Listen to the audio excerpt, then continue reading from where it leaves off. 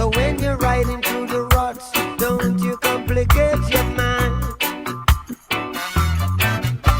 Flee from hate, mischief and jealousy.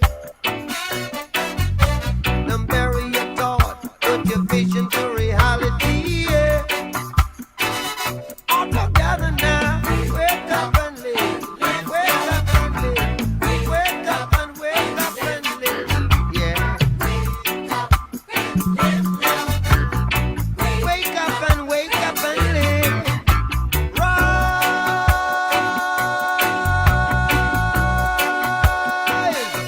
ye mighty people. Yeah. There's work to be done, so let's do it a little by a little. Rise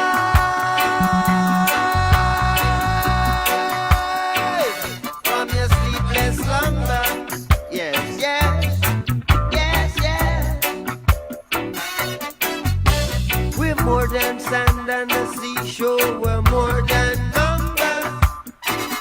All together now. Wake up and live. Yeah.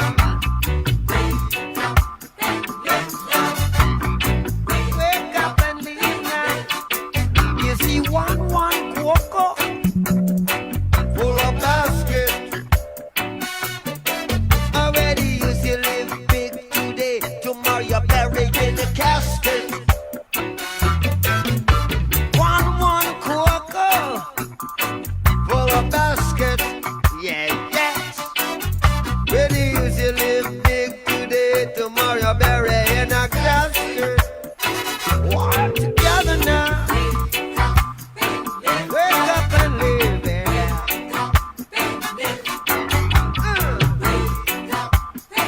Wake up and live. Keep on playing.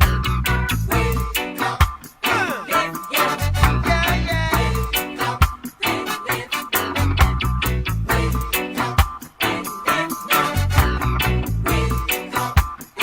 Break it down.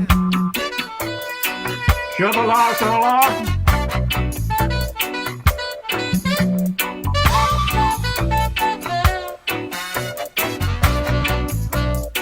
Come on, man.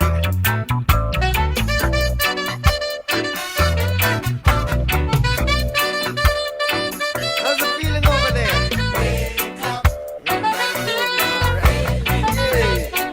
Yeah, yeah, yeah, yeah, yeah.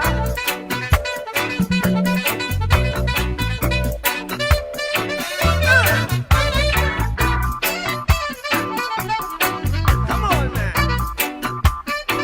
You gotta wake up and live.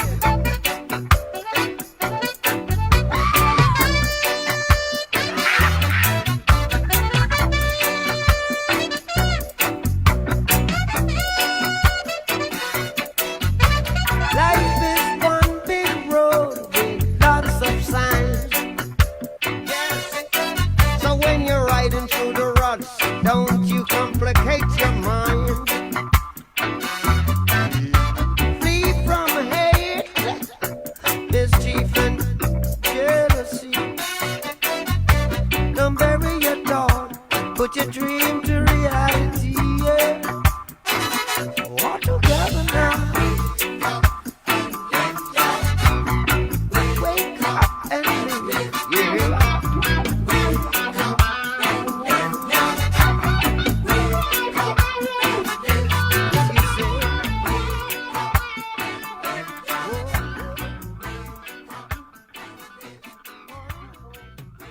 Yes, some of the man, the late great Robert Nesta Marley, short Bob Marley. I'm DJ Mauricio and I'm coming to you live and direct from the Gaza here in the Boogie Down Bronx. Coming to you with some heavy heart this evening with the happenings and what's taking place there in our beloved Federation of St. Kitts and Nevis. And our end here, I'm pretty sure for those of you who have been paying attention to the news, you know that we've been having a very cloudy day here in the New York metropolitan area, in the East Coast area, with some fires that is coming down from the Canada area there. The place is very cloudy, But just as the fires are burning in Canada and the smoke is affecting us here in New York and the rest of the southeast there, where the wind is taking that smoke, just to say we have some serious actions there in our beloved Federation of St. Kitts Nevis. The victimization and the criminal behaviors continues, like in our beloved Federation. We're going to be talking about some stuff shortly. I understand there was a double murder in the central area there in St. Kitts, Central Bastille area there, double murder of a mother and son on Monday, followed by 2 more homicides yesterday, one sometime in the morning by, seems to be a well-known business entrepreneur by the name of OJ. He was taken out along with another individual in the afternoon hours. So in the space of 2 days, we have 4 murders. And at the end of the day, folks are going to blame the Prime Minister and his team. They're going to blame government. And we all know where these things coming from. It's not from neither the Prime Minister's office, the Prime Minister's desk, the cabinet ministers, or anyone else. But the fingers start pointing, the opposition fighting each other, trying to score points. But that is not going to solve the problem, my good people. So this evening, we're going to have some conversation with the hopes of trying to come to some understanding where all hands have to be on deck, because no matter which way you look at it, the folks that are committing these heinous crimes, they have families. The victims, they have families. But it's not just the families of those individuals that are feeling the pain. The entire nation is feeling the pain, whether we are home or abroad. I got a call from an individual yesterday who is actually a Nivision to tell me about the death of OJ. And when that lady started crying on the phone, she don't even know who is OJ. Water started coming out my eyes as well. Just because of her pain, I felt the pain and the sadness and everything like that. So my good people, there's a lot that is happening on social media. And I can say to you, we might see the gunmen.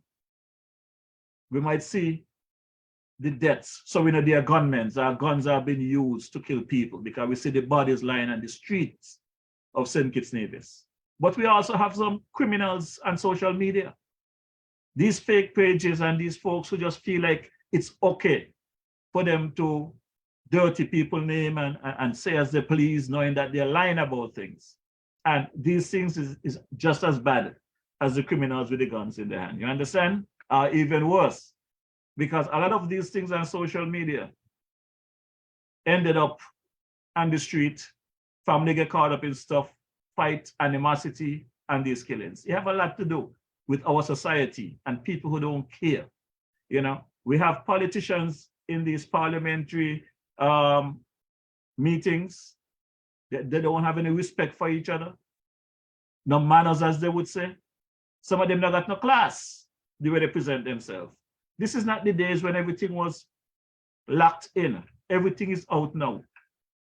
These NIA meetings, the NIA assembly meetings, are the meetings down in St. Kitts, where we call it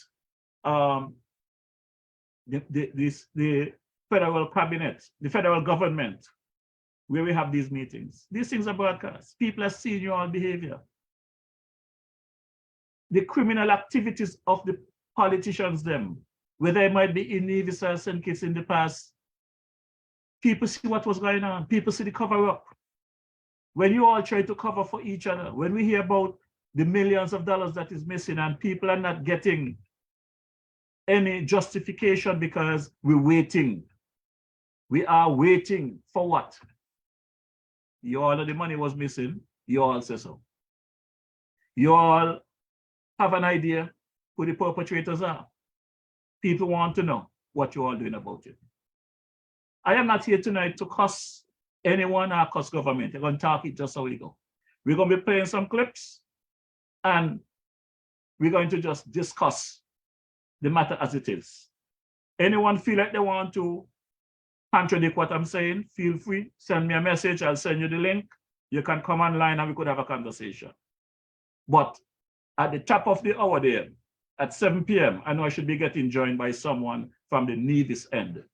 I invited someone from the St. Kitts end to join me. I do not know if he's available, but I'm pretty sure if he's available, I will hear from him shortly because he know I go live at 6 p.m. But with or without anyone coming online tonight, we have more than enough information to discuss because we need to done away with these excuses, stop making excuses. You know, we have a lovely commentary here by Dwyer today, and I'll be honest with you, I don't think Dwyer is any pace bowler, but in cricket, sometimes you got to bowl off with some, start off your innings with some spin bowling. You don't always have to use the shine in any aggressive way. And the aggressive behavior that is taking place right now in our beloved federation, I really have a problem with it. So this evening, I'm going to try and be as cool as possible presenting the conversation this evening. And I welcome everyone to give your input, ask your questions. Feel free to not just vent, but come up with solution as well. Give some ideas so that we may be able to help the forces out there that is defending us or protecting us, or even for the ministers of government that may be online, that we want to know how the people feel, how the country feel, you know. So before we get into all of that, I'm going to drop this track here by Brother Baba. This one is for those folks who might think that DJ Marisha is cussing him this evening. I'm not cussing anybody. I'm just presenting the facts. So who the cap fit?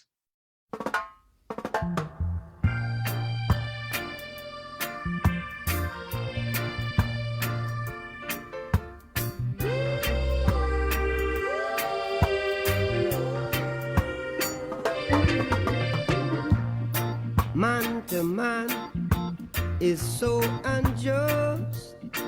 Children, you don't know who to trust. Your worst enemy could be your best friend, and your best friend, your worst enemy. Some will eat and drink with you. Then behind them sus upon you. Only your friend know your secrets. So only he could reveal it. And who the cap fit, let them wear it. Who the cap fit, let them wear it. Said I throw me con, me no call no foul. I say in cup, clap, clap, clap. Hey. Some will hate you, pretend they love you now. Then behind they try to eliminate you. But who jobless? No one curse. Thank God we're past the worst. Hypocrites and parasites will go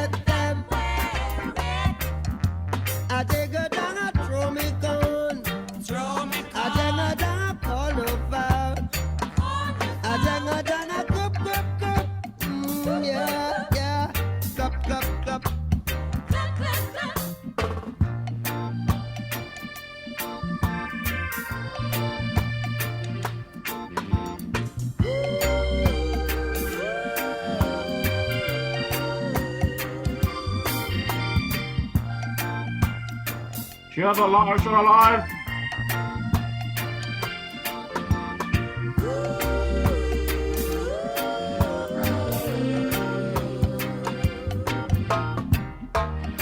Some will eat and drink with you.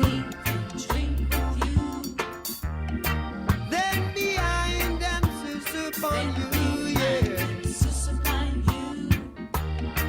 And if night should turn to day now, a lot of people would run away. And the captain, let them wear it.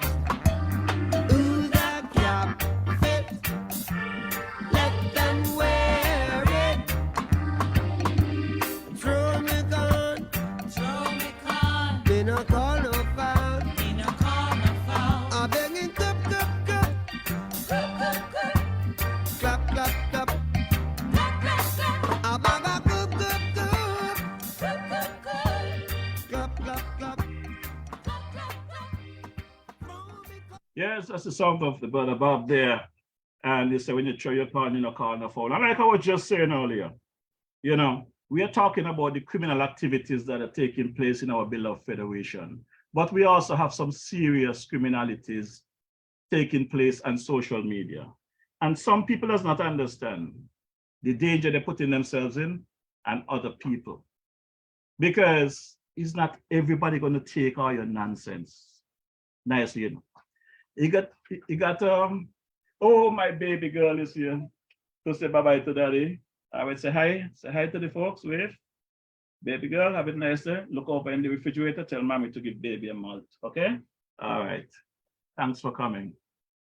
Yeah, as I was saying earlier, there are some folks there on social media think that they have a right to destroy lives because their life might be in tatters. Your life in tatters, you have a choice in. Many of you have tried to blog. You all try to compete with the Triple B guy that the self-proclaimed BBB. I don't know why folks want to fight about how much B's they got, whatever. I mean, you strive to be an A at everything that you do. You try to be positive in society. So if you sitting back in your living room or in your car, in your bedroom, and you're saying, well, boy, what DJ Mawisha is doing there, I like to do that, and you want to try something and it does not work for you, you try something else. But you don't try to come and discredit the DJ and think the DJ not going to deal with you. Now, we got a big old market woman here that, I mean, in the likes of Cockbutt Cutie, taking Dick Cousin. That's the full name. Cockbutt Cutie, taking Dickerson, right? This guy, for whatever reason, this big gold woman, for whatever reason, because he say he's a big fish, or whatever. I am not a fish. I am a man, a grown man.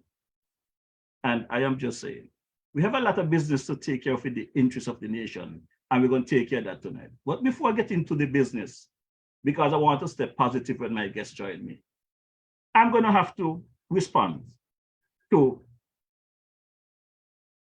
this big lady, this market lady, Cockbutt Cutie, taking Dick Cousin, right? DJ Mawisha not play them kind of thing there. Not play with sword, not play with butt, not play with cock, right? You came with your nonsense before, and I gave you a soft warning that you're playing with the wrong person.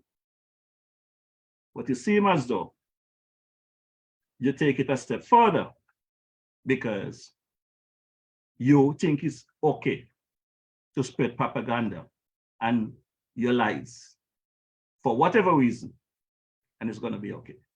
Well, partner, lady, Cockbutt, I will meet you at any level, whether legally or otherwise, to deal with you, right? So let's get this straight. I got your Facebook post in here, and I'm going to go through it and give you some corrections. And you know the bad thing about it? Some of your so-called friends and people that chat with you, some of them work at the mission, some of them work in tourism. And some of the nonsense that you're chatting, and some of them is entertaining about mouth open Tory jump out. There's no Tory. There's a bunch of lies. But nobody going to deter me from the mission that I am on. As I said before, this program, though you all try to make it look like I use this program to take down the former Simmons administration back when Simmons was in office from 1980 to 1995. This program was nowhere around. Then you all come and you all say, I use this program to take down Dr. Douglas and his Labour Party. Dr. Douglas and his Labour Party was in office from 95 to 2015. This program was never around. Fast forward to 2020. This is where the birth of this program came in. So all of that nonsense that you all talk up front about, I use this program to take down Simmons and Douglas, let's put that on the side. Let's deal with 2020. In 2020, when our federation borders was locked down due to COVID, because of my experience in those areas, people might not have heard of coronaviruses before because they wasn't paying attention. I have made it clear here earlier, coronavirus is nothing new. I've been training those areas for years as a part of one of the biggest unions here in the New York area. 1199 SEIU union. They send me all over the place for training. I do all kinds of stuff. I have the certificates to back it up. We learn about many coronaviruses. So I had a pretty good idea. And especially having a crash course of being locked down in New York in my house for months, from March until sometime in the middle of the year. Man, I had on-hand practice, on-site practice, practical practice. So when I decided I am going to come down to the Federation on the first flight when the borders open, there was many of the pundits who were cussing Labour and cussing Douglas and bigging up the farmer Hag as the best prime minister ever. Many of them attacked me, want to know why don't stir the people in place and all this kind of stuff. You know? Many of them cuss me. But they're up front right now, their hands up, they're in position. Some of them think I'm getting more than I am getting. As a matter of fact, I received several calls getting congratulations on my diplomatic passport. I do not know who tell them I have a diplomatic passport. That drives me some of them crazy. I neither confirm or deny that I have a diplomatic passport because that is nobody's business if I have a diplomatic passport or not. But those are some of the calls I get. And the more and more that people out there speaking about the good that I did to get the Labour government in office, and I deserve this and I deserve that, that is the people's opinion. Why you all want to take it and kill DJ Marisha for his hard work when you all was there standing on the side when Marisha was working? So in the meat of the matter, I had to come up with a plan because when I reached out to Sam Conda, who was then the ambassador to the United Nations here in New York, you know. Sam went down to St. Kitts with the intention to come back to New York. Sam got stuck in St. Kitts because the borders closed with him down there. When I reached out to Sam and I let him know my situation, what I can and cannot do, he told me he will speak to the people responsible for what's going on. I reached out to Alva Pemberton. I let them know what I can do. My experience, my certificates I got them. He told me he's going to speak to whoever Justice said. Well, nobody speak to me, you know. But I decided that my first opportunity that the borders open, I am going down to St. Kitts. And that was in November of 2020, the first week of November. The borders opened. And I went down. Not the borders opened the end of October, but I went down on the first flight in November, which was the 7th, right?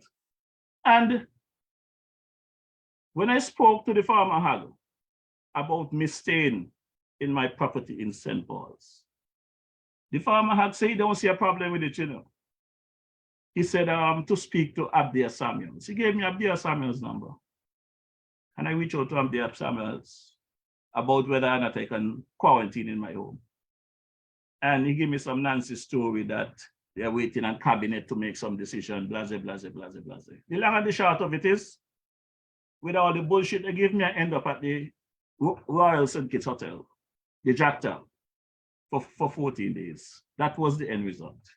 And I decided that I had to be locked down in some place for 14 days. I am a creative person, so I am not going to just lie down in a room for 14 days. I came up with the idea that I will give a little broadcast on my venture, the process of me going down to St. Kitts, my days in quarantine and stuff.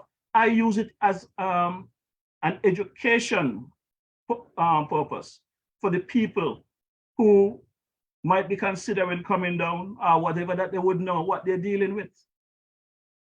And it was a lot of lies the government was telling. It was a lot of lies the task force was spewing. And when I came out and I do my stuff nightly, they tried to attack it and say fake news, fake news. That's all I will get to listen to them. But the end result is that you all know that it was not fake news, because the white tent they put up on the airport, that was the first thing that they say that was used properly. And I was on the first flight. We never went in there, and I spoke about it. In recent times, members from the task force told me that they don't understand why they was contradicting me, because I was right on target with everything I was saying, with that tent and everything else that went on. I stayed in a quarantine site for 14 days, and I could not speak to anyone from the health department or the hotel, because for the first 2 nights I was in quarantine, there was a gentleman that came from the hotel and took my temperature for the first 2 nights. I didn't see anybody else from the health department. And when I inquire about what is going on with the hotel manager, he said to me that they're not responsible for the people in quarantine. We are there as guests to the health department, but yet no one from the health department from 2020 up until today, I am here sitting talking, came and visit us, ask any question. And every time I tried to speak to Dr. Lodge, she did eventually meet with, offer to meet with me. One afternoon I was there, and I told her I'm not going to be rushing a meeting.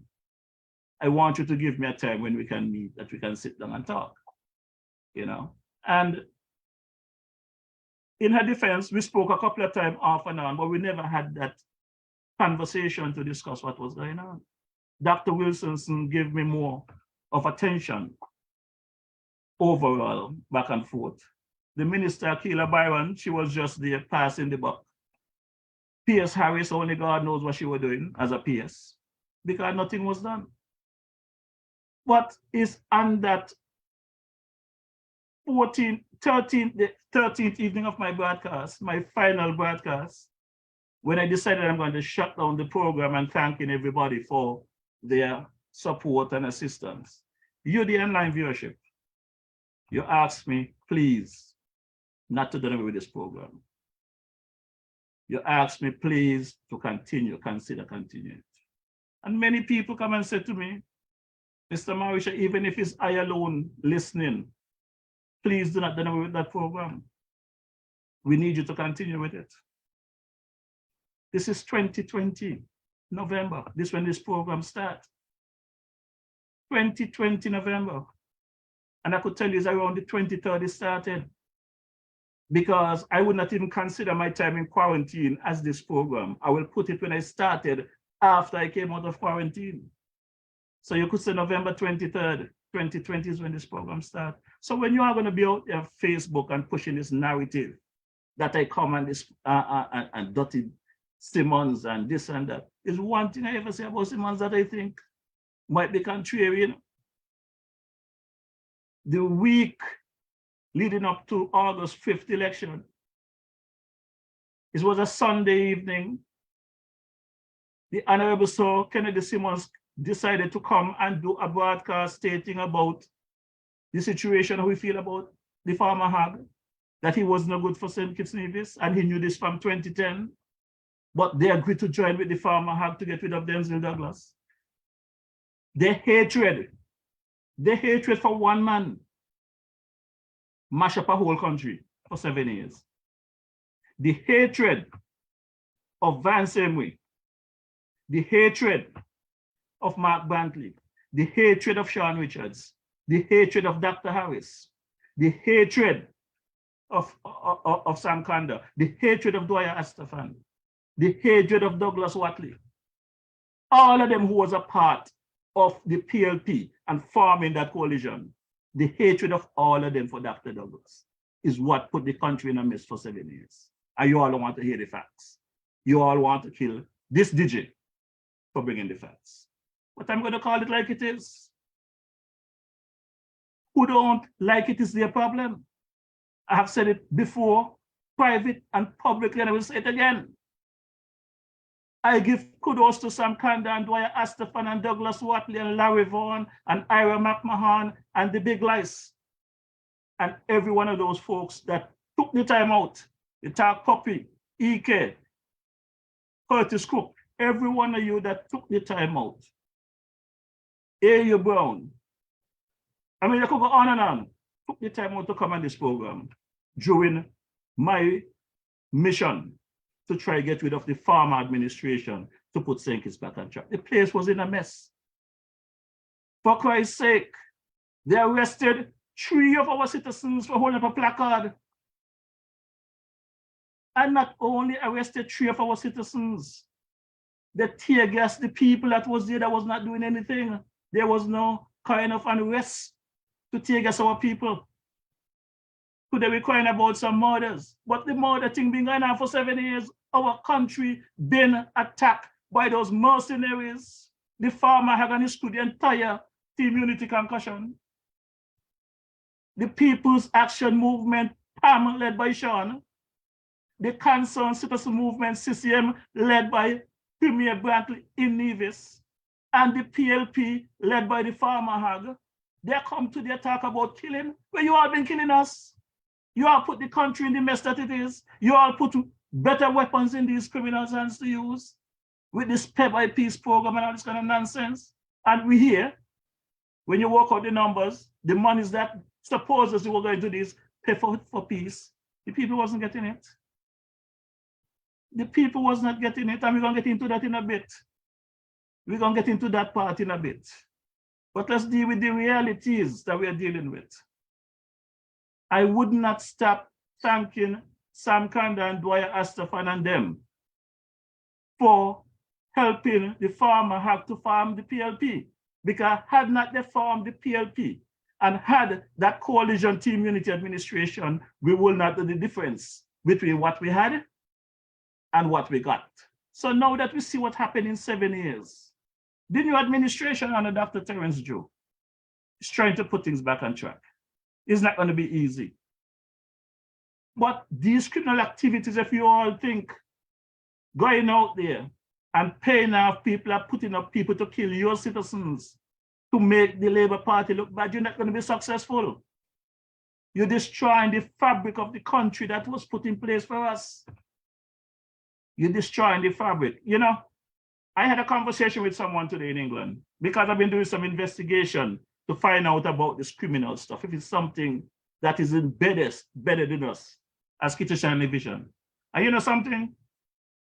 Speaking to this individual, the Pay for Peace program is similar to the days when they used to have, and we're talking about 70 years ago, 60, 70 years ago, this was happening. The Pay for Peace program, we had a similar situation back then. Because this individual who is knowledgeable of many of the people that commit crimes in the Federation that back then got hanged. He told me about 2 brothers that I think was from Parsons Village that got hanged the same day for committing murders. But the one that stood out for me throughout the conversation is the one where they had the paymasters, whether in those estates or wherever, and they had the books with people name in the book, right? And those paymasters, you go down to the estate yard or wherever you collect your money, and they call out the names, and the people come and get the money and they go with it. They get the money and they go with it. But the book had in more names than the money they're giving out. So whatever monies leave back, whether the people them dead already or they don't exist, the phantom names on the list, the monies were going into the pocket of those paymasters and their folks that assisted them. The enablers. Their enablers was allowing them to rip off the country and rip off the people. But according to this individual, there was a man, and I'm pretty sure he's a white man, because in those colonial days, only white people could come and take over and change things back in the days there. He told me there was a man by the name of Simmons that came in to take over the paymaster position. But what happened with that situation when that person came in from England is that that person now, who is the paymaster, when they start going to the book to pay people, that paymaster realized that there were several names on that list where, when he called names, nobody is there to collect those monies. So investigations start taking place. And for these individuals, the paymasters who was there previously, to avoid going to prison because the investigation started, they plotted and murder the gentleman, the new paymaster that came in. This one, I understand, beat him with a cedar wood. Wait on the road, pretend that his car broke down. Them time they had them little car with the spokes in the wheel like bike, not no real car like today. Wait on the road with a piece of cedar wood and beat that paymaster to a pulp, killing them. But they didn't realize somebody saw the incident. So what happened?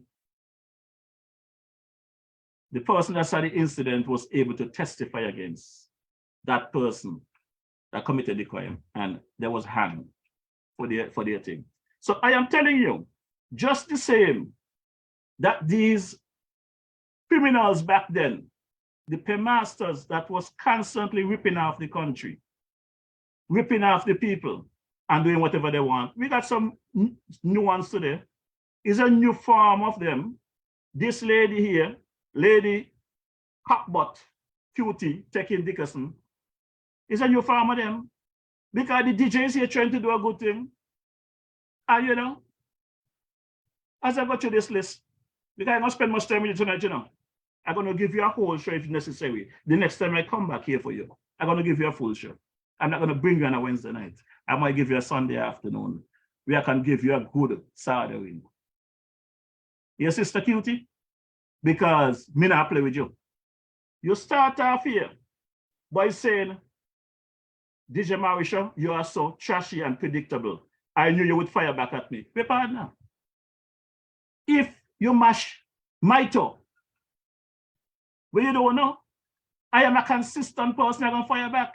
So if I am predictable, you should have known what you are doing. So you think I am predictable and you came for a war and I respond appropriately. You say you was terribly disappointed, nothing of substance. Your partner, I don't deal with substance, I deal with facts. You cock your butt up in places and get things there that should not be there. Your butt should be for exit, not entrance. That is what it was designed for. You decide to do other stuff with it, that is your problem. I would not have a problem with it until you bring your nonsense to me. And you bring your nonsense to me.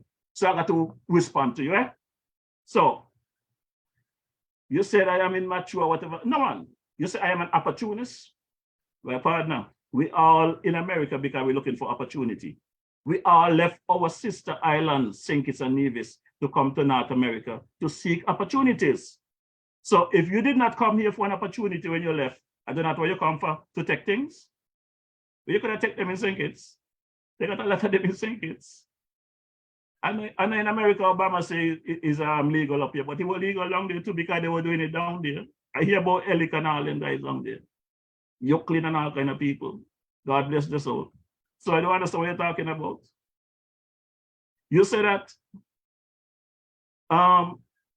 it's just a matter of time before those across the pond recognize who I am. I think the people across the pond recognize who I am already, you know. Because baby Brantley say nobody know me across the pond. Say nobody has studied me. But I think if baby Brantley go back and check his record, he would realize that the whole of they know me. Whether they love me or not, I do not know, because I don't go by love, you know. I don't do things for treats. I do what is right. That's where I was brought up. You understand? You say I cuss Dougie and Simmons and them. Then Timothy. Talk the truth. Tell me I dealt with the farmer hog because I did it in such a fashion that even you yourself called me and congratulate me on my work. You also said to me you're going to make a contribution. I was surprised when I get your contribution of $25 because, Sister Cutie, I know you could afford more than $25. When I pay my engineers, I don't pay them no less than $100. And it's not a payment, it's a contribution I give them. Whenever I get a contribution, I pass it on. I don't keep it. I don't benefit financially from this thing. There are other people that get paid to spread propaganda. This program I pay for from my pocket. Every month, Zoom take the money to keep this app going. So when you're going to talk about I cuss Dougie and I cuss Simmons, no man, talk about the farmer hog. That I understand I did a very good job on. You know? You say, and I am acting like I want to hold the labor hostage. Partner, let me tell you something. I said it to the Honorable Prime Minister before he was Prime Minister, and I said it to him after. What I did during my campaign to get rid of the farmer hog and his administration is because I started trying to speak to Baby Brantley and Sean Richards about what was happening when the people got arrested. They didn't accept my conversation. Everybody ignored me. And I decided, I told the farmer hog, I will talk to the next Prime Minister. I'm going to try the matter in the general public, which is what I did. Had the farmer hog listened to the reasoning, you know, that what he was doing to the country was wrong, he might have still be there. But because of their wrongdoing, it made way for the Labour Party and Dr. Joe. So I have no reason to hold Dr. Joe hostage. I am a tradesman. I have knowledge in many areas. And as all ministers have said over the years, we travel out, we get experiences and we get education, bring it back home. Do not just die with it. If Dr. Joe and the new Labour administration see it fit that they need my services, they need my assistance in any way, I am here to help them. Nothing like you're going to stop me from helping. So if somebody come and tell you that my name was thrown around to get some advice or whatever the case might be, come on, partner. It's for the betterment of the country. It is not for you to get upset. See what you could contribute other than your cockbutt. You said, I am upset because my uncle's property for quarantine location was not approved. The partner, again, in terms of quarantine facility, my uncle's property was one of the best quarantine spots on the island during the time, even better than OTI. And it was approved. After it was approved, based on the cost for security, my uncle and I and some team of people who was assisting sat down and spoke. And my uncle had the final say. He said, Jeff, it does not worth it and you want to help your people. But it doesn't make sense have infected people come in here, mess up all of my material, mess up all my beds, and at the end of the day, I got to replace all of my beds and furniture, and the money is not there. to replenish the stuff. And I understood what he was saying. And I said, okay, Uncle, cool, no problem.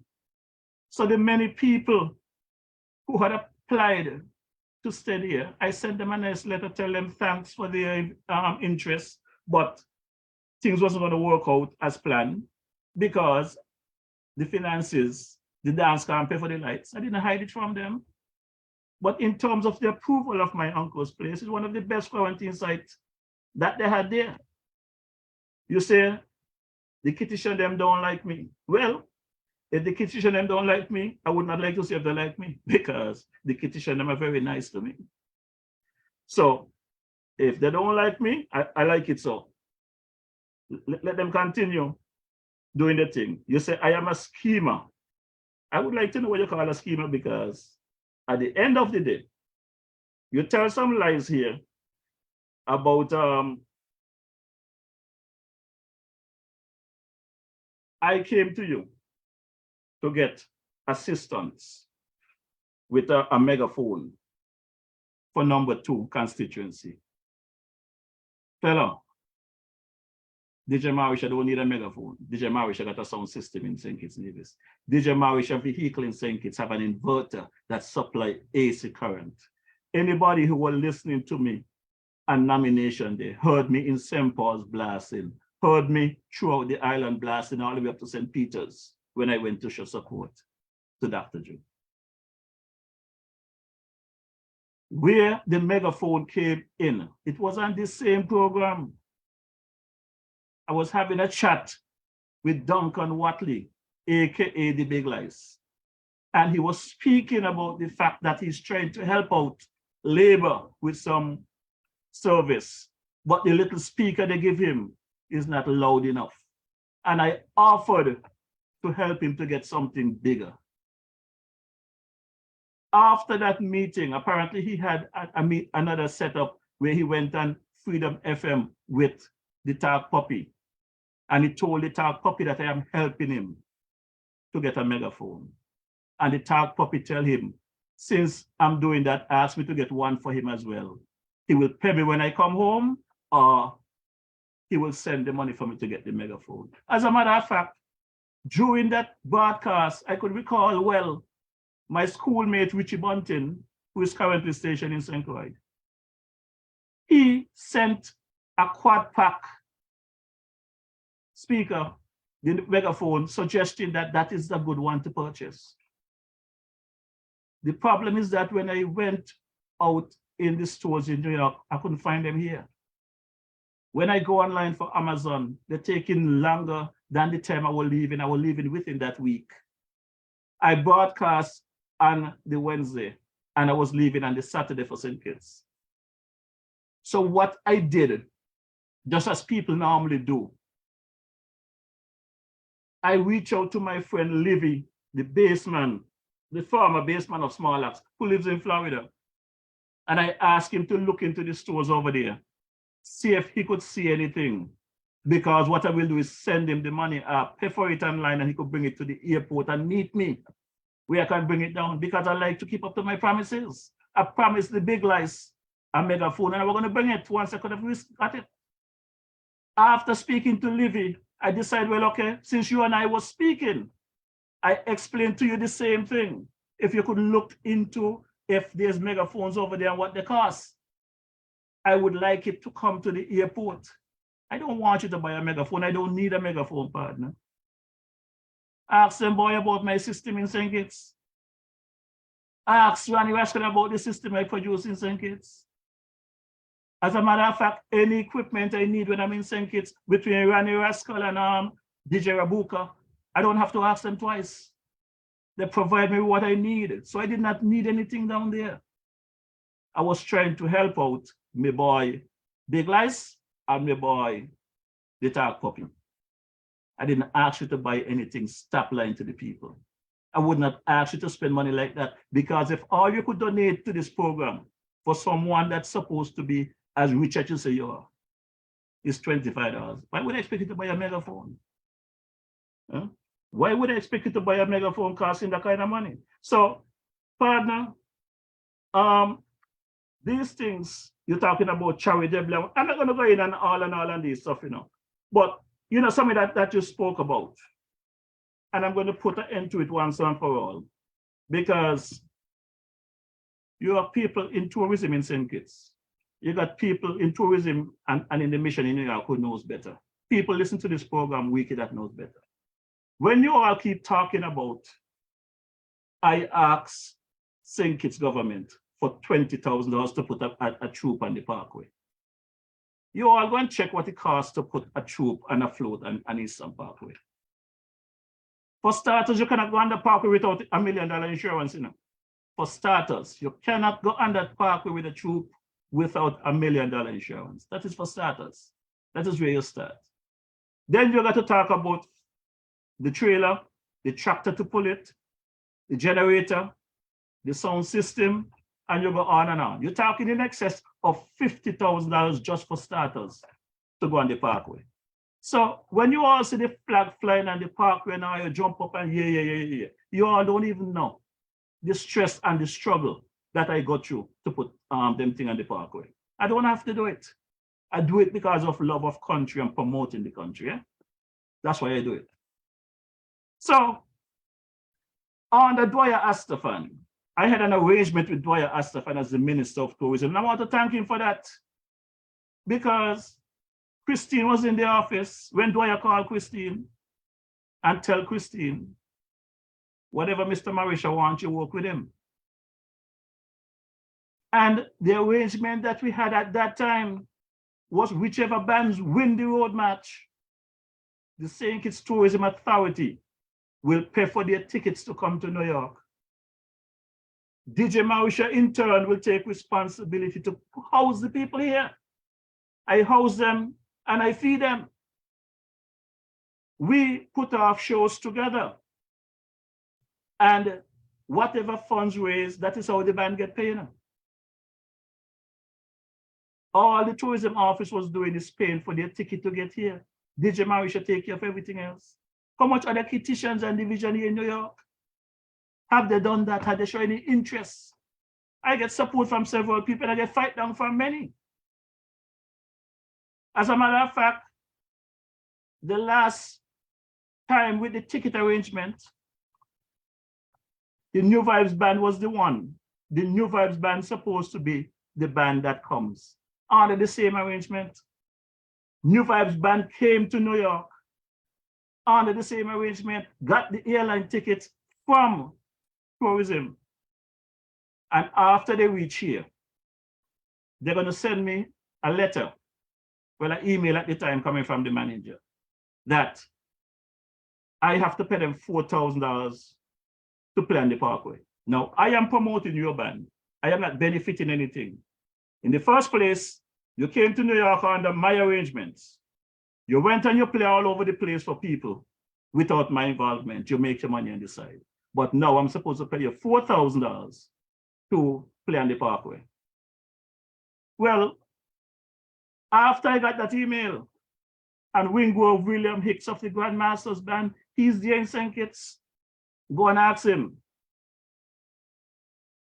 After I got that email, within a couple days, they figure my back is against the wall because this is like Thursday afternoon and the following week is Labor Day.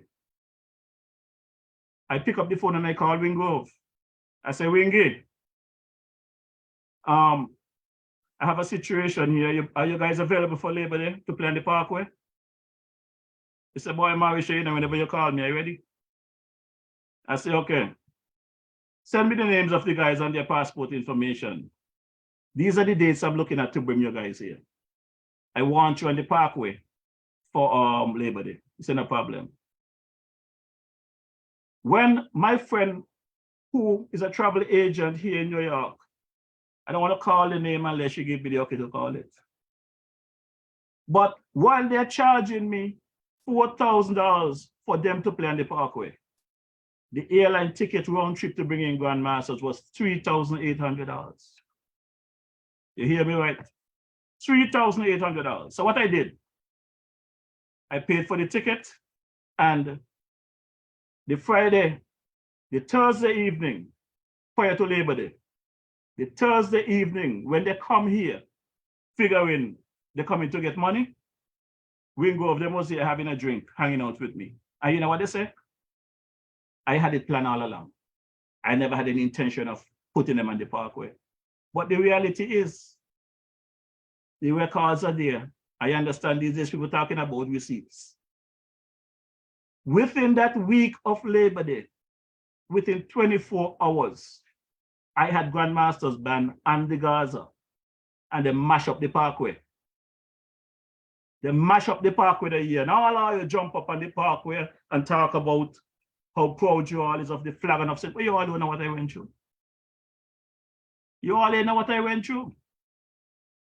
Now, following Dwyer, Ricky Skerrit took over as tourism minister. And I approached him and I sent him an estimate. I gave them a breakdown of the overall cost of staging the event. They asked me what I can work with. I told them $20,000 would help me get a start, and I will raise the funds for the rest. Well, anybody who was paying attention that year, it was confusion. A whole lot of confusion, because for starters, after Ricky Skerrit told me he's going to approve the $20,000, Robert Kelly was the one in charge of tourism in Manhattan at the time. After Ricky told me he's going to approve the $20,000, while I was in St. Kitts that December, Ricky invited me to his office to a meeting. His nephew, Kev was there. Then they tell me a lie. And Ricky informed me that the $20,000 was approved. $15,000 will go towards the event for Labor Day, and $5,000 will go to Kev, his nephew in Miami. Who am I to say anything about it? I asked for assistance to promote. I am promoting in New York. Kev is promoting in Miami. His uncle, who is the Minister of Tourism, decided he's going to divert some of the money to his nephew. DJ Mawisha have never received a dime from Ricky Skerrit and the tourism in his hand. The monies went to the tourism office in Manhattan, went from Robert Kelly desk to the vendors that he had to pay. Mawisha was just the planner. Mawisha received the money. So when I out there talk about 20,000 vanish and all this bullshit, there's people that know it. They're out there, Christine out there, Abdullah Skerrit out there, Patrice out there, Wingrove Williams out there, everybody out there, go ask them. I'm going to stop, be quiet and protect people because they're not protecting me. They are hearing these nonsense and seeing this nonsense and they're quiet as a lamb because it don't affect them. But I am going to speak now. And who don't like it is their problem. All right? I have never received any money. There's a lot of them here in New York that they do nothing, but they get money. That is why they think I am getting money now, because they do half a quarter of what I did. And they were getting thousands of dollars monthly. They was getting stipend weekly. Mawisha never get nothing. Mawisha work for free. Mawisha is a patriot of the Federation of St. Kitts Nevis. I put out. I don't look for handout. I put out, I give. That's why this program could run for 2+ years. Because if I had to wait for sponsorship, like some of them, I would not be able to do this. So I want to thank my engineer, Brother Ike, for sticking with me these times, because without Ike, this program could not run. I want to thank Lord Ken and his wife, Debbie, because without them putting me in contact with Ike, I couldn't find anybody that good. One of the best engineers I come across. And there's a team of people I have now, I can't afford to pay them. But guess what? They stick with me. I want to big up one of my new people on the block, Brother Elvan Ellie, who are cussing, but the man is good. Whenever I send my stuff to him, 5 minutes later, I got it. I used to send my stuff to St. Kitts and pay them. And they take days and weeks to get it back to me. When I'm doing my program, I want my stuff instantaneously. So I make sure, since I have to run this program, I get people of class, status, and dependability. This is why I can produce such a clean program. My sister dead and gone, Sister Francine Edwards, God bless your soul. And she said to me, my brother, I love you so much and respect you because I realize that you produce this clean program weekly and a whole government in Trinidad, they have to cancel the program because they cannot get started. But I thank my boy, Eustace Hendrickson, because his encouragement also helped me along the way. There are many times I could have just said, boy, let me go sleep, I don't need this. But the encouragement I get from folks across the globe, England, Australia, Africa, New Zealand, the WhatsApp message gem is there. The messenger message gem is there. So,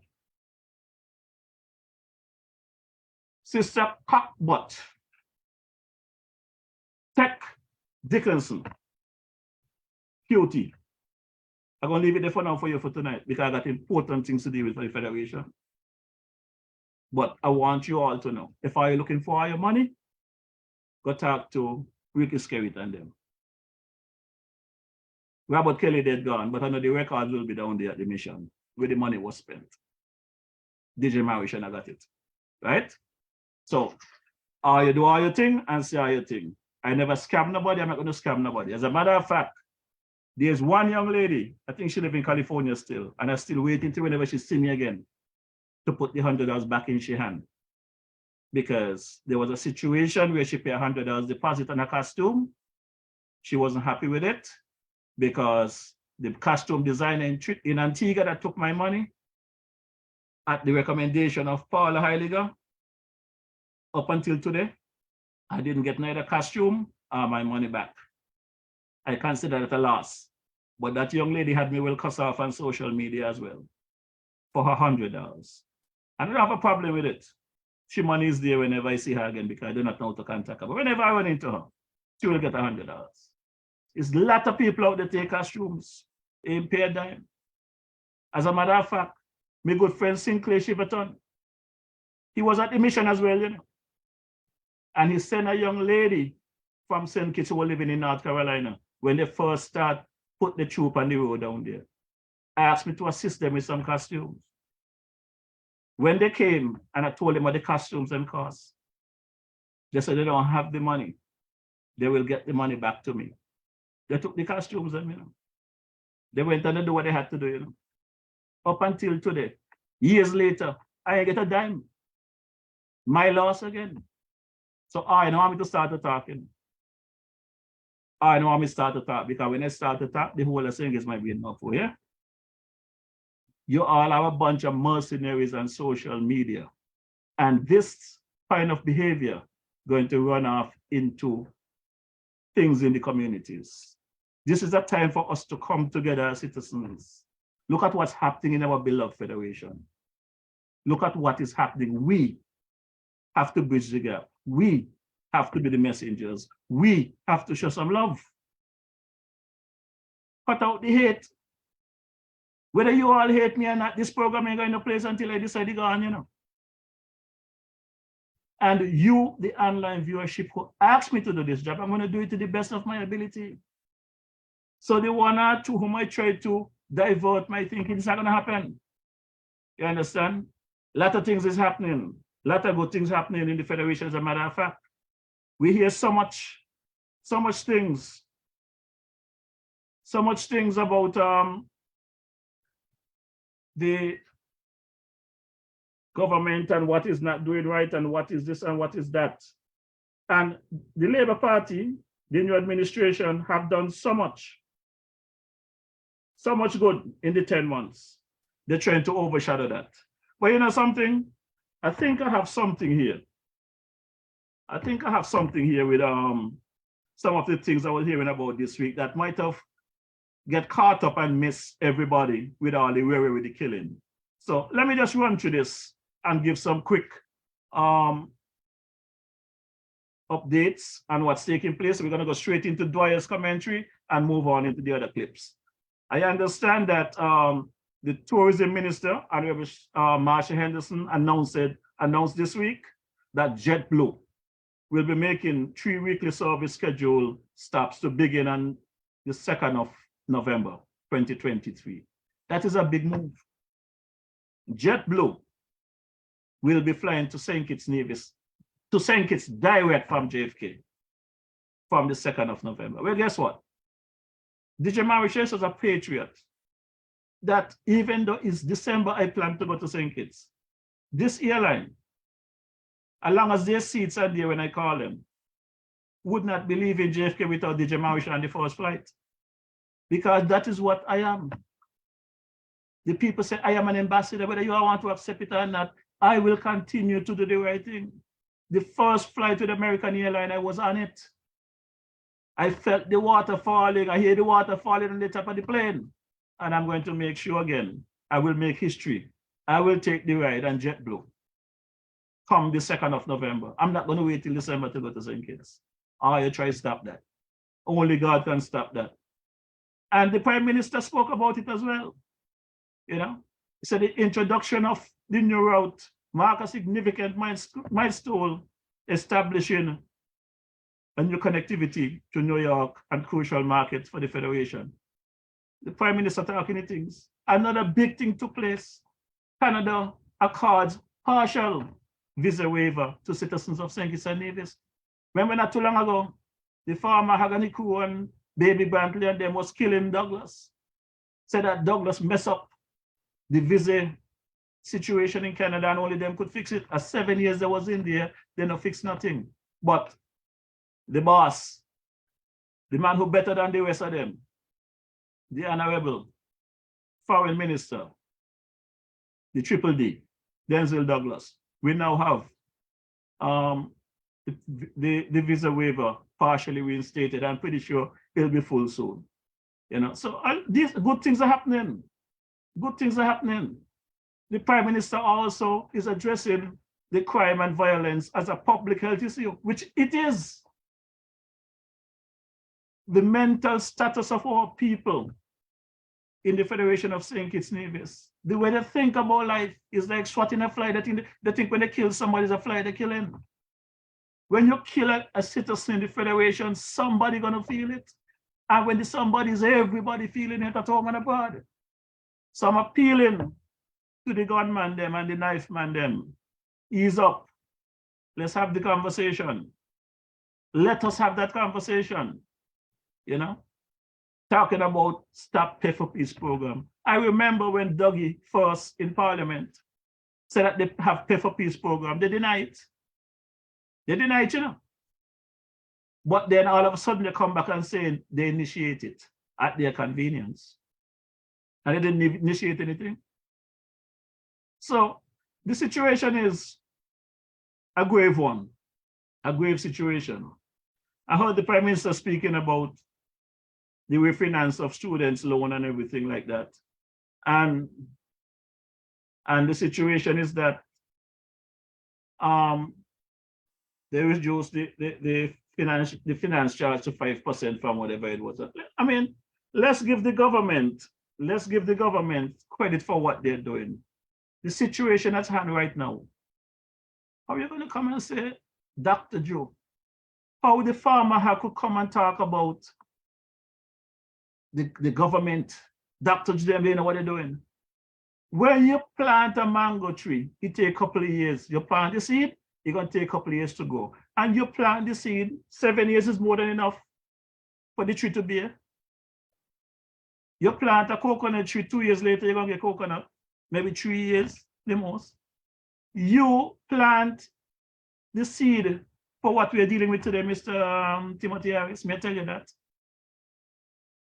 You plant the seed. What the Labour administration inherited was a dirty pig pen that you left there. You was not a clean pig. You wasn't a clean hog, you know. You leave a dirty pen that have to be clean. That is what you did. So give them a chance to resolve these issues. These people that have been killed, I don't think they're innocent, you know. They're not innocent. The people that are being killed, they either are being killed because they are hated. They do something to somebody playing, come back and take back, or whatever the case might be. There had to be somewhere along the line. Somewhere along the line. It's not by accident. This kind of killing is not by accident, where somebody walk up the street and they innocently get in the crossfire. These are clear-cut hits. And we need to find out why we're having these problems. You know, we need to find out why. But Daily, hit your screen and open your mic. Let me talk to you real quick. You know, so at the end of the day, we have to be more conscious of what is taking place and the things that we are doing and saying. Good evening, Brother Daly, Dr. Daly. How are you doing? Good evening, Jeffrey. How are you? Boy, I hear you feeling down. I feeling down. Just thinking about the situation in the Federation. You got goosebumps going through my body, and then you know the dirtiness on social media and stuff like that not helping the situation. But thanks for taking the time out for joining me. You're right on time. But I was just about to drop the commentary today for Dwyer, and then move into the Prime Minister and Marsha's address, and then we could get into a conversation. But before we get into that, I know the folks online every weekend, and new people come online and they might see this pretty fellow. Please let them know who is Dr. Daly before you get into the commentary. You can't be referring to me. Pretty fella. Oh Lord.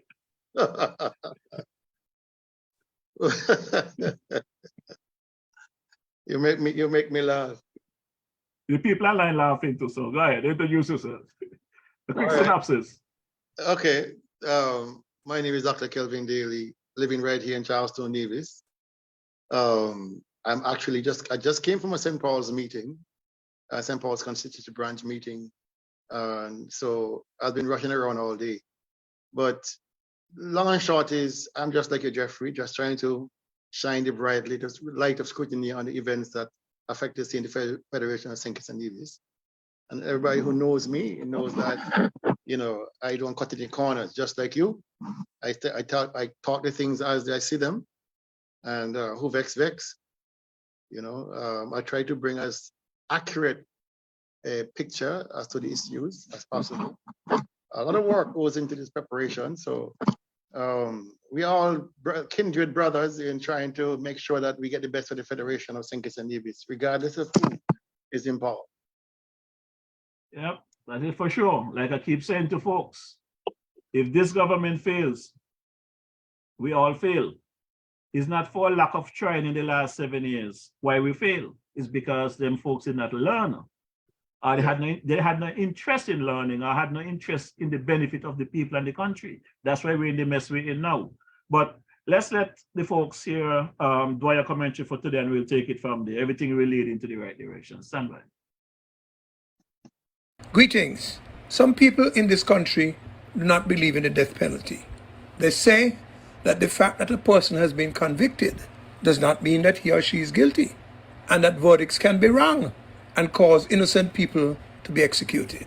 They say that not only don't they believe that a person should take another person's life, but that the state itself should not take another person's life. Under our law, where we still have capital punishment on our books, there's a Jamaican case against two men, Pratt and Morgan, in which the House of Lords of England, about 30 years ago, judged that if a person is on death row for 5 years or more, the state cannot put him to death because that would be cruel and inhumane treatment and unconstitutional. And so the punishment would have to change to life. The law has pointed into the direction of considering the death penalty only in cases that are the most aggravated, the worst of the worst in terms of heinousness, derangement, and cruelty. Now, I am by no means a criminal law expert, nor am I an expert in psychiatry, but it seems to me that there might be a problem. Let us start at the end and work our way backwards. What does the law consider to be the worst of the worst? Hammering the head of a victim into mush? Burning the victim alive? Pulling out his guts? Cutting him up, pulling out his guts, like when you're cleaning a fish? Beheading him or her? Chopping and slicing the victim as if you are a butcher? Are those the worst of the worst? Now all are gruesome, no doubt about it. So you hang the perpetrator. In other cases, which the law may regard as not as aggravated and heinous enough to justify the death penalty. Let us say a gangland-style murder in a restaurant, or a high-day hit, 4 gunshots to the head. Whatever scenario, you still end up with a dead body, the victim. You end up with loved ones who lose a child, a father, a mother, a sister, a brother, or other relative, a husband, a wife, or significant other, loved ones and friends, potential witnesses may be scared and they may run away. They will certainly be scared, and scared for a long time. Sometimes those witnesses are part of the killing team, and sooner or later, they too get what's coming to them. A bullet to the head from one of the people who was with them killing other people. So, which is worse in terms of the impact on society? People can't go out at night, they're afraid. That means they're not spending money. So businesses that operate at night are exposed to losing business and, God forbid, closing. Fear and trauma to the society. Now, while he who commits the so-called aggravated murder is to be hanged, those going around emptying gunshots in people's heads, first of all, you are not prosecuting and convicting them. How many have we had in the last 30 or so years? How many convictions? So they, for the most part, are walking free. I don't know how free they are in their minds. And if they are the psychopaths that I think they are, then they don't have any guilt carrying around in their minds. The few that get caught by the law will do 30 years or so in jail. I'm saying that the effect is pretty much the same, or even worse, in the case of these gangland-style murders that we have been seeing. 1 person dead, a number of victims and sufferers. A community traumatized, whether it's the butcher or the gangland-style killer. And who is a bigger threat to society? The butcher, who you hang, more than likely, for the only crime he or she may have committed, may or may not, or the guy who's building gangster credits on the road. And in fact, these gangsters should be considered terrorists under our law, as they go around blowing out people's brains with their guns. He designates himself, or is designated, as a punisher or a hitman. Who is more dangerous, he or the one who does a single disemboweling, gruesome as that may be? The gangster who goes in front of the whole community, high day, arrogant, uncaring, bad and brave, of course, not so brave that he'd walk straight from the crime scene to the police station to tell them what he has just done. No, he goes into hiding. The amount of disrespect and disregard he has for the community and the country. He gets 30 years if he gets caught. The aggravated killer gets hanged. And the one who gets away, more than likely, because more are getting away than are getting caught under the law, although they have their own law. And a number of killers have turned around and gotten killed themselves. So who is a bigger threat to society? Is it the butcher or the other one? Again, how many homicides have we had in this little country over the last 30 years? How many have been solved? What has happened to encourage or drive people to the depths of wild, depraved brutishness and disregard for human life like this over these last 40 years? Why do somehow, should I say, so many of us behave so angrily? And why are we so willing to act out our anger by hurting and even killing each other? Why are our children fighting so much in school and out? Why are our women fighting so much? Why are parents putting fear into the hearts of teachers when it comes to disciplining the children? Parents who themselves could do that education and some counseling. Teachers are afraid. That's a gangman child. And the child, more often than not, is a bully in the school. All of this is a sign of a ship moving towards the rocks. And this is not a new course that the ship of state has taken. You're looking at 40 years of it. Why are people being sent up, little children, to high school when their reading and comprehension is only at grade 2 level? Why are so many of our adult males involved in sexual relations with high school girls. I'm told in some instances, even with primary school girls. Why do so many of our primary school boys and some girls want to be gangsters when they leave school? Some even before they leave school. Why are so many of our teenagers selling drugs, selling their bodies, and involved in thieving rings? Who do teachers believe when they eject a child from class? Who do they believe they're sending that child home to? A welcoming, able mommy or daddy, or tanty or nana, or a gang? This is not a society of dreams or purposeful direction. This is a country of degradation and death, and it's a damn shame. And we need a radical change. The country has got to be brought to order. Social and economic interventions are necessary, and many can be implemented now, medium and long term. In the meanwhile, the police and the army need to gas up. Get more dogs as soon as you can. Cover the country with dogs. They will outrun a man anytime, and they can smell the gun and whatever else they're trained to smell. Bring in the known bad eggs and keep them in custody for as long and as often as you have to. Control the roads for traffic and other matters. Take away people's licenses. Put curfews in certain areas and on certain people, and get the ankle bands for them. It's time to get tougher than they are. And they're not that tough. Now it's music festival time. People want money. More robbing. Maybe the murder of O.J. Maynard is a robbery with murder following. I'm just saying, I don't know. Have no idea.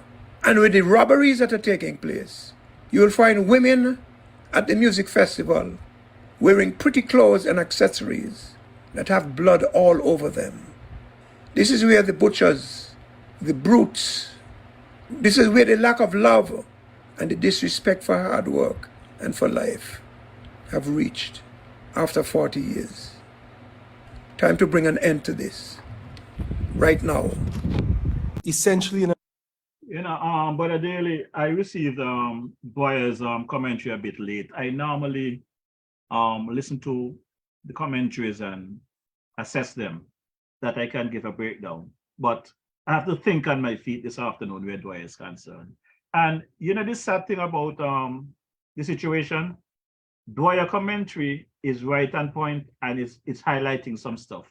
But what I would like Dwyer them to understand, right, is now that we have the situation where the bullets in heads, it's hurting the nation because everybody knows this guy against OJ, and it's painful to them. But the white collar crimes with these politicians that they supporting are afraid to call out for their wrong and their thievery and all of these stuff, all of those are crime too, The people on social media with this fake profile that is out there bashing and creating all this kind of stuff, those are things too, When those people mash up your farm in Nevis and you came out, up to now, the general public have not, in my view, done anything to assist you in restoring your farm. All those are criminal activities. It is not just somebody putting a bullet in somebody's head.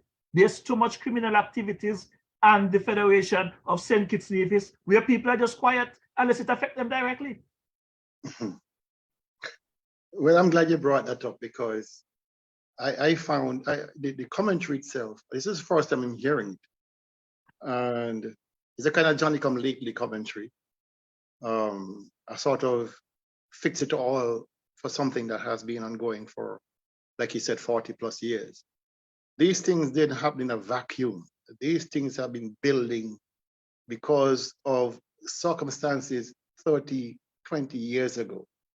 He intimated something that is very important, that the conveyor belt of youngsters coming through the system right now, the antisocial behavior, they are recognized early in the child's upbringing.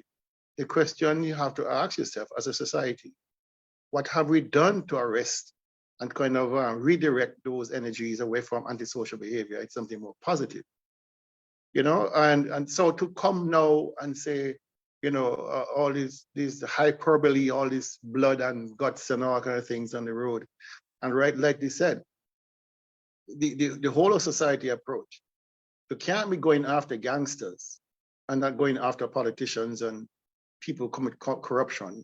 Sometimes the harm they do is even more worse than the murder that we see on the road. The murder is very visible, it's very, emotional, very public, and so we have a reaction to it. And that's normal, it's a human reaction, but the idea that somehow you go and hang these people that you're gonna stop the murders. Look at countries where they have murders, whether it's by firing squad or hanging or any other lethal injection. Has it stopped murders? No. If people are gonna commit murders, they're gonna commit murders. The problem, the question you have to ask yourself, how do we prevent persons from going down that path? What are the mechanisms we have in place? What are the safety nets we have in place to prevent the antisocial behavior taking hold in the society? The society, and rightly said by him, we are deteriorating as a society. We have no regard for property. We have no regard for civil discourse. We have no regard for persons who've been victimized. Once it's been done on a particular platform, you cannot separate one from the other. If I'm a gangster going around looking to kill people, and you come to me with this moral argument about, man, why are you killing people? Well, I'm gonna say to you, well, what about the guy over there who's stealing $1 million and people are starving because the dollar is not there to feed the children? There are arguments to be made at every level, but the point I'm trying to make is you cannot and will not solve this problem, this latest spate of violence. You cannot solve it by going after these gangsters as if there aren't young gangsters coming up right behind them. You listen to an interview by the police the other day on Freedom, I think a couple of months ago, and they were saying when they interview these young guys from the primary schools, they're saying they want to be gangsters because they see how the gangsters' lifestyle is. As young as 9 and 10, as 8, as the officers indicated. These young people have already set their sails that this is a life for them. How are you going to stop that from happening? When, as he indicated, so many of the children are coming to school, into high school, reading below grade level. You end up in a situation where you flock together as a group because all of you have fallen through the cracks. And that is essentially what is happening. It's a failure at the beginning of these children's lives, not at the middle or the end. That you're either gonna pay in the front or you're gonna pay in the back.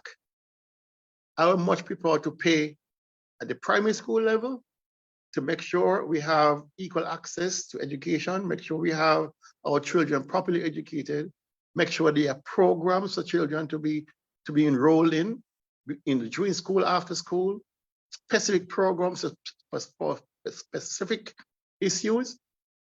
You're gonna pay there, but I prefer to pay there than pay at the back end when our youngsters end up in prison or dead. Yeah, for sure. But Dr. Daly, what is funny for me, like I was saying earlier, I do not believe in violence. I don't believe in the killings and whatever the case might be. But growing up in St. Kitts, I used to question myself, how could someone look at another individual and take a life without thinking? Yeah. Right? But Daily, as I became an adult, there are some people that have done some stuff to me that I would not think twice about taking their life, If it wasn't for my family, who will end feeling it more than me, if it was just for my satisfaction, I will shut down those people. So it's a holistic approach that we need from the community. Because, partner, you're going to tell me that we had a government inside there 7 years ago. You had 3 parties in that government. We had the People's Action Movement led by Sean, the People's Leader Party led by Timothy, the farmer hog, and the CCM, the Concerned Citizen Movement led by Baby Bantley. And I was in there for 7 years doing all manner of evil. Many of us, I can speak because I reach out to them about what I'm saying. And what was the response? ignore the noise. When they Mhm. attack, just study them. Mhm. This is the best St. Kitts and Nevis relation has ever been. Mhm. And then guess what? You come out and you cuss the hell out of the Labour Party. You cuss the hell out of Douglas. You're supporting Pam. And then you come back now and you're hugging up the Labour Party. Now you and your opposition parties fighting. Opposition fighting opposition. Even in this recent situation, opposition with the killing, opposition fighting opposition. But if my boy Dwyer and these pundits, Sam Kanda and Dr. Martin and them that is out there and social media will use their time to call a wrong. The bad boys are more there that is learning from these politicians and being upset that the politician are getting away with it, getting the money and they're not getting anything. They're reacting, you know. Of course.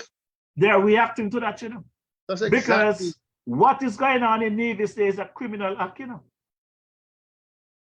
Exactly. There's a criminal enterprise running the government of Nevis. Everybody knows that. It's a criminal enterprise running the government of Nevis.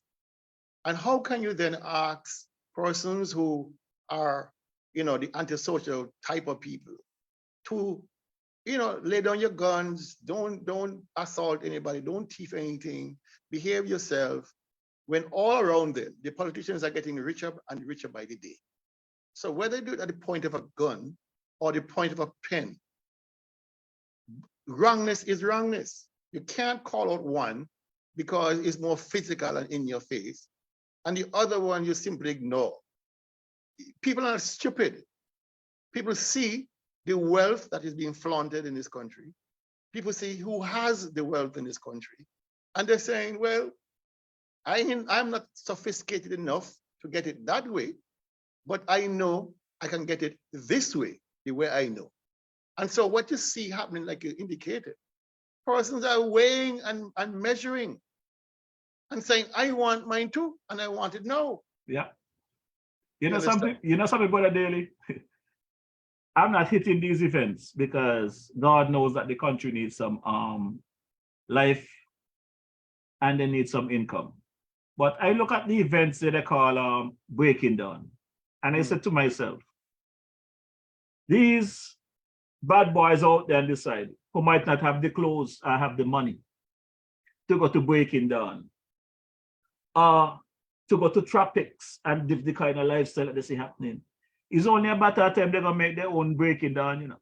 They're gonna break it down in their own way, you know. And Well, it didn't take a week, it happened, you know. you realize, I will tell you something. No doubt those events and the sequence of them and the frequency of them, is causing a stretch on people's resources. But I believe a lot of the crime that's happening right now, especially the petty crime, the larcenies, the robberies, the break-ins, a lot of these are survival.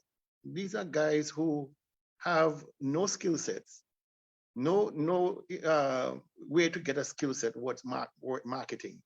And so they take up what they know best. They sit among themselves, they get among themselves and they say, listen, I got to eat. I got to sleep somewhere. I need housing, I need a car, and I'm going to take it from people who have. Because all my life, nobody has ever given me anything. I had a hard break in school. I never learned anything. But take a look seriously, DJ Marshall. Look at who is the one, look at who are the ones who are going to prison. These are the guys, the same guys we are describing. The guys who did not finish at any level at high school, the guys who fell through the high school, the education net, guys who could not get a skill or trade so they can earn an honest living. They have to survive somehow. So whose fault is it that they didn't get all these things? Their parents' fault, society's fault, the government fault? When I was growing up, and I'm certain you probably recall the same thing, there was a truancy officer. Going to school was not an option. Taking a day off was not an option. They will come looking for you. Mr. Newton, Yap Newton was the truancy officer for Nevis that I know of, Charlestown in particular. And if you were seen on the road at any point in time beyond what you should be in school, you had to be picked up and answered for that. Now you see kids dragging themselves to school, 9 o'clock, 9:30, as if they, where am I going? The programs that NRP had in place to try to arrest some of these antisocial behavior. The Reading Start With You, the after-school reading program, the homework assistance program, that helped our youngsters, the training, skills training in Trinidad for many of our youth at risk, male and female. All those programs came to a crashing end in 2013 when CCM took over government, and they have not been replaced. So you have a situation where the schools are failing our children for whatever reason. And then you have a society run by a government that's also failing our people because they have taken away those little safety nets, those skill sets that allow them to find themselves a good paying job and therefore able to support themselves and their families. If you do not take a serious look at how we are, for lack of a better word, engineering our young people coming through the primary school right now, this crisis will continue. And no amount of threats about hanging or capital punishment is going to change that, because the dynamic is people have to survive and they will do it with whatever skill set they have. Our job is to make sure they have the requisite good skill sets to make themselves valuable members of society. Yeah, Brother Daly, I'm happy that my good friend here, Brother Dwyer Astafan, he is listening to the program as usual, as he does weekly, and he's weighing into our conversation. And I really want to thank him for that and appreciate him, because I know we have had several conversations in this regard in the past. And I know during his time as a minister of government, he has presented stuff that he said was not adhered to. So this is what he just sent to me. He said, Brother Jeffroy, my reference to these violent acts does not mean that I am not concerned with white collar crimes. Indeed, I've been quite vocal on that for many years. I presented a plan to the I guess the whole cabinet ministers. It was ignored. What I am saying today in today's commentary is not new, and it's also not intended to contain all of the solutions. And again, I think we're saying the same thing in a sense, in a nutshell, Dwyer. And it's unfortunate that you're not here to have this conversation with me. I know you sent out a notice that you close your office this week and whatever, so I decided really not to bother you and disturb your vacation. But at your convenience, we could continue this conversation. But the bottom line is here, is that though Dwyer may have spoke about the white collar situation previously, it is more rampant now in the last 7 years. And even most of it was taking place at the hospital wing in Nevis. And, I'm going to play this clip. I was going to go to the Prime Minister's address, but since we're on this topic, just say when you shake the tree, sometimes some of the green limes fall off and leave the yellow ones. Take a listen to this clip. To date, the hospital wing, the new hospital wing, it has not been completed as yet. We are still awaiting word on that. The Premier recently alluded to the fact that there has been again some delay. And I think at this point, really, because of the funds that has been exhausted on that particular hospital wing, and the fact that we are still waiting a fully functioning or completed hospital wing, I believe that there is no perhaps need for consultation with the general public to just let people know directly, not necessarily through a press conference, but more so through community outreach, to more community consultations or public consultations, so that people can ask questions. And of course, as taxpayers, and I wish to remind everyone that property tax is due, so you have to pay your corporate tax, property tax, whatever have you. So as taxpayers, taxpayers, I believe that we do have a right to demand certain answers and to ask certain questions of the government. So I think the time has come for the government now to be honest, to be open, and to be frank with the general public, because what is happening really doesn't make sense. Of course, we have been hearing, you know, a number of things back in the budget debate in February. There was a disparity as to the amounts that has been spent on that particular hospital wing. I mean, at this point, you know, I think the majority of the public has already concluded that there has been some sort of wastage of government funds, and I think the time has come for the government really to be honest and to be open and to be frank with the general public, and to have some sort of consultation to let us know what really is the problem, because clearly there must be a problem. Okay, we have been given a number of excuses, a number of reasons. There were some issues with the design, issues with the budget, issues with the interior design. We are now told that that is being worked on. Now we understand that there has been a halt, and so I think the time has just come. It's too much confusion to just be honest, open and frank with the members of the general public, and just state really what is the issue, what was the issue from inception, and why this particular project, you know, is beyond the due date and is taking so long. Okay, nothing beats honesty, nothing beats openness, nothing beats being frank, and I think the general public, the taxpayers, really deserve that. Okay. So, Brother Daly, after months of cussing for asking for some justification and some clarity on the hospital wing, the independent candidate finally on Monday evening came out in a soft way and asking for Baby Brantley to come to the public finally. What's your view on that? Well, I'm telling you something.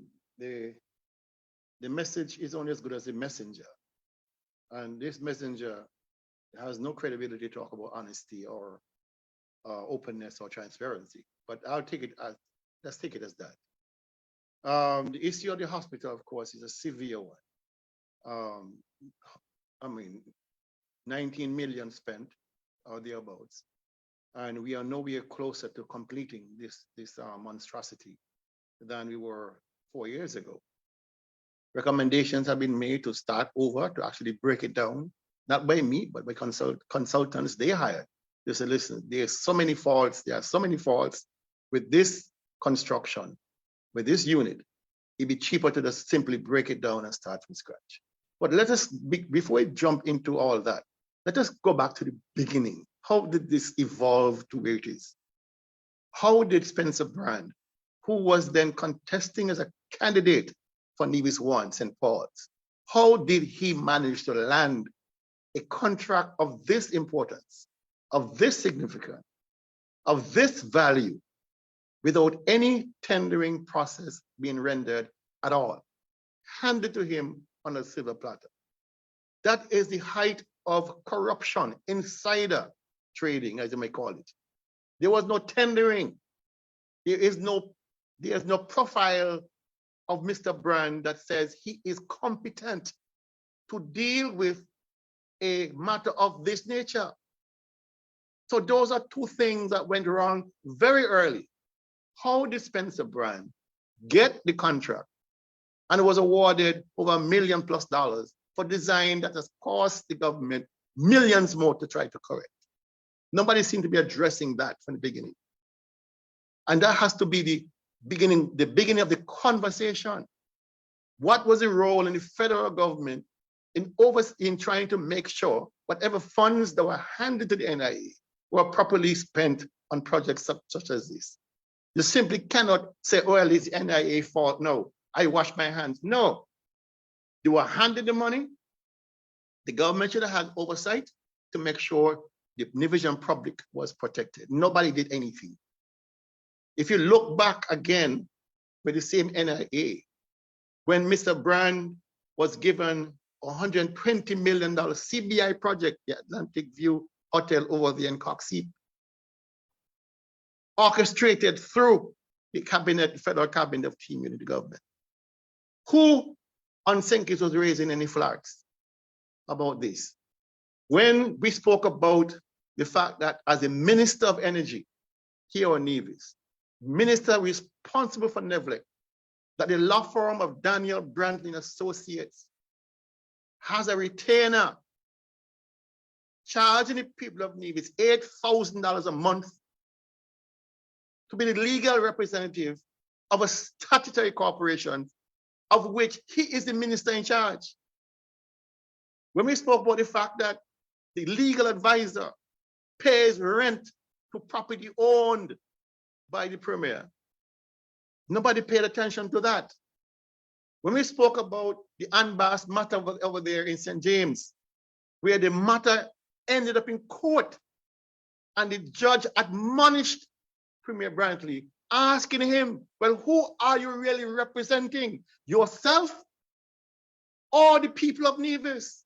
This isn't a court document. I didn't hear any outcry from anybody on St. Kitts.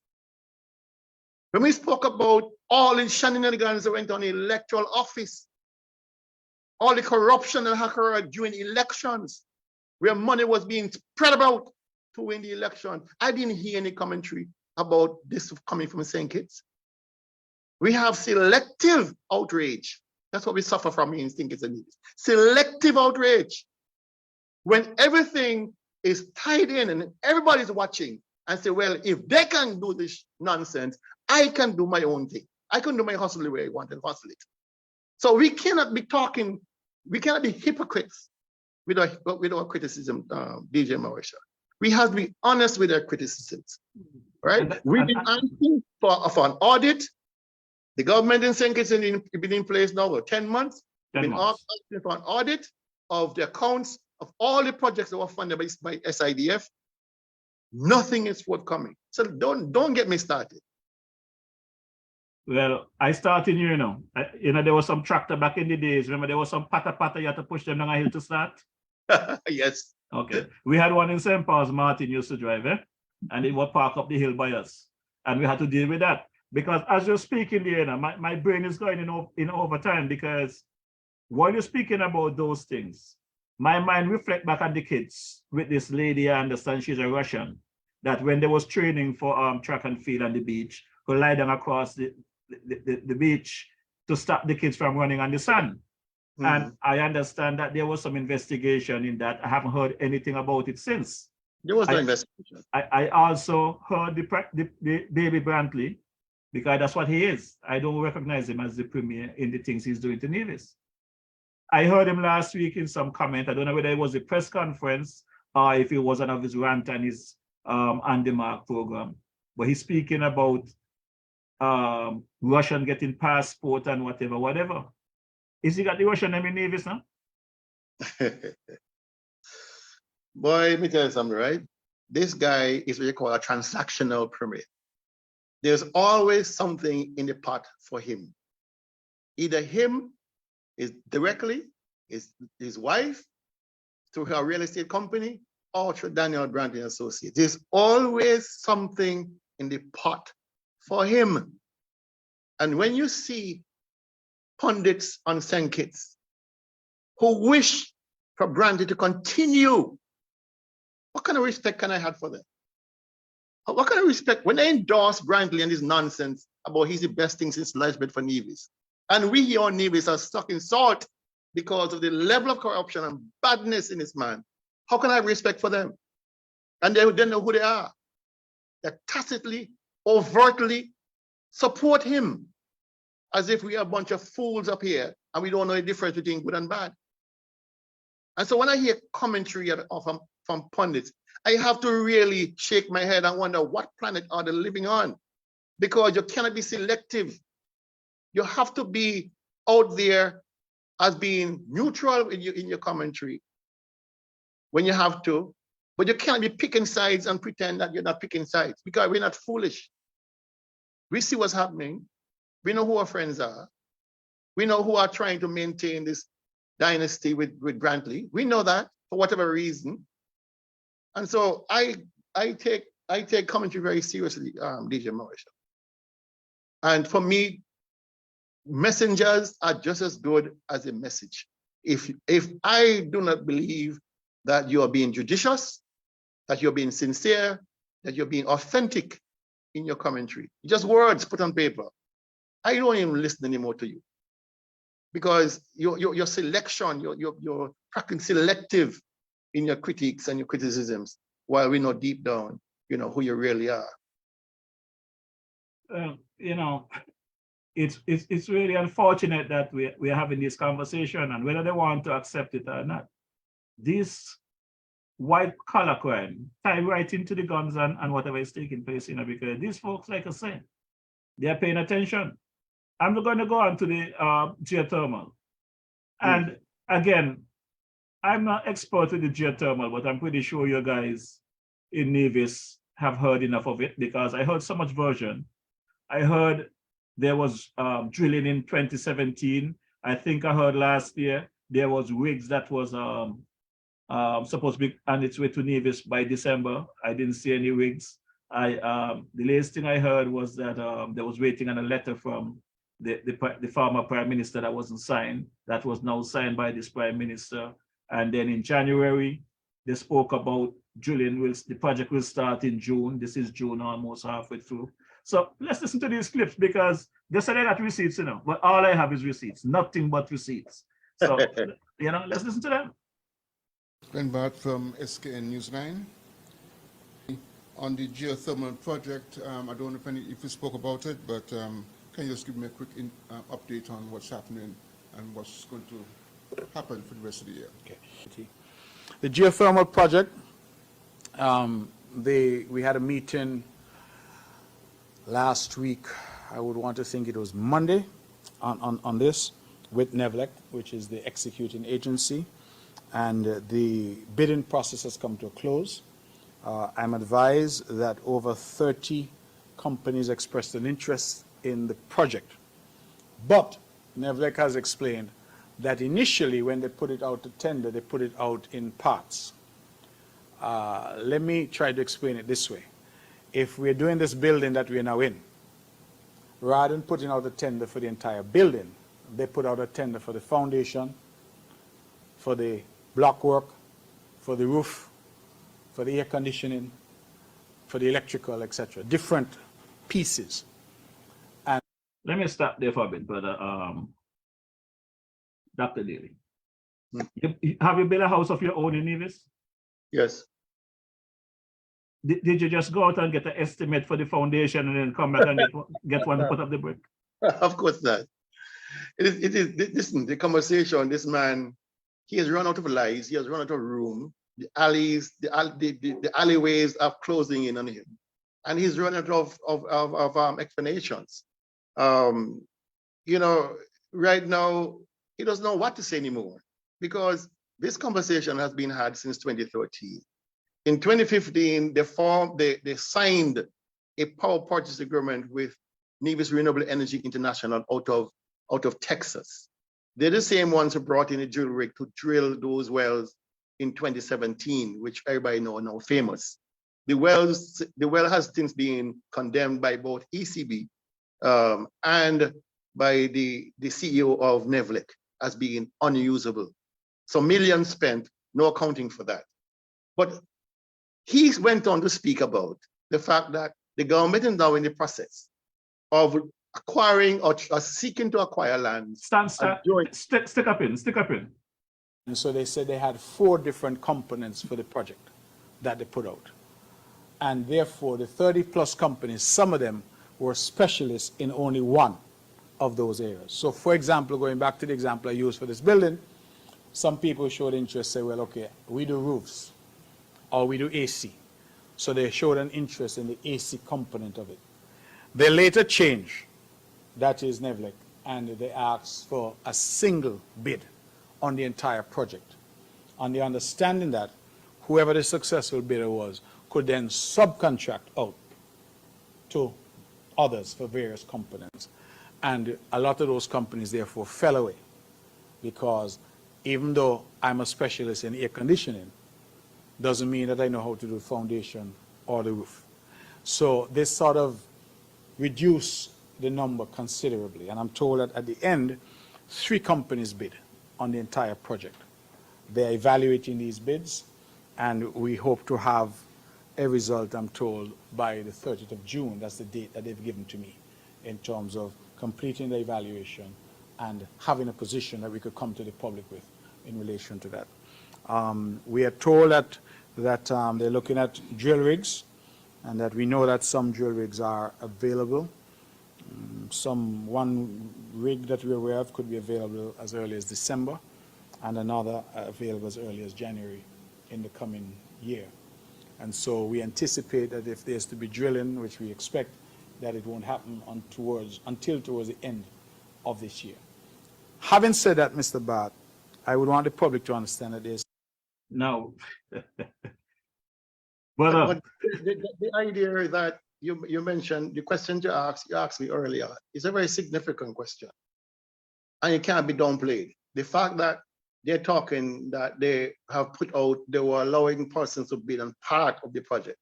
I've never heard of such nonsense in my life. Nonsense. You're gonna build an AC or the foundation work or whatever you're gonna bid to put in the glass and the windows. I mean, this is nonsense. This is schoolboy nonsense. You put all the contracts out, you put out the bids, people bid on them for the entire plant. You condemn some contract out as the winner of the bid to whatever component you can handle. That's how it normally does. Who does it like this? So you have 10 contractors on the site? It doesn't make any sense. but This is remember, he came out bragging to people, flooding the place to bid on this project. Nonsense. You know?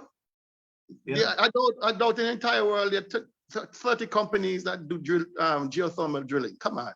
But the other part that is coming up, that is really mind-boggling for me. You have been talking about doing geothermal, God knows for how long. But it's only now you're thinking about acquiring lands that is required for the project. Take a listen. Take a listen. I mean, these clips are not for you and I. You and I know the facts. These are for the online viewers and for those folks out there that want to prop up Baby Bantu with his lies. some work to be done. There's some lands in the area to be acquired.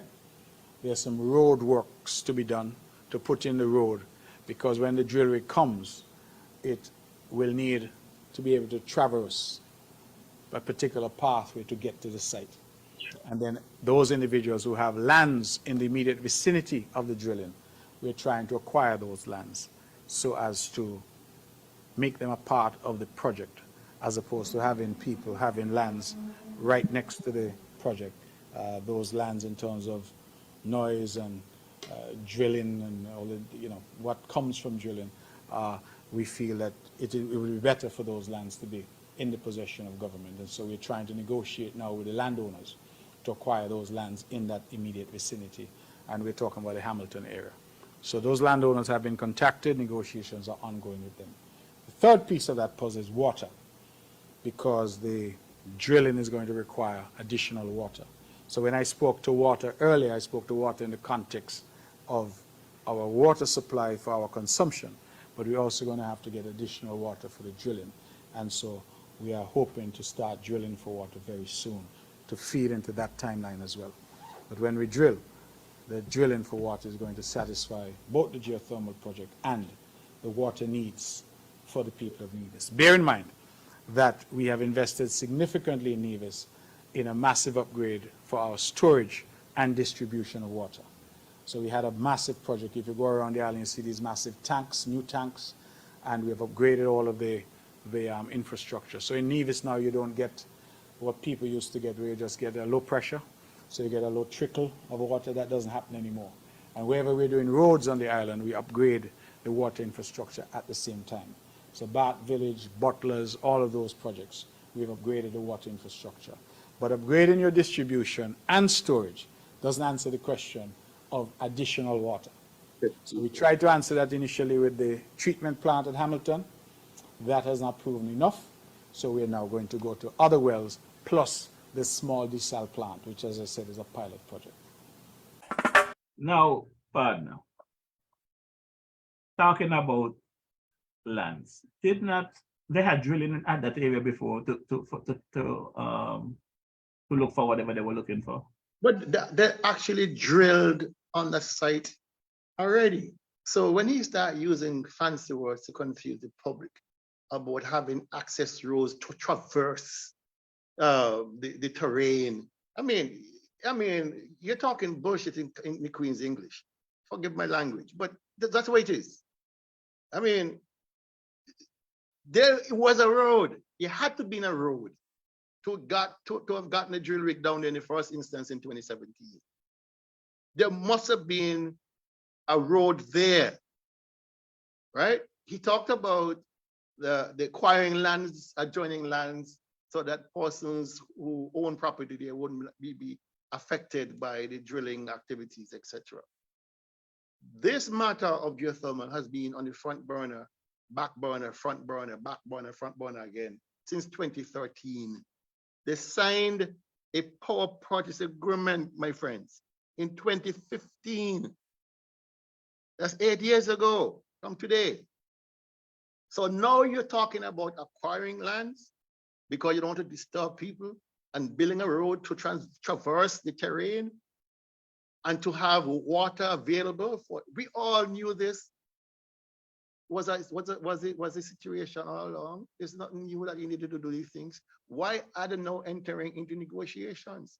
It tells you, DJ Marshall, all that talk from 2013 until the present, before CDB came into view, was pure fallacy. It meant nothing. He was making his money from the legal work done on behalf of NREI. He was making his money from whatever else. Everybody's go to hell. He could not have been serious. His government could not have been serious about geothermal if they're now entering into negotiations with the landowners and to talk about having water available for the production wells. It is nonsense. It is nonsense. These are the kind of things that, you know, all those pundits and thinkers will be talking about. Take him apart.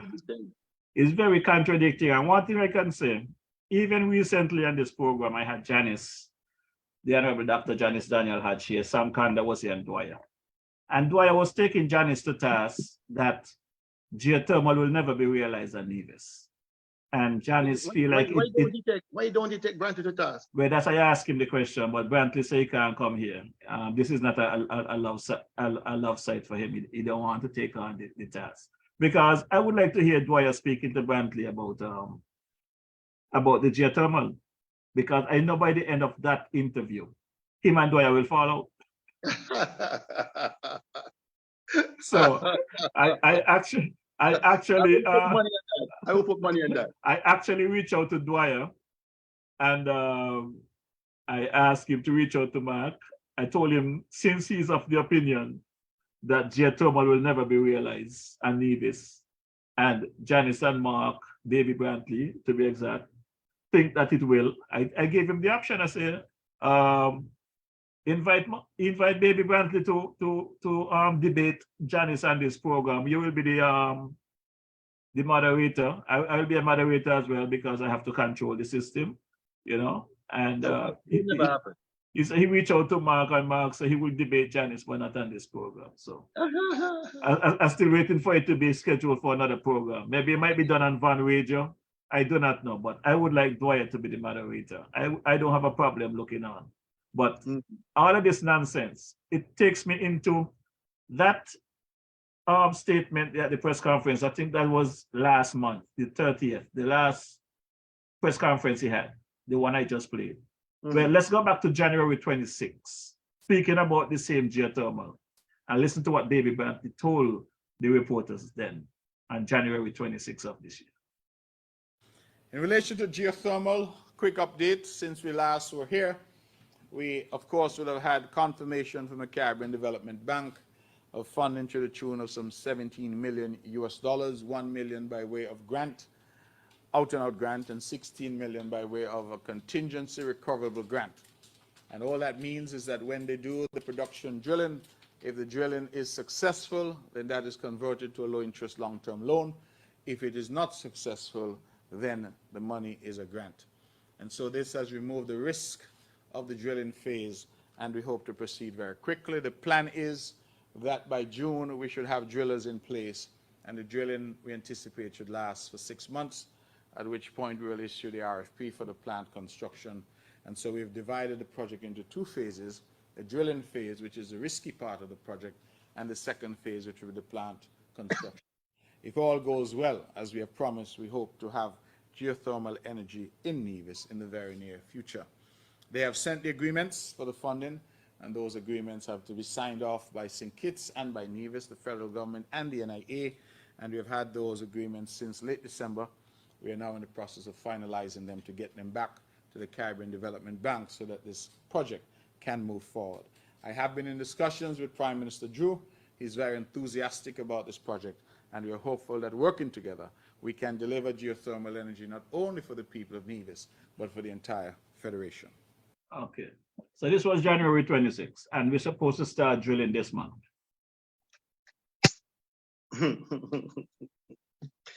Whether you realize that in the last press conference, he says they have located 2 drill rigs and 1 should be available at the end of the year by January or so. So Yeah. we have already moved from start drilling in June of 2023 to perhaps start drilling in January 2024. So this is par for the course. This is Brantley at his best. You know, this is what he does. You know, to be honest, I have come across some people in my life, whether at university level or through my, private life or public life. I've never met anybody, and I swear to God, anybody as incompetent as this man. It's shocking how incompetent he is.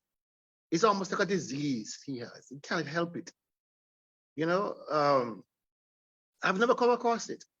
He does not know how to prioritize. He does not know any sort of strategic planning. He does not know how to tell the truth. Everything is a charade. Everything is a sham.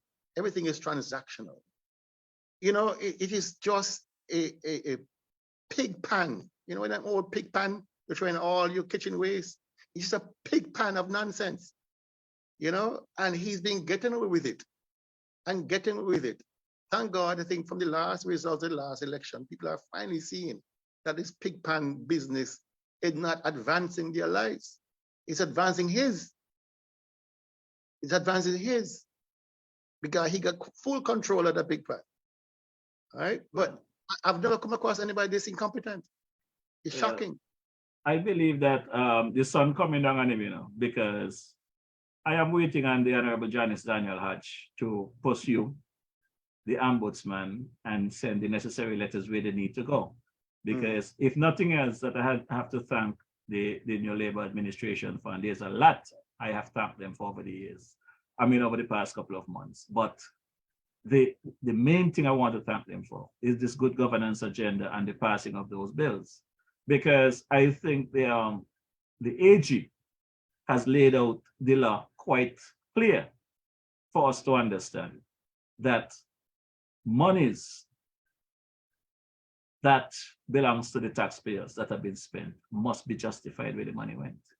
Take a listen, and hopefully for the folks online who might be questioning my knowledge, this is the AG speaking. This is not DJ Marisha. I also want to take this opportunity, if I can, Prime Minister. I hear a lot of chat about procurement. And I think it's important for the people of this country to understand what procurement is. In 2012, there was a Procurement Act passed. Procurement covers 3 things: goods purchased with treasury money. And when I say treasury money, I mean that's the people's money. Services that are purchased with the people's money. And construction, which is paid for by the people's money. This agreement with East Coast has none of those 3 elements. It is not a matter of procurement. It is a matter between NHC, which is a statutory corporation, and East Coast, and individual homeowners. There is no government money, no treasury money that is being paid out for there to be procurement issues. And I find it strange that persons who were in government in the past and should have a great understanding, because I can tell you, the people at this table, we probably hear Procurement Act more than anything else in our offices. I'll give you an example. The office wanted, and my PS is here so she could confirm, the fridge when I got into the office, the mini fridge, was not working. So the office had to procure a mini fridge. In order to procure the mini fridge, the office had to seek to get a quote from TDC, a quote from Hosfors, a quote from somewhere else, review the quotes, and then choose an option. And the whole point of that process is to ensure that treasury money, the people's money, is being spent in the best way. That is how procurement works. So when, for example, the government wishes to build a training school for the police, the government then, the structure under the Procurement Act, sends out tenders and saying, these are the plans for the police training school. We want we're sending out a tender for contractors to submit how much it will cost for them to construct this building. When government money is being spent, that's how the process works. So then the tenders come in and the procurement board meets and they determine which contractor they're choosing to go with to build this building. That is how procurement works. So, Brother Daly, the wing at the hospital, is that a private entity or that's government? Oh, I tell you that it's not private. It's not private at all. But they're treating it as if it's private. You can't get any information. The federal government, I don't know what they're doing with the Freedom of Information Act, but we can't seem to get Mr. Brantley to operationalize that the bill he passed in Nevis in 2018. And so we are in the dark. We have to rely on what they say. We can't petition or write to any ministry on Nevis asking for information as to expenditure or receipts or whatever it is. There's nothing. It's an information vacuum, not even a blackout, vacuum, where they refuse to disclose how the people's money is being spent. We have been asking for the longest while for full disclosure about all the road projects from Butler's Road to Handy's Road to Bath. We have not gotten anywhere. There's no, every time Mr. Brantley is questioned as to why there's a delay in the operation of the Freedom of Information Act, he comes with the same lame excuse that he's still trying to identify a person or persons within the relevant ministries to be the conduits of those information. I mean, this thing has been passed since 2017. We are now in 2023. I was a permanent secretary in the Ministry of Agriculture. I was a senior technical officer in charge of all finances of the ministry. And so if you were to look at who should be responsible to convey information to the public, it would be the permanent secretaries or somebody who the permanent secretary charges with that responsibility. It is not hard. But they're trying to delay releasing information because the information is damning. You have 3 statutory corporations in Nevis. Nevis Housing and Land Development Corporation, NEVLEC, and Solid Waste.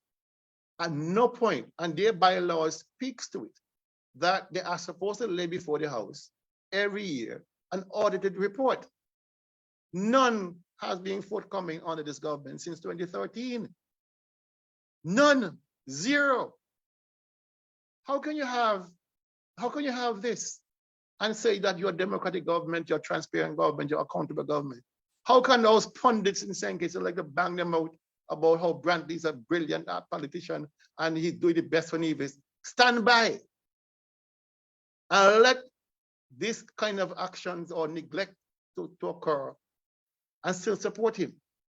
Are we talking about democracy or are we talking about autocracy?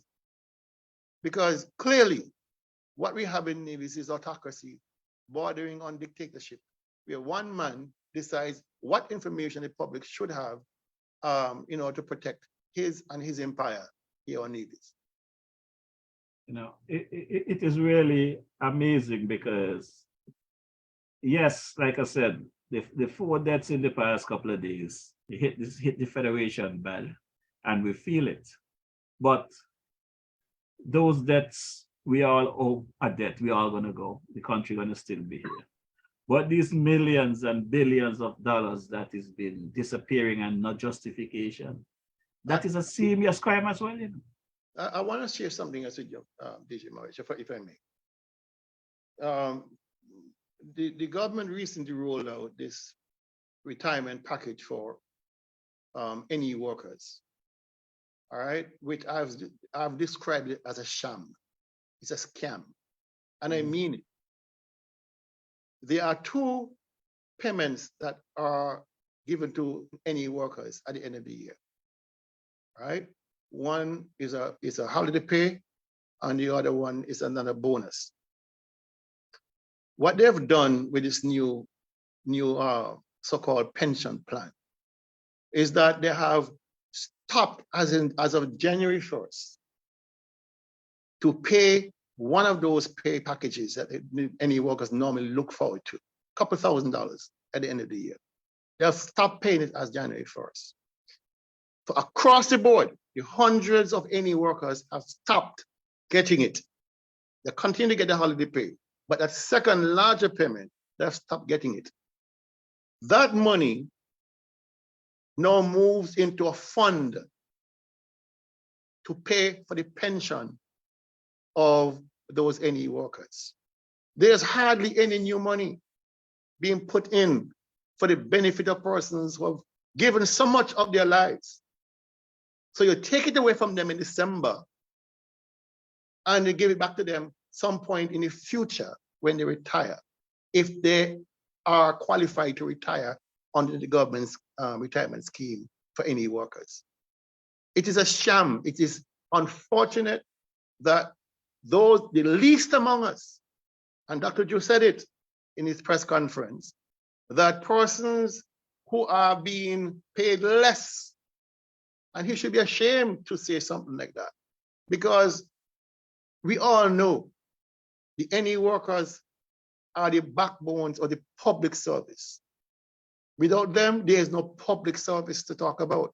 All those workers in public works, agriculture, in all the departments, the bulwark is done by the NE workers. How can in good conscience, Jeffrey, you're going to have persons making barely minimum wage, having to now, I shouldn't say forced to retire, but when you do a comparison to the established workers can retire after 10 years with a gratuity and pension. With the NE workers, you are required to retire. You can only get a pension with a new scheme after 15 years. After 15 years. And then the funny thing about it, you only become qualified for a pension at the age of 62. 62, when for established workers, it is 55.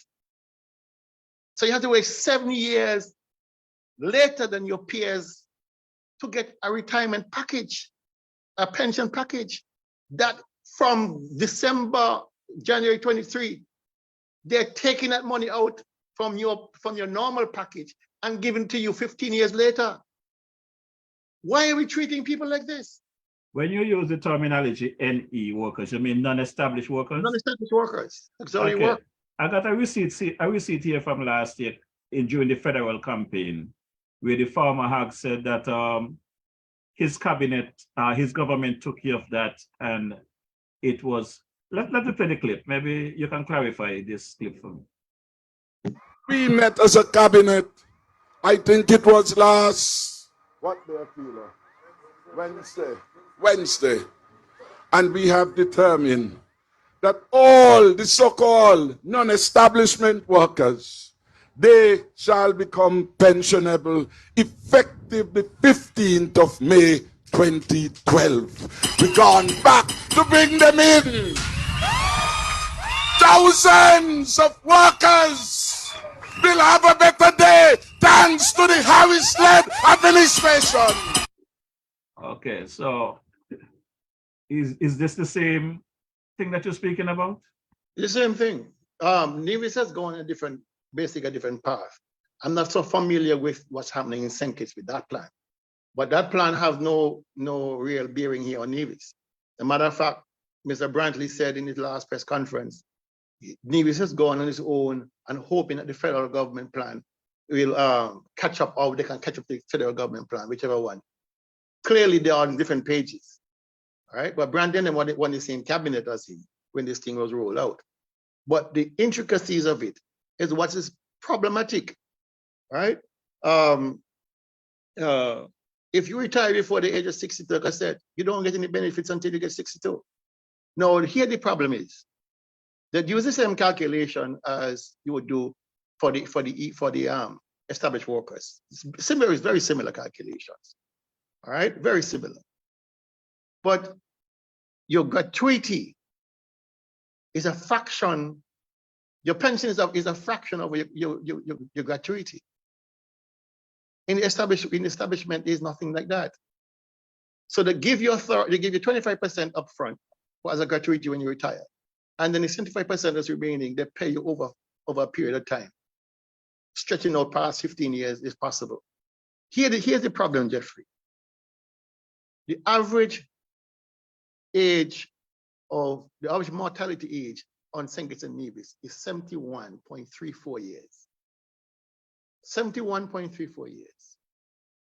It means that shortly after you retire, if you retire at 62,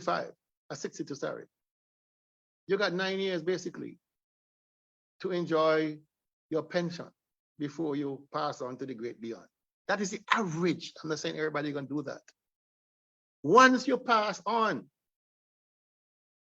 that whatever money is left in before you get paid out, or before you after you die, goes back into the scheme. You don't get it, just like Social Security. You don't get it.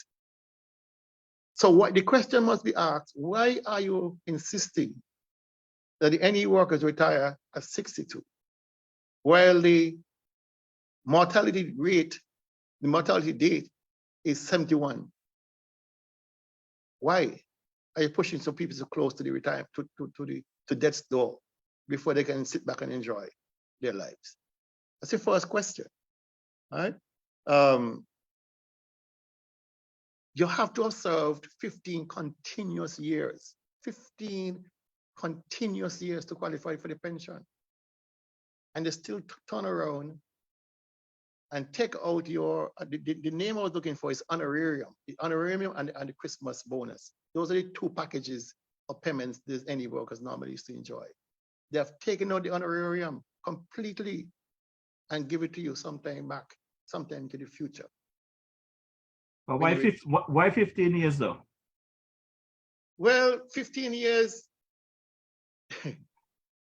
if you speak to actuaries, they're going to tell you, well, 15 years is a good time to die after you leave the service. No, I'm talking about 15 years to be established in the job to get a pension. Oh, I don't know. I don't know, because for e-workers, established workers, it's 10 years, right? But 10 years is still a long time. I mean, I work in the health industry here in North America. I put in 20 plus years in a hospital, and it's 5 years. You're clear to be pensionable. But the funny thing is, here on St. Kitts and Nevis, the politicians have gone into parliament and given themselves an 8-year retirement package. Correct. That's the point I was trying to head to. 8 years, they get almost 75% of their value. So all like the ministers here on Nevis, all of them, except Spencer Brand so far, because he came in 2017. All right. Well, he can get it before he retires, if everything goes according to his plan. All of them are young people. Troy Levitt is young. I used to teach Troy Levitt in school. All of them will get almost a full pension, while they're robbing blind the people who are building brick by brick this country. And that is criminal. It bothers me to the highest degree. It should not happen 40 years after independence. We should not be having this conversation about NE and E workers. Those are legacies of the British way of discriminating against our local people. Those mulatto people and white people, those were the established class, the establishment. They designed this program to suit them. Our parents and foreparents were the NE class. And we are continuing that legacy, Jeffrey, discriminating against the majority of public servants. Because, you know, it is something we inherited and therefore we should continue. It's nonsense. I want Dr. Drew to go to cabinet.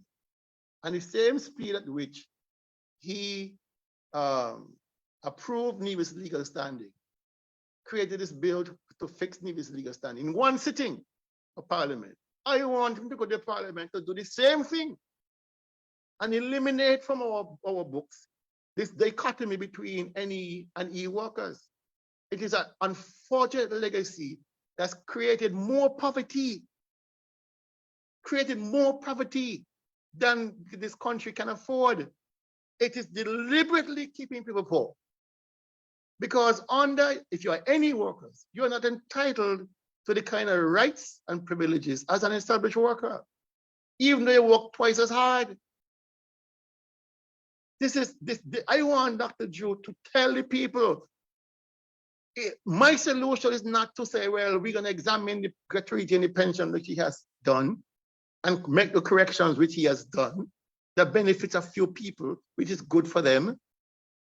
But I want him to go to Parliament with a piece of legislation to outlaw this nonsense about NE and E workers. It is high time.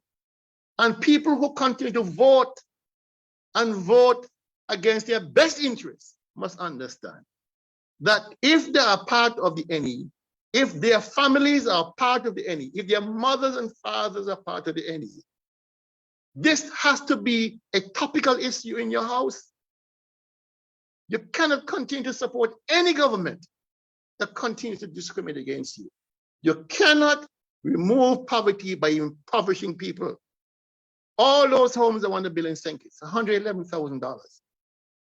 How many of the NE workers can go to a bank making $400 a week to afford a house of $111,000? What message are we sending? You know, who are these houses really for? Now, cutting you off, I spoke about that a couple of weeks ago.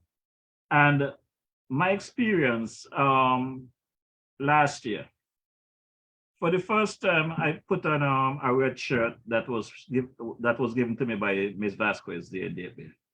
And I walked through the community of DFB there with Dr. Douglas, Senator Clark, and the other folks during the federal campaign. And there's a young man I run into, he's from St. Paul's, his mother is from St. Paul's. And basically, the shack that he was living in, you know how you guys in Nevis make your nice little house for your sheep and your goats? Yes. Well, those houses is a better place than where this gentleman was when he came out to speak to us. And he came and he spoke to me and explained to me what is going on. These guys are guys that are willing to work and trying, but with a son that have some issues and stuff, it's hard on him. And I shout out for Dr. Douglas and Mishak and them to come and speak to the gentleman. I said that to say this, that these homes that the Prime Minister spoke about that is coming on stream, there's people that are going to need those homes. It's going to be good for them. I have no problem with that. I leave that up to Dwyer and them to talk about. The homes I want to see is for the poor man that will not have the opportunity to even get a rabbit cub on their own. So you see this dividends that the Prime Minister spoke about giving to everybody who pays Social Security. I would have hoped and prayed that that dividend will put to better use for the people that really need it, not for those millionaires that already have money, right? We're talking about fair share. Who's really getting the fair share? There's people in Nevis getting a fairer share than Kittitians. you know? Agree? And the thing about it is that if we really want to be honest, we need to speak to the people on the ground. Because I learned some stuff from a domino table. I learned some stuff from guys sitting on the side buying them a drink. And if you listen to some of these stories in the communities, it's really hard. I walked through Halfway Tree and I walked through Godwin Gut. I know the minister there, Samuel Duggins, is doing his meetings back and forth. He said he going house to house. But there are many people who don't have a house of their own. They're on the street, so you would never get to tap them. Because the houses you're going to, they already have houses. Those guys on the sidewalk, that is just they're cooling out. You don't get to talk to them because they don't have a house for you to go to. And we have a lot of work to do. But Jeffrey, the crime. You just tapped into the nexus.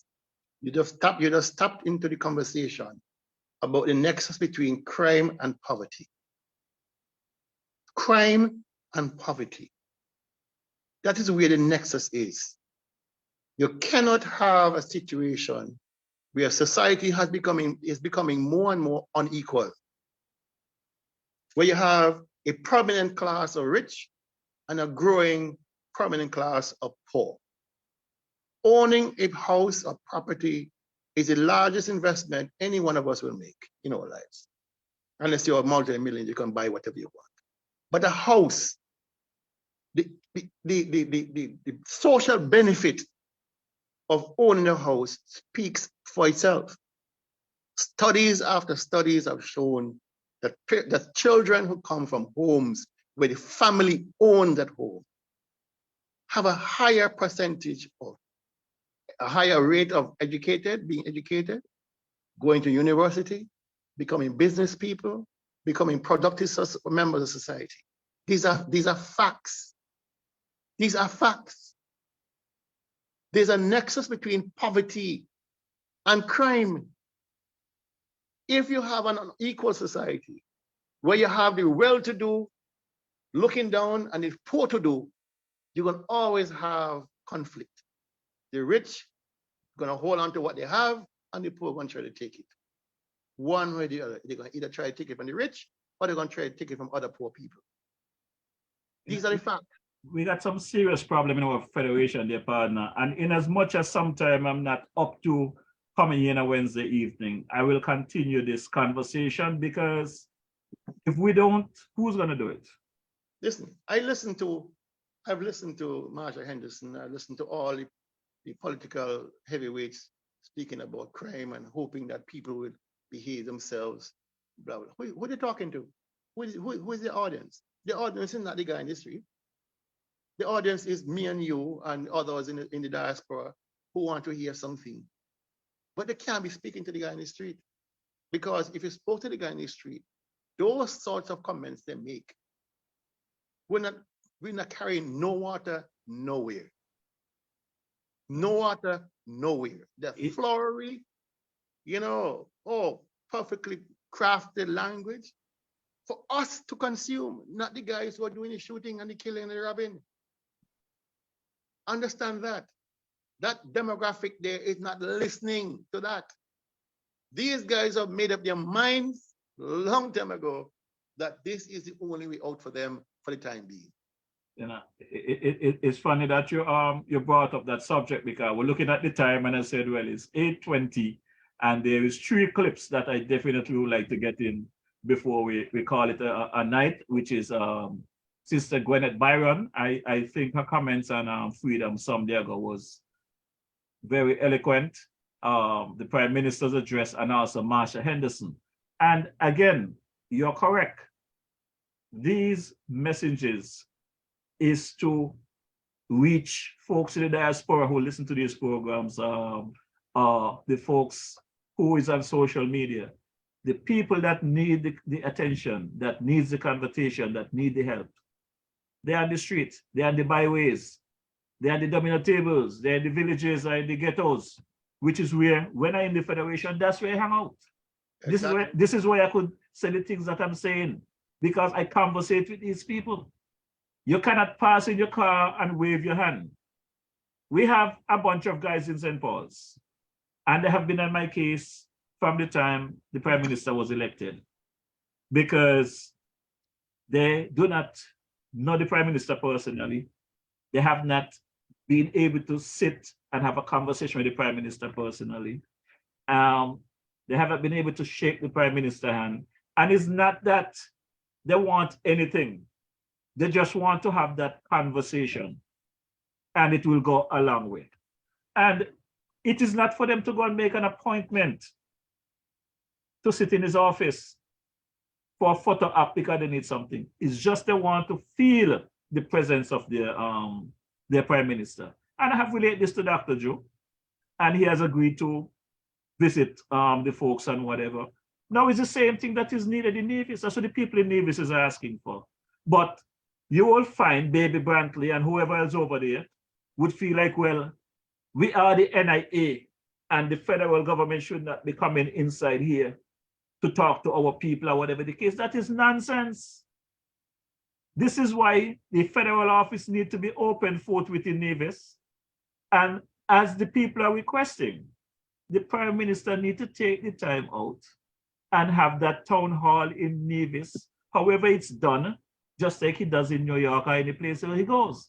And I must say in his defense, he have assured me, and he have assured the general public via this medium, that that is coming in the not too distant future. And I look forward to it, because they need to feel the people that is more in need, not those that already have it.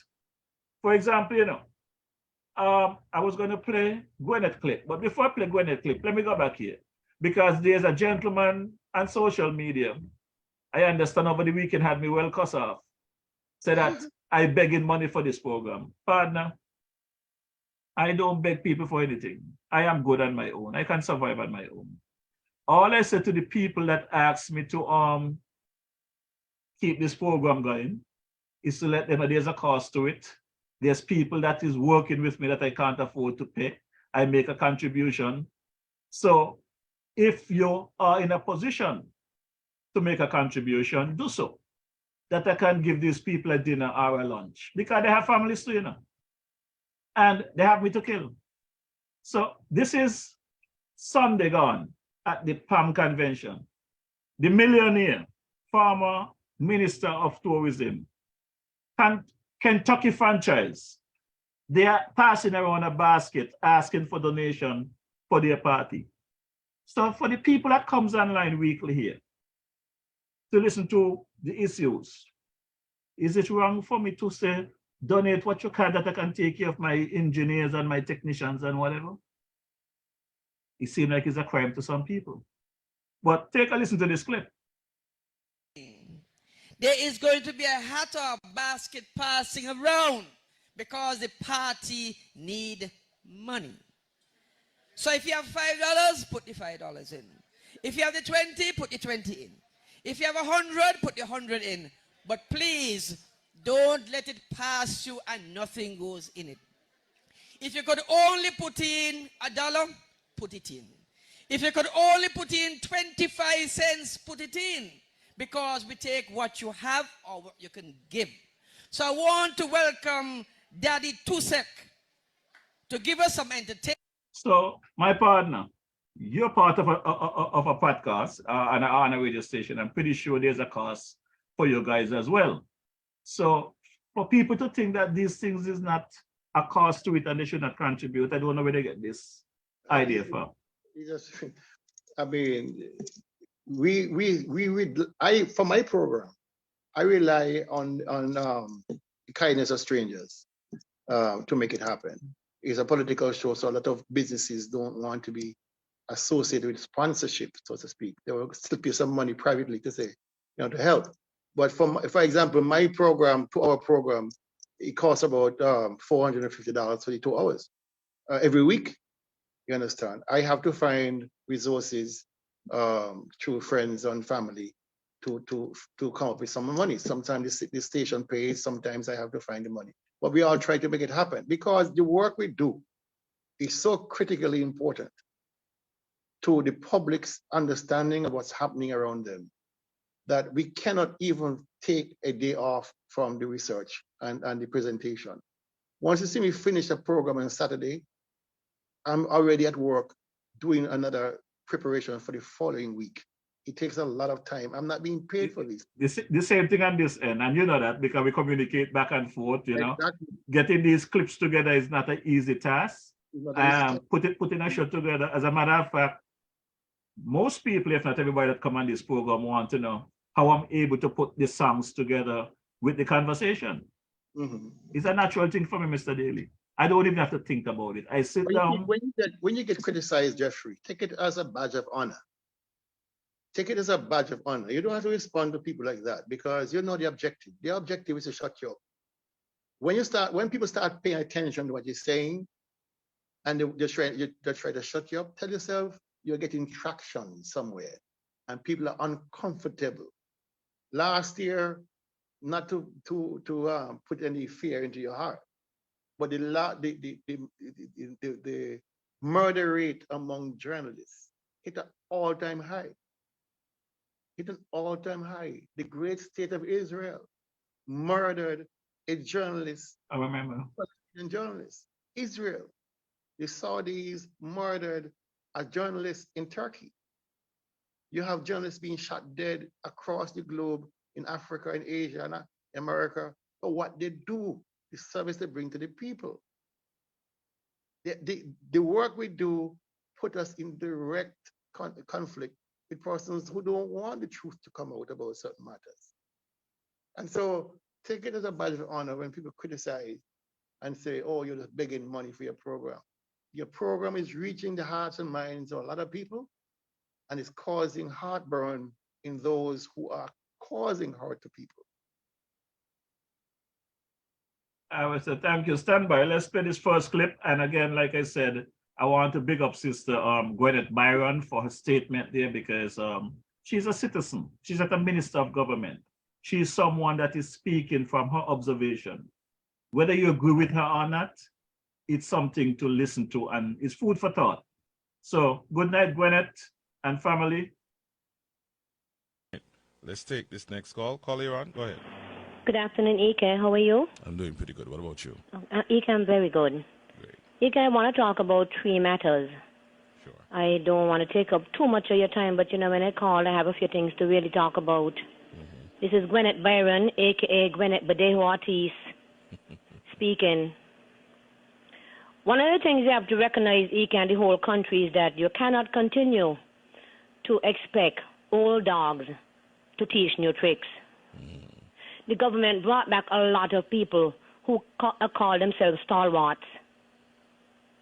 And I do not know what new they'll be bringing to the table. I'm not seeing it, and I don't think that we'll see it. And we have to call it for what it is. Indeed. Note my words. Old dogs have been brought back to teach what new tricks? It will never happen. The camouflage about talking about young people's time, trust me, that is just a camouflage. And I want to touch on the criminal activity that's going on here in this country. I did a post just a while ago, and I'm going to read it for you quickly. The SKNLP administration and the RSCNPF, that's the police force, cannot continue to portray deafening silence amidst the wanton criminal activity that has already reached number 14. To this end, there should be a serious outburst of disgust raging in the hearts and minds of every Kittitian and division who is a mother, father, son, daughter, uncle, aunt, and or any other relation.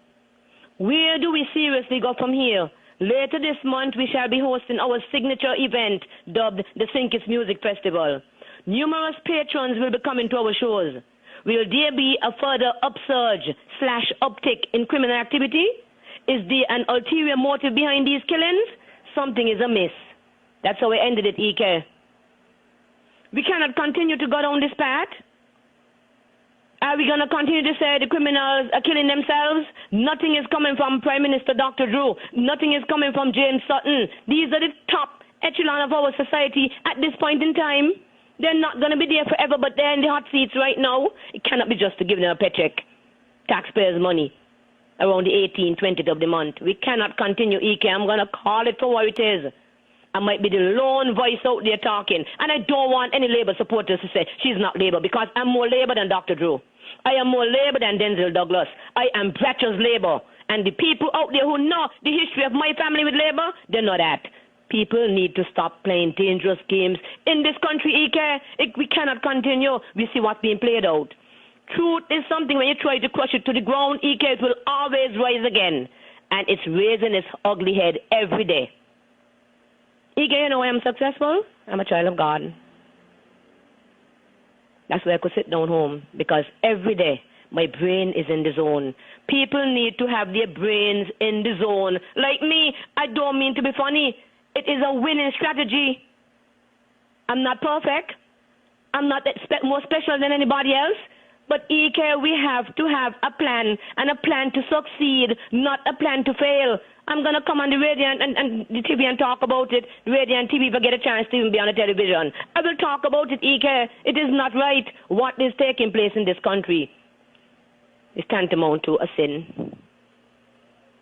Don't if you agree with me. I'm with you.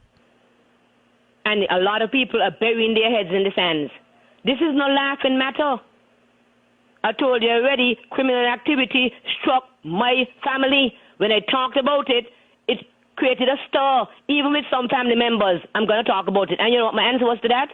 I don't care when it comes to the truth. Because people don't like the truth. The truth is not sexy. Right now, everything fake. When it comes to lies, that seems to be their so-called winning strategy. But it is not, EK. It's a recipe for disaster, and we see it playing out.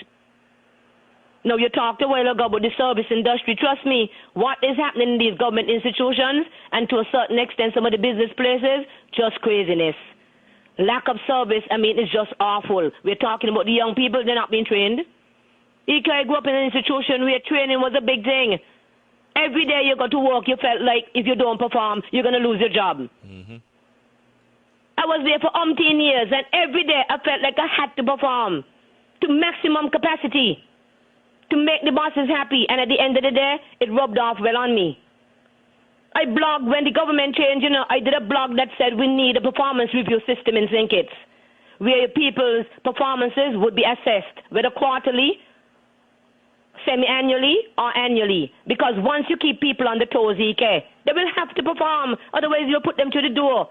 Revamp the system, come in your policies, but it seems as though our government ministers don't have the wherewithal to engineer these things, because it starts from the top, It starts from the top, EK, and you would have had to set the ground running. You cannot go in there and say you've been in there only 8 months, 9 months, we're into month 10.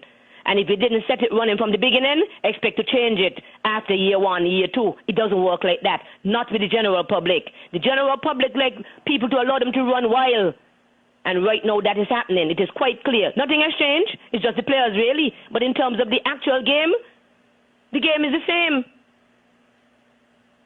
And I can tell you, EK, when it comes to the passage of time, people will adjust their minds.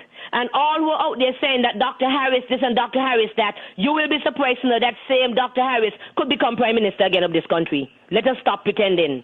You will be surprised to know Sean Richards could be a Minister of Government, if not a Prime Minister of this country, down the road. Let us not sit down here and play naive and say PAM is dead and Unity is dead and PLP is dead. That's not true, EK. They're very much alive. It's people we are dealing with. And as I blogged already and said, we have a lot of people in the river on the bank. And these are the dangerous people you have to be very mindful of, because they're laughing and talking with you on a daily basis. They're not coming direct like me. EK, I have nowhere to go, I'm Labour to the bone. I make no bones about it. You just said on the radio, Labour to the bone. Every election, I will vote for the Labour Party. I believe in the principle and the ideology of the Labour Party. But the present set of ministers, they really have to step up to the plate and do better. Because right now, I don't think I can give them a passing grade. And I'm being very frank. People have a way of saying, EK, criticize privately, applaud openly. I don't believe in that. Because what we see happening with some people, they want to get accolades for work not done. It's not right. People should be praised for work done and seen to be done. We have a problem. Let us stop pretending. We do have a problem, EK. And we can't continue. No, the 10th of June is fast approaching. I told you already how strong Labour I am, I read a few posts where people still trying to deny the 10th of June. Okay. So that is Gwyneth's position there and freedom. And Dr. Daly, in as much as I would say a return of the farmer hog as prime minister is over my dead body. In as much as I will say that, right? Gwyneth is making some sense there, you know. If this government don't pay attention and allow their supporters, because look at this, you know, nobody gonna tell me and nobody gonna tell God that the work that DJ Mawisha did over the past 2+ years on this with this program did not help bring down the farmer administration or help put the Labour Party into office. But some of these same Labour people who thought I was doing a great job, because now we're calling a spade, they have me to kill. But when you have a commentary like that coming from a citizen, speaking from the heart, why wouldn't I play it? Why shouldn't I play it? Well, here's the conundrum, as I see it. I listened to her intently, and her position is part of the problem. She says she's Labour to the bone, Right, and she will always vote Labour. correct, But isn't that part of the problem? correct. That's what I said to you. We have to play these clips that people could hear for themselves. Because people are out there telling me, you know, that Baby Brantley is all bad, no good for Davis, but they will not vote for nobody else but CCM. But that's the thing that struck me as being so hypocritical, because the government serves at the behest of the people. All right, they serve at the convenience of the people. And if people are getting bad governance, why would you want to return the same government to power and then expect a different result? I mean, that's the definition of insanity. It's crazy. The thing about it is, if government are continuous, if the people you put into office, for whatever reason, are not doing what they're supposed to do, then when you get the opportunity, you remove them. Dr. Daly, I know your guys' position in Nevis. I know how you guys feel about the bed business with the Labour Party and Baby Brantley. I understand all of that. I will not tell you all I know how you feel, and I would not try to change your attitude from it. But what I can say is this, right? The Prime Minister and his cabinet appoint a new Commissioner of Police. There's a new Deputy Commissioner of Police, and the work have to be done. Do you like mangoes? Mm. You like mango? Of course. You ever plant a mango seed or a mango tree? Of course. How long it take you to get mango from that tree? 15 years. 15 years.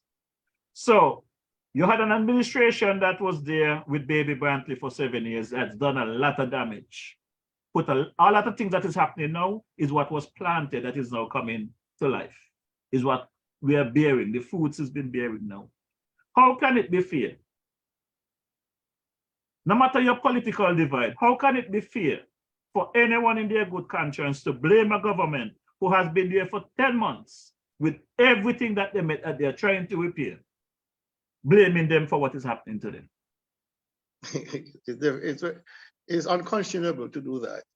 Really, persons who don't understand how government actually works may make those conclusions. But being in government since 1998, working with different governments, different ministries, I know how these things work. It takes a long time for things to get done, and therefore, when you're incoming, once you pass that short honeymoon period, everything is now your fault. And the opposition will make it appear that all the things they did were good, and everything that's happening now is bad. It's politics. What Dr. Drew and his cabinet need to understand, that you cannot be reactionary. You have to be proactive. All right? When I listened to his speech last evening about the crime situation. I didn't. I'm to honest with you, I didn't get much out of it. So to be honest, I didn't get much out of it, and I think that was a general consensus. There was no there. I think I don't know how they have made it better, but there was no gravitas to it. There was no weight to it, as people say on the road. There was nothing there. Okay, well, let's take a listen together and see how the folks online feel about it. Because, like I said, I look at the broadcast and I see the pain in the Prime Minister. You could see the veins in his face. I do not know what people would expect different or better, but I would suggest that if there are ideas that other folks have in how to deal with this matter, to just make the suggestions, because the Prime Minister simply says that the plans that have been put in place, the High Command will be having their meeting today. I don't know if they had it. I didn't get a chance to listen to it. But just listen to the Prime Minister's address.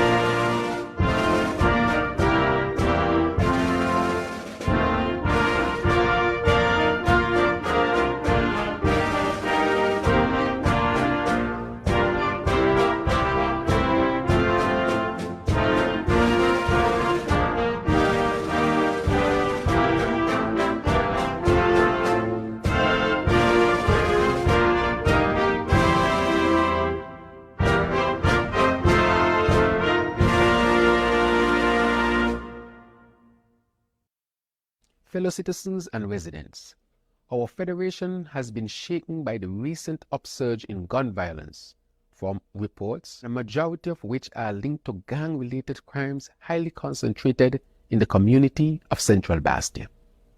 As Prime Minister and Minister of National Security, I express my sincere regrets and deepest condolences to the families of those who have succumbed to violent crimes and who are in bereavement at this time. I also share the concerns of our communities and the nation as a whole. Each life is precious. Every endeavor should be made to preserve life and maintain the safety of our people. Crime reduction requires the input and efforts of all of us. I therefore appeal to the general public to cooperate with the security forces. Immediately, the security forces will implement the following. 1.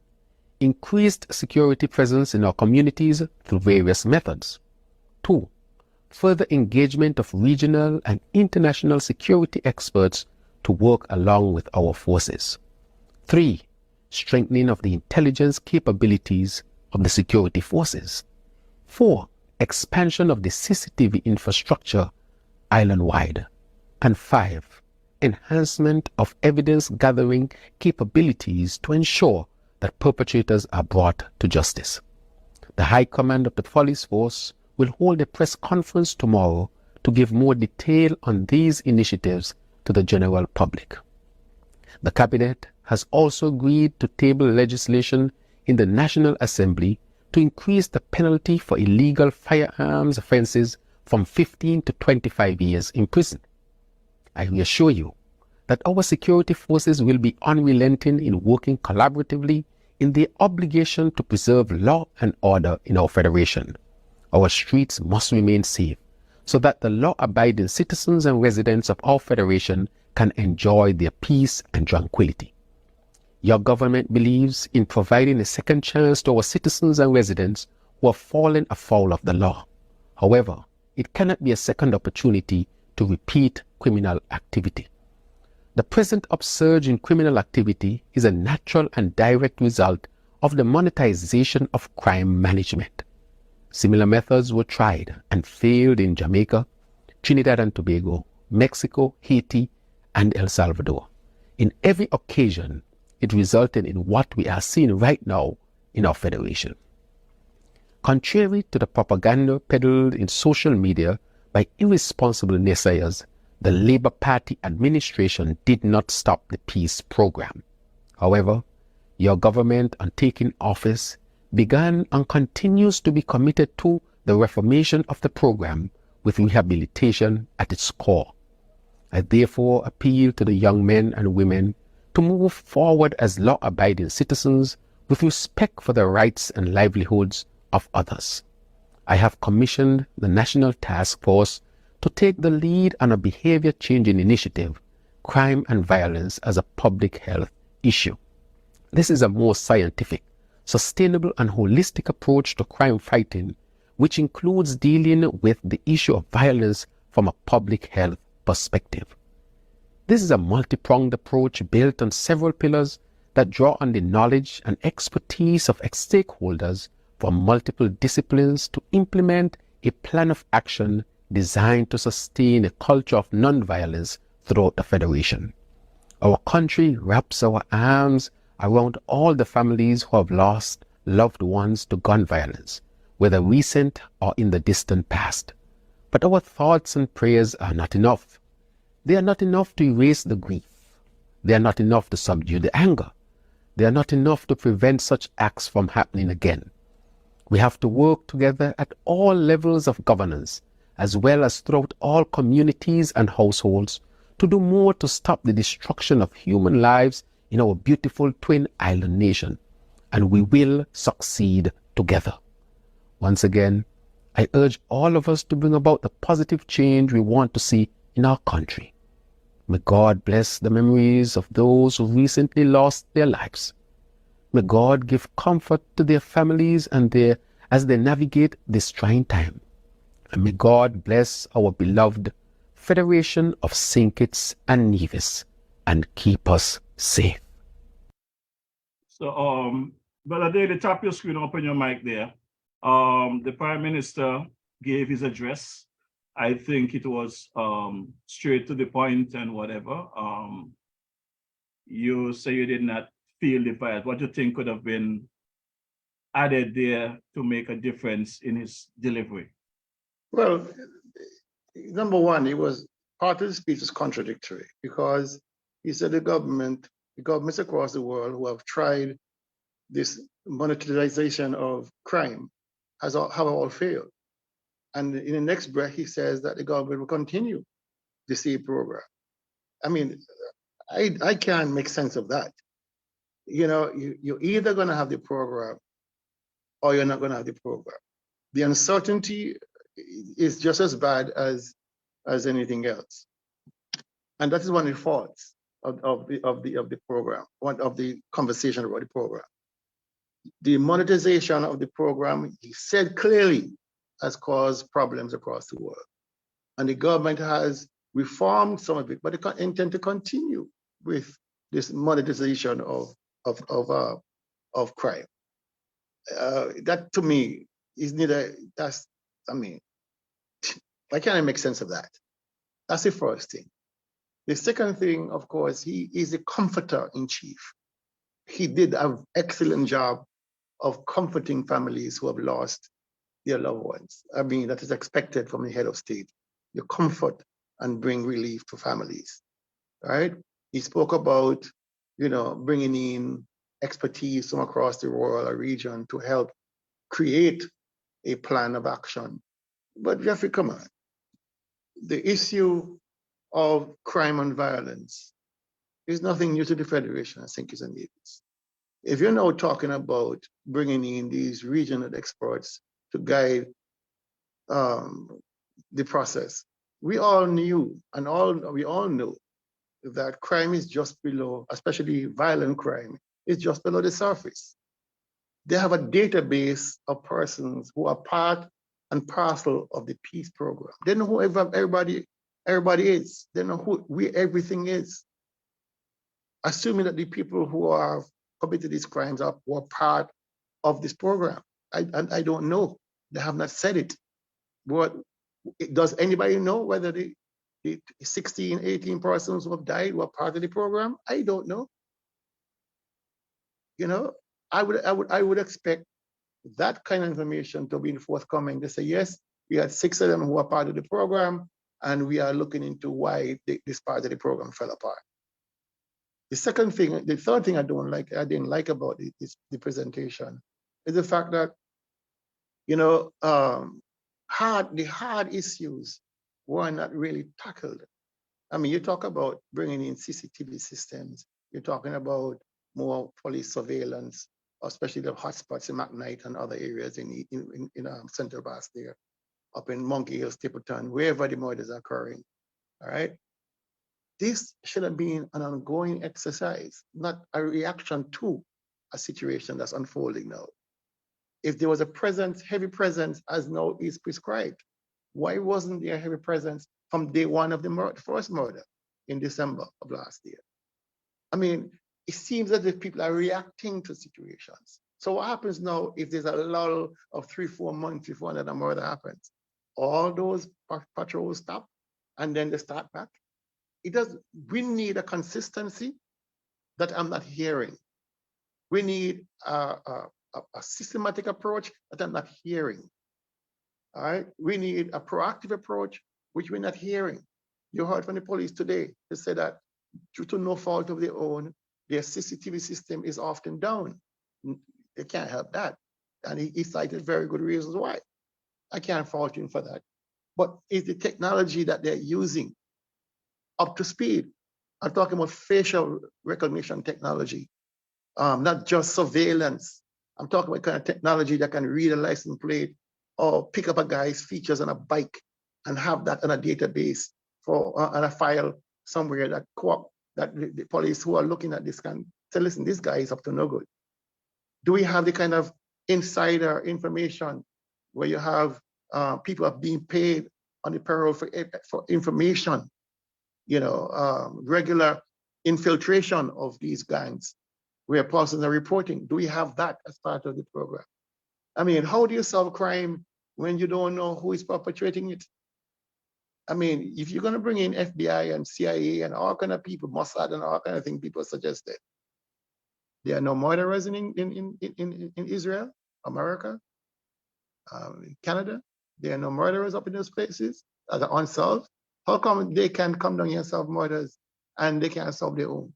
We have to rely not so much on the end result. No, we have to go back to the basic, like I said before. You cannot stop crime when you have an unequal society and a growing unequalness in society. You cannot stop crime when you have a growing middle class and upper end class and a growing base of poor people. There must be consequences for this disparity. We are seeing it. If you put rats in a barrel, they're going to fight among themselves to see who get the last piece of cheese.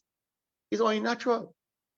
I'm not saying people are rats, but the equivalent is that you are putting people in condensed areas to live.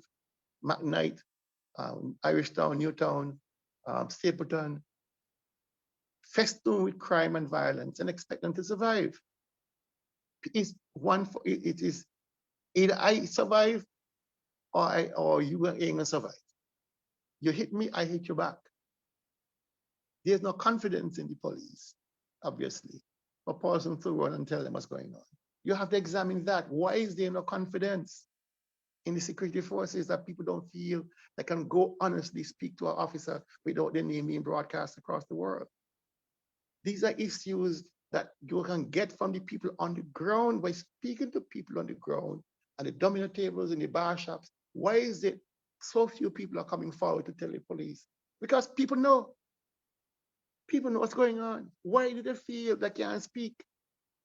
Why is it that they're afraid of? What is it they're afraid of? Is there a witness protection program? Is there security for families? What is it that preventing people from being judicious citizens and report on matters? Why do they have no confidence? Why is that so many people, the more you kill, the more new one comes up, take their place, knowing fully well they're going to die soon enough too? Why is it that what has culture, that mentality that, hey, to hell with it, I'm going to take with what I can? These are the kind of questions that I want to hear from a prime minister, that we're going to examine the root causes of these problems. We're going to go into these areas here, see how we can address what issues are on the ground, speak to the people on the ground. I expected the Prime Minister to come and say, listen, I went into McKnight, I went into Stapleton, I went into Monkey Hill, right? I went to the Dorset. And from what I'm hearing from the young people, I can report to you that these are the steps we believe can help to alleviate or stem this upsurge in crime. What are the issues facing them? Not what you think the issues are. What are they telling you are the issues? Not what you feel the issues are. And this is the problem I have, this disconnect between the politicians and the political directorate and the man on the street who are committing these crimes, who know people who are committing these crimes. When I want to find out about a situation in Nevis, I don't call my friends in the police force. I call my friends on the street. And the information is 99% accurate. 99% accurate. So why is it that we're not using these resources? Second thing, quickly, you have a database of all the supervisors of the Pay for Peace program. You know who the big wigs are in these syndicates. You're paying them, they're on the payroll. Is any pressure being put on them to stem these crimes, to hold back their soldiers or whatever they call themselves? Has any pressure, financial pressure being put on them to say, listen, you are part of this program, we expect you to perform a certain process, a function, not just to be with the paymaster and who decides who comes onto the program, who doesn't. We expect you to hold the peace in exchange for this monetizing of the program. But Dr. Drew also needs to come very clear, DJ, as to the future of this program. Right now, it's too obtuse, there's too many unknown, too many moving parts. He needs to say, what will be the fate of this program? There's too much uncertainty. And the political opposition, Dr. Harris and Sean Richards, from their positions, are saying it's a direct result of the uncertainty of the Pay for Peace program that's propelling this violence. How did the Prime Minister answer that? He did not answer it. He made the matter worse, in my estimation, by having these two positions that he clearly said in his press conference. Finish? Yeah. Okay, for starters, you said a mouthful there, and a lot of what you're saying, I would hope that at some point in time that the ministers of government, the AG and the Prime Minister get a chance to look at this program and take whatever they're hearing and see what they can do with it. But there's a couple of things I would like to just comment on that you spoke about, just to shed some light. The life or the status or the future of the Pay for Peace or the lifestyle change program, whatever they want to call it, that is on the revamp. I don't think that the Prime Minister have that answer in 10 months. He just installed a new commissioner of police, what, 2 months ago, 3 months ago, and a new deputy. So in fairness to the forces and in fairness to the Prime Minister and his team, I don't think that they can come to the general public with such an answer. That problem needs a lot more diagnostic. Let me stop you there for a moment, if I may. They might have been in government since August 5th, but they have been in opposition since 2015. They would have had more than enough time to formulate their position as to whether this program, which I started, I think it began in 2017 or 2018, thereabouts. They would have had enough time to have looked at the information, looked at the effects across the world of programs like this, and come to a conclusion whether this is something they want to continue, yes or no. If it's yes, then how can we make it better? How can we craft it in a way that we extract ourselves from the process as politicians, as law enforcement, and make it work? In El Salvador, or El Salvador, I think it was Costa Rica, one of those countries that have it. The program was not orchestrated through the government or the government ministries. The resources came through NGO.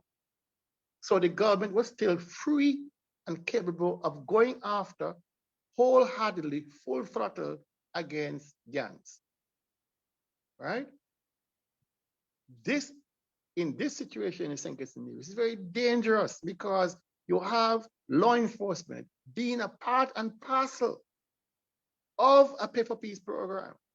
It compromises, it must compromise because it's a conflict. You are supervising persons who you know will be committing crime, paying them not to commit crime, but yet you're in charge of law enforcement. It doesn't make any sense. I want to respond to you, but before I respond to you, I want to ask you a question. Do you think such a program, as we call it, the Pay for Peace, is sustainable? No, it's not. All right. And I want to believe that the Labour administration or the Labour cabinet feel the same. Now, elections, the federal elections was in 2020, correct? Yes. At what point did you personally think that we would have gone back into a federal election? I didn't anticipate a federal election until 2025, actually. Okay. So to that point that I'm trying to understand, that I know that even when I was on my campaign trail and reaching out to the Labour stalwarts or the Labour supporters for support with my demonstrations and whatever, they said they were drinking the water and waiting till 2025, they were minding their business, right? So what is going on today and what has the administration has done thus far? There are certain things I can mark them on and mark them very hard. But this particular situation here, it's a ticklish one. I cannot, in good conscience, blame the current administration for where we are, because the people that created the situation is right there in Nevis. Baby Brantley was a part of the concussion with Pam, Sean Richards, and Timothy Harris. Those who are pointing the fingers, now it's them plant this seed. I agree, 100%. So, here it is. It's when you have entitlement programs involving money and the dispensation of money, especially across a wide sector of society, it is never an easy thing to pull it back because people become dependent on that money for whatever reason, good or bad. And we are seeing the fallout from the reformation of the Poverty Alleviation Program, the PAP. We are seeing fallout from the reformation of the STEP. Anytime there's an entitlement, people feel that their money is theirs until perpetuity. And any attempt to reform it, to even make it better, people will resist. That is human nature. But it's not even about making it better, Mr. Daly. I think in some of your broadcasts, I heard you refer to the fact that you were in the education system, teacher or whatever. Yes. One of the hardest things for us Black people throughout my travels around the world, we are very hard, very difficult to accept new things, even though it's better for us. Mm-hmm. They just want to stick with the old way of doing things, True. I remember I had a gentleman from Dominica. He's older than me. But the fact that he's older than me, he don't think I should be telling him what to do. I'm his supervisor. Okay. And we had some backup generators. I don't know if you remember some years back, New York had a big blackout. Yes. From the east to down to south, right? Mm-hmm. And over the years, I was preaching to my supervisors about making sure we have proper storage tank for the nursing home. And they didn't think we're going to have this problem. So they put a little small tank there in the generator and think that was okay. Now, the gentleman was doing something in the generator room, and I went and I saw him. I asked him, what are you doing? He said, what do you mean? I said, the question I asked is, what are you doing? He didn't respond to me. I said to him, this is the way you do this. He looked at me. He said, how old are you? I told him. He said, well, I've been doing this before you was born. I said, guess what? You've been doing it wrong all along. Right? You've been doing it wrong all along. This is the way it's done. Right? And he hold me up in his crap for some time. Now go fast forward to this blackout. During the blackout, over in my area, we have 3 generators. And I have 2 electricians and myself because the other guys was at the other area. And I put him in the room to monitor the same generator he was doing his nonsense with, because what I had to do with some of the guys from housekeeping is actually taking 5-gallon buckets of diesel from the main tank across the street to fill up the tank on the other side in the nursing home to keep that going. So while I'm out there busy doing that, when I came back around, I look up at the tall building and I see the lights giving me a flashing. And by the time I get inside, the place gone dark. Generator shut down. And when I go inside and I talk to him, it's the same exact thing I spoke to him about weeks ago, is what he did not do.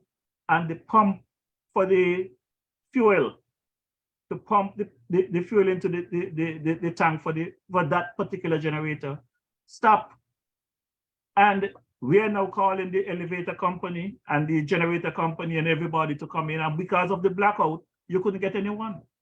I do not know if you ever do work on a diesel engine. One of the hardest engine to get restart when it shut down is a diesel generator, because the ear lock.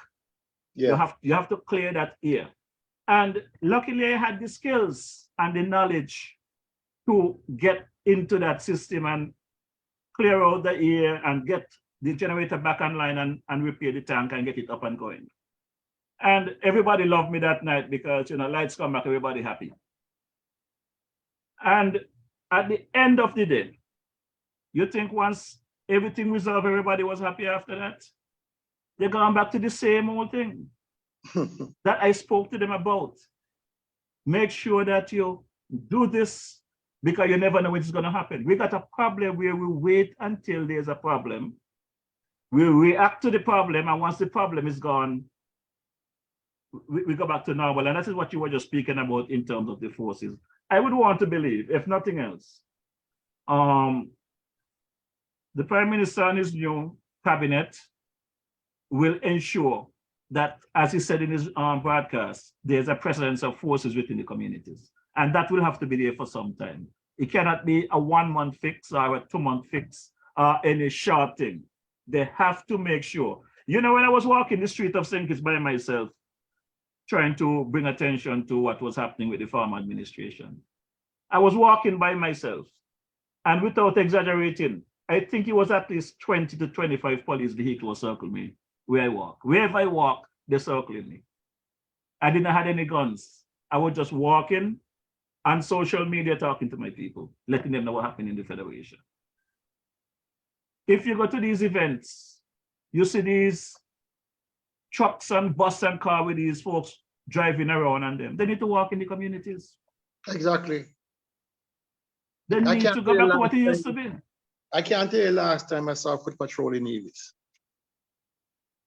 I'll be honest with you. I can't tell you last time, except there's an officer that comes around with a ticket and give people tickets for illegally parking. I can't tell you last time I saw foot patrol in Nevis, especially in the evening. It doesn't happen. You don't see it. I don't know if they had enough manpower or what the situation is, but there's no physical presence. Growing up, everybody was on foot. Charlestown isn't a big place, but you always bump into an officer anytime after 5, they're on the road, patrolling through the back roads and back streets, making sure nobody breaks down by the properties and stuff like that. We never had these issues. There's a physical presence. You understand? And I don't know what prevents us from doing that or going back to that. But certainly that is one of the things that need to be revisited. I hope the police high command will have it on their things to do, to have that physical, and not just because it's a flare-up. People want to build a relationship with the police. There were police officers at Nevis who I knew by their first names. As a small boy, they used to play cricket with us. They used to come to the back. They used to play cricket in the back of the public library in Charlestown. You know, we know other officers like Spooners, and they used to come and have talks with us, walking through the neighborhood. You understand? In order for persons to understand the role of police, the police has to be visible. The police need to be accountable. You understand? And we're not seeing that. We are seeing them cruising by in their cruisers, glass up. You know, we see them giving tickets, you know, all kind of things. But that community policing, just like you have community nursing and community health care and community public works, you need community policing to be back on the agenda. So people feel not only confident that they can speak to the officer, but the police, that you can have confidence that the police have the best interest at heart. Yeah, thanks for your contribution on that, Brother Daly. Now, as I said earlier, the upsurge in this crime, I love to give things a chance to work, right? It doesn't matter which party in power, you got to give things a chance to work. The Prime Minister came out yesterday and he made his remarks. Now, I personally we're going to give it some time to work because I understand what he was trying to pursue. And even after listening to the Prime Minister, I had the opportunity to listen to Marsha Henderson. And for a new parliamentarian, I'll be honest with you, I was impressed with her maturity into the role. And for me, I was impressed with her speech, and I'm hoping that the fact that they're saying something, which you mean, were impressed.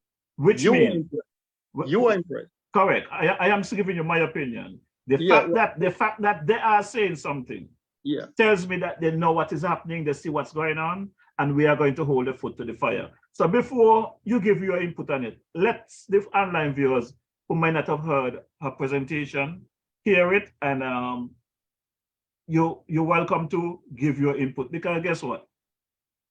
I could be missing some things that you might bring out. And as usual, I know you bring out some soft part now. You're a very good educator. So I have no problem with you highlighting the shortcomings. But let's take a listen to Ms. Henderson.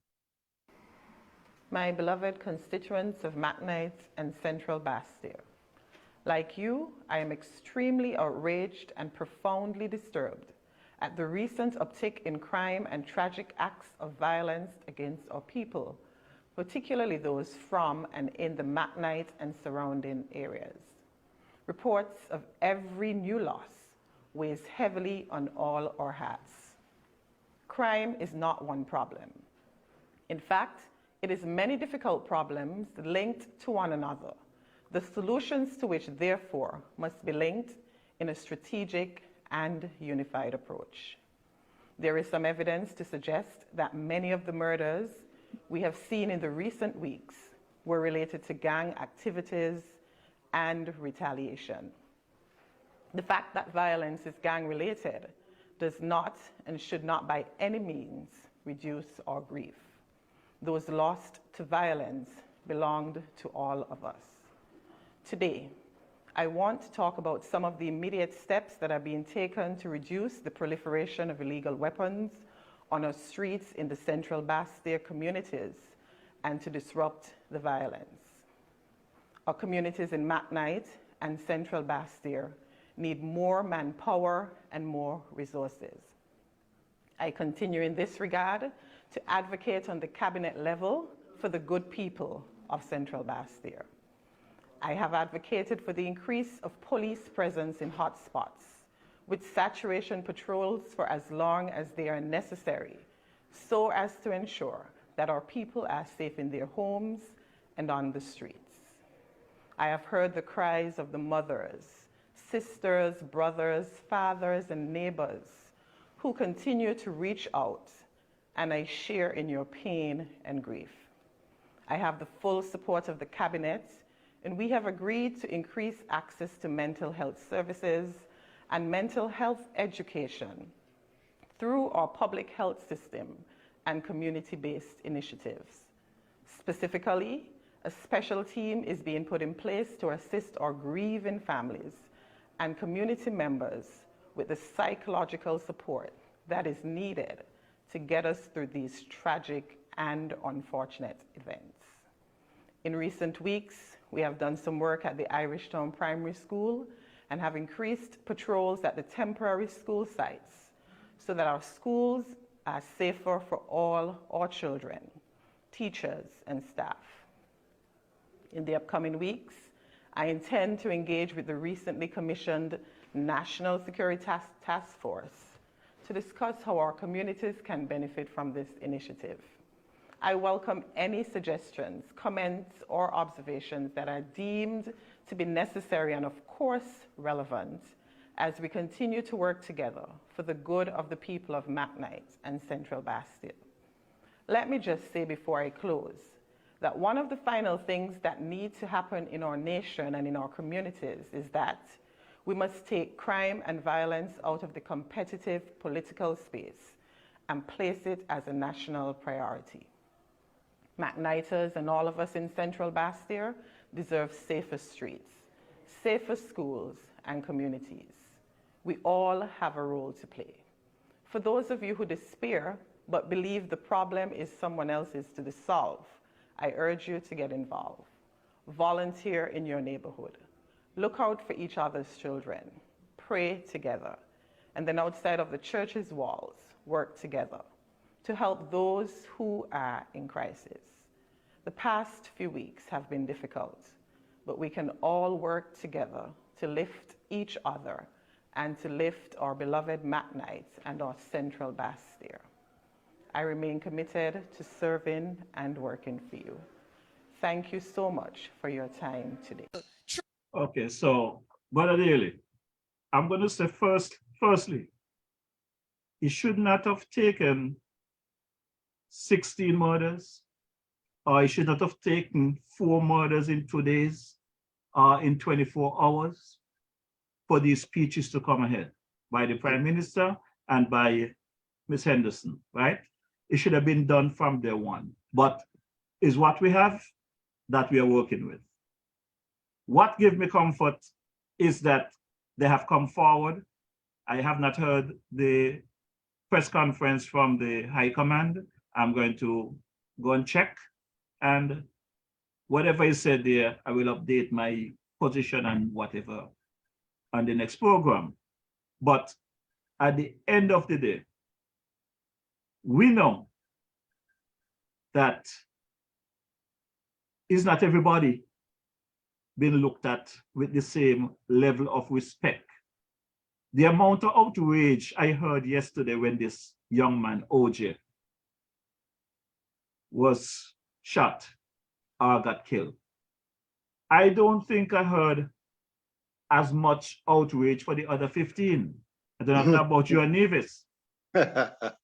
But sometimes is when it come on your doorstep or on your kitchen table is when you're going to react. Because this gentleman, I don't know him personally, is after a lot of back and forth, people WhatsApping me and telling me what's going on. It appears as though if it's the same gentleman that had a food truck right on the corner of Central and 4th Street when you're going across towards BCA. I'll be honest with you, I see the guy there serving stuff all the time. I never even look in his face, but I always say hello and he always say hello back. But we have never had any contact.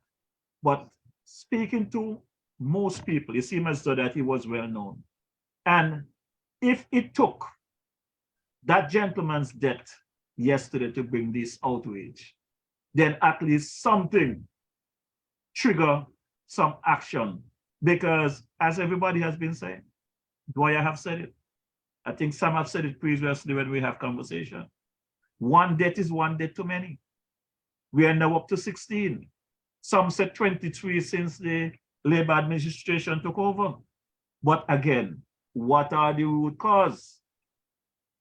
What is happening at our borders? Where these guns are coming from? We don't manufacture guns in St. Kitts Nevis. So, partner, you know, that's just the way it is, eh? Go ahead and give your input on that. I think she hit on all the buttons that need to be pressed on her presentation.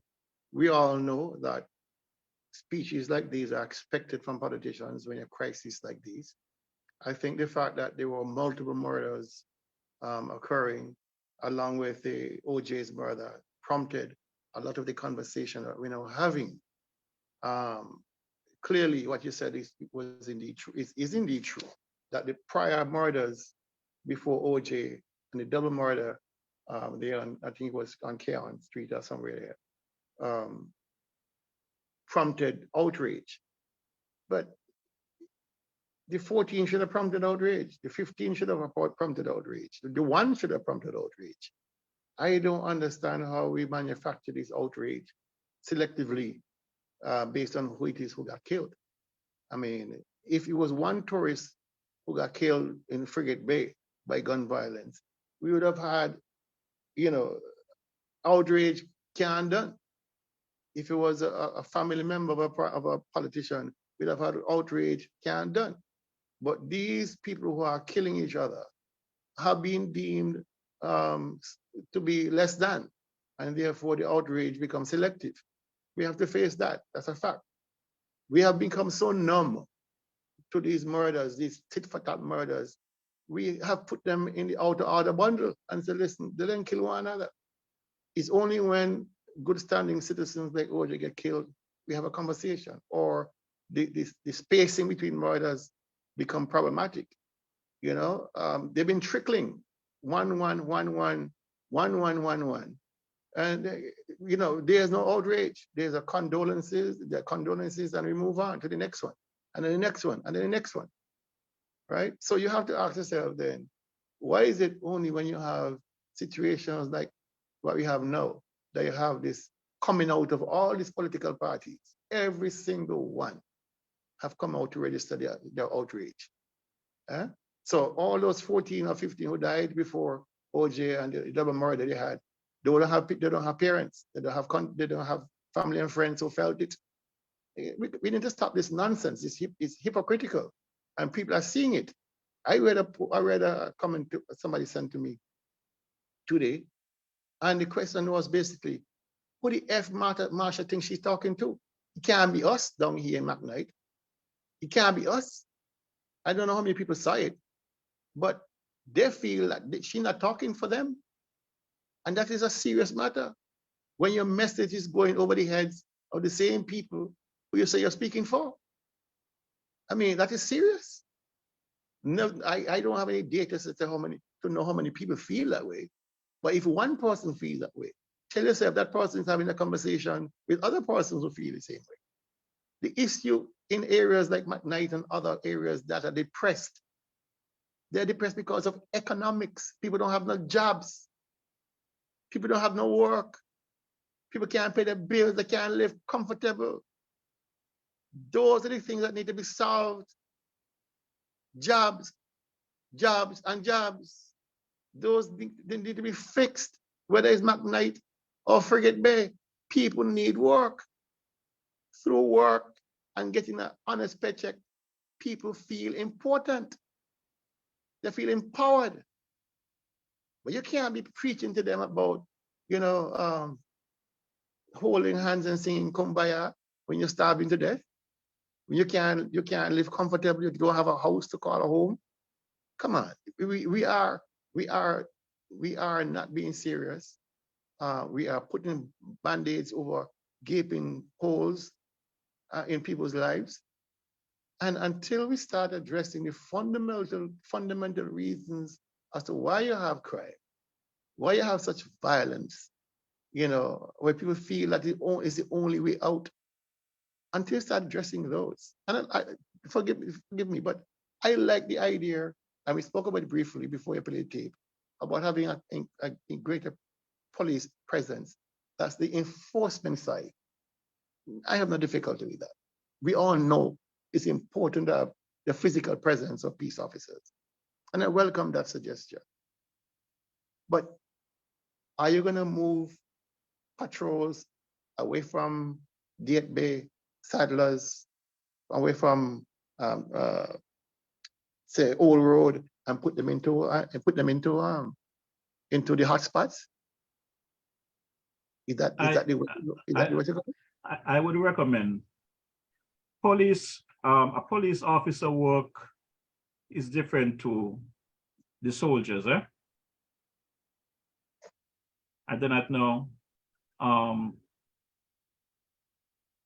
if the specific how it's done, but I would believe that in addition to the police in the respective areas, the soldiers need to be present, have to have a presence as well. And many of the police stations in the rural areas, like in St. Paul's don't have a police station for some time now. And the police station that was built in Gate Bay, I understand since last year, even before the elections, there was some mold problem there. So there's no police station operating in Gate Bay. So they are now sharing a room in Tabernacle, and they're over there, based on the complaints I have received from the police. They have been treated like simple shit over there. And they're asking for assistance in this regard because so you have a moral problem. You got a moral problem. It's a serious moral problem amongst the police force, a serious moral problem. And that's the point I was trying to make, is that a lot of these things I'm speaking about on this program, they go from back under the previous administration that this administration inherits, and they're not going to fix overnight. I do not know if I know you spoke about it, you and Brother Tulu and Carlisle, about the police station in Nevis, that the Prime Minister said that that is the responsibility of the federal government, and they are moving and doing whatever they are. There's so much problem that these folks inherit, Brother Daly. Anyone got to be unconscionable to expect all of these problems to fix within 10 months. And that's all I'm simply trying to say. Well, I don't expect it. I think it'll be foolhardy for persons to expect it. But sometimes the delays in executing these matters is what people are judging by. Yeah, but which one takes precedence? I mean, you and I out here in the general public, a lot of us in the general public, and we have an opinion, but we elect these folks as experts to take care of the most important things. So who are we to sit out there? I'm going to give you a little example. I had a situation some years back. The winter here in New York is very brutal. There's a property that has 3 floors, 3 levels. The windows need to be replaced, but the landlord don't have the money to change all the windows at one time. So they brought in the experts to find out what is the best move, which windows to change first. And it turned out that the windows that the landlord was in the apartment the landlord would live in were the worst windows because they were single glass. So that was more dangerous to the folks. The others were double glazed. So they could have gone a little longer. So naturally, the landlord started changing out the windows where they have the single glass. And some of the tenants had a problem. Why would the landlord be changing out their windows and not the other tenants' windows? But you assess a situation and you take time to do it step by step when you don't have the resources to do everything. As much as you prioritize, I understand that. Yeah, you know, in as much as we hear them talk about how much $1 million came in from the CBI and whatever. I understand 500 of it went across to Nevis. I heard the Prime Minister said when he got into office, they got into the red. The country was in a mess, and the international scene, they had to reestablish status with the outside. I understand they now have some understanding with the visa situation in Canada. All these are things that have to be worked on. It is not a single road. They have to do different things simultaneously. As a result of that, there's some problem at home. But let me ask you something. Let me ask you something. I don't know the percentage, all right, but I'm assuming it's very high. Of the number of persons of Division and St. Kitts ancestry who are police officers or peace officers. I know the percentage of army officers are probably quite high of Division Kittitians in that force. But the boots on the ground, the peace officers, the police, I would almost hazard a guess and say the majority are no, not of Nevis and St. Kitts ancestry. Right?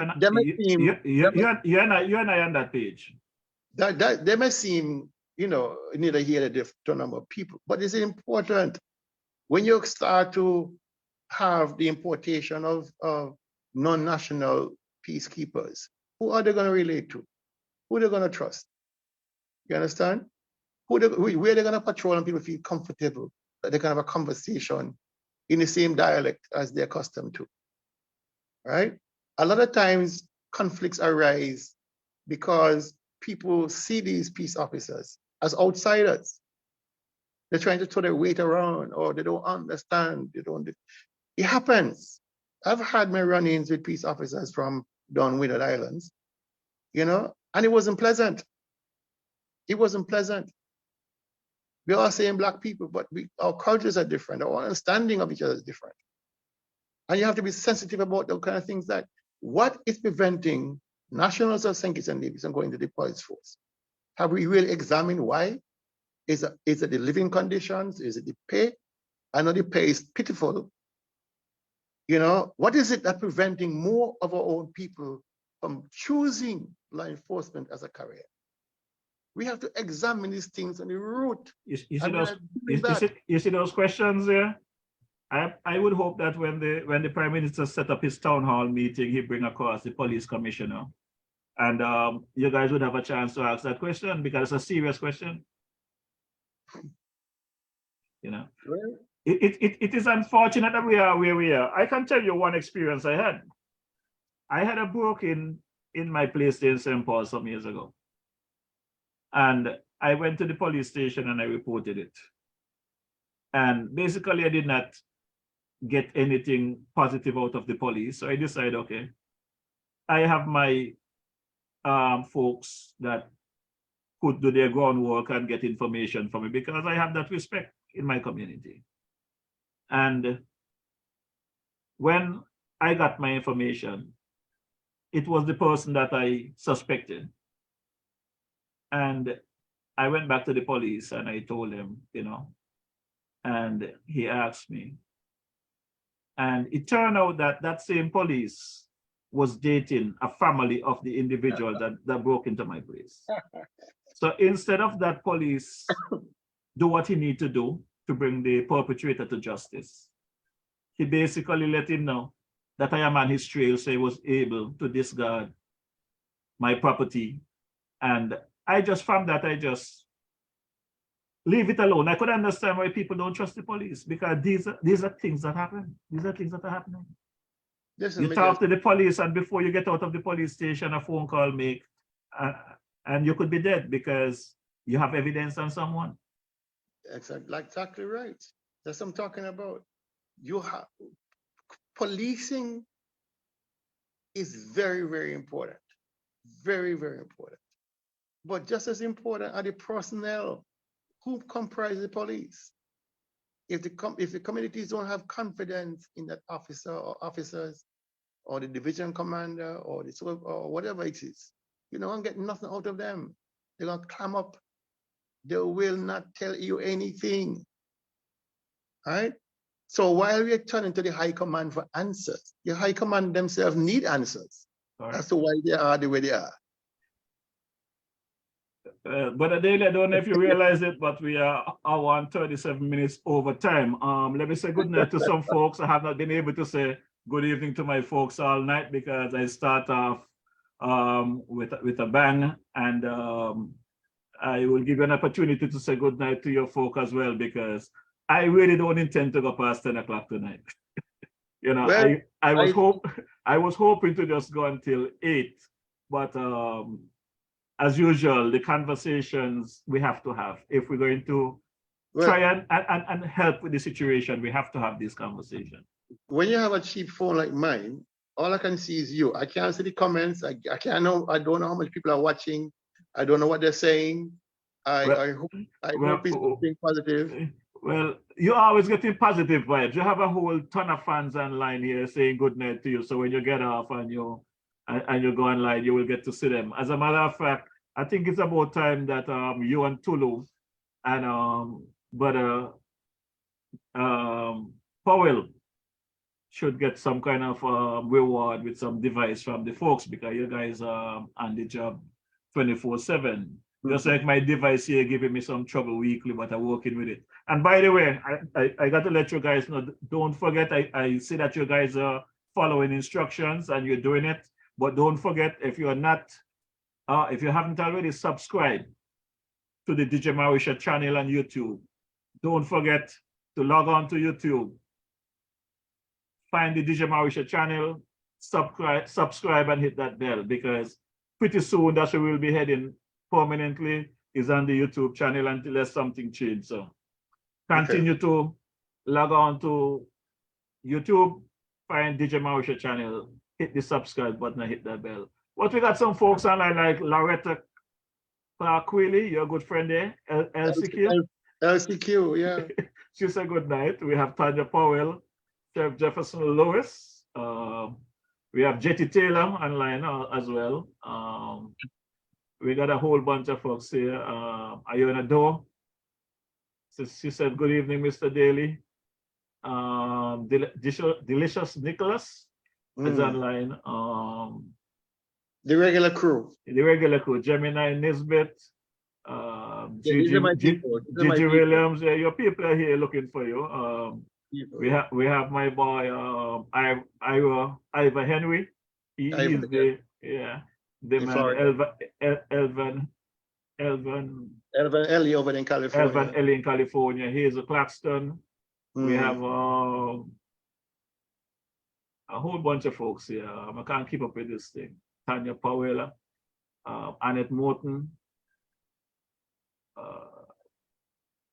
I hope Annette is keeping up with the exercise. Angela Weeks. We have a whole day here. We have Thaddeus Deposo. We also have Rosita Pontin. We have a whole crew here. You kind of keep up with all these names. George Nisbet is someplace around the world listening. The man Elvis Williams, Lord Kent, Brother Kent, Glenn Green. We got Eustace Hendrickson there in the Houston area. We also have Everson Harris over there in Canada. A whole bunch of folks here online listening to the chatter. You'll catch up with them following the thing. But I want to really thank you for taking the time out this evening, because this conversation needs to be had. And I am hoping that the people that I saw yesterday was outraged of the killing of OJ and is upset. I see all of these epistles on social media. I see my boy Moila Box put out something nice there. I see my boy Larry Vaughn put out something. Fine. But when you guys going to be that upset about the OJ situation, that is where I want you to understand, when we are out there on social media attacking each other, it results in this kind of stuff. What starts on social media end up in the general public. You don't have to support a party to be nice to someone that supports that party. You could have a conversation without the fighting and the animosity and all of this stuff. We could have a conversation and disagree. Let us disagree and move on. I used to tell my partners, listen, partner, let's agree to disagree and call it that. Let's go drink a Heineken. That was my approach. Because no matter how you get into that argument, you're not going to change that person's trend of thought. You know, You might see things from a different light of what is taking place, but the realities are what they are. True. You cannot change the reality no matter how you try to turn it. I could remember just before the famous 6 got terminated by the farmer hog. I had Dwyer Astafan on this program, and we had a good conversation. And Dwyer said to me, but Jeff Roy, election just finished. How you expect to get this government out before 2025? And I said to Dwyer, Dwyer, you got some big stone around Old Road Bay that backing off the water to protect the road, right? I said, do you think I can pick up one of those stones and move it from there? He said, no. I said, but if I get a 2-pound hammer and a bucket, and every night I go around there and chip off some of those stones and bring it and try it in St. Paul's, don't you think I'll be successful at the end of the day? One day I will move that rock? He said, yes. Well, he changed my name from Jeff Roy, you know, because when I accomplished my mission and the famous 6 was terminated, you know, do I change my name to? Troublemaker. That is what he referred to me as now. And he's my friend. Dwyer is my partner. I mean, we're going to disagree on certain things because I'm still waiting for him to deal with the white collar and the crimes that is being committed there in Nevis, with the airport event, the opposition office, the external wing there, the hospital. But you know what? I'm going to drop a track for Baby Brantley and get something. So I don't know if you want to take a wine or your ham on the, so you drink berries, whatever you want to drink. I'm going to drop this track here because this guy is as guilty as hell.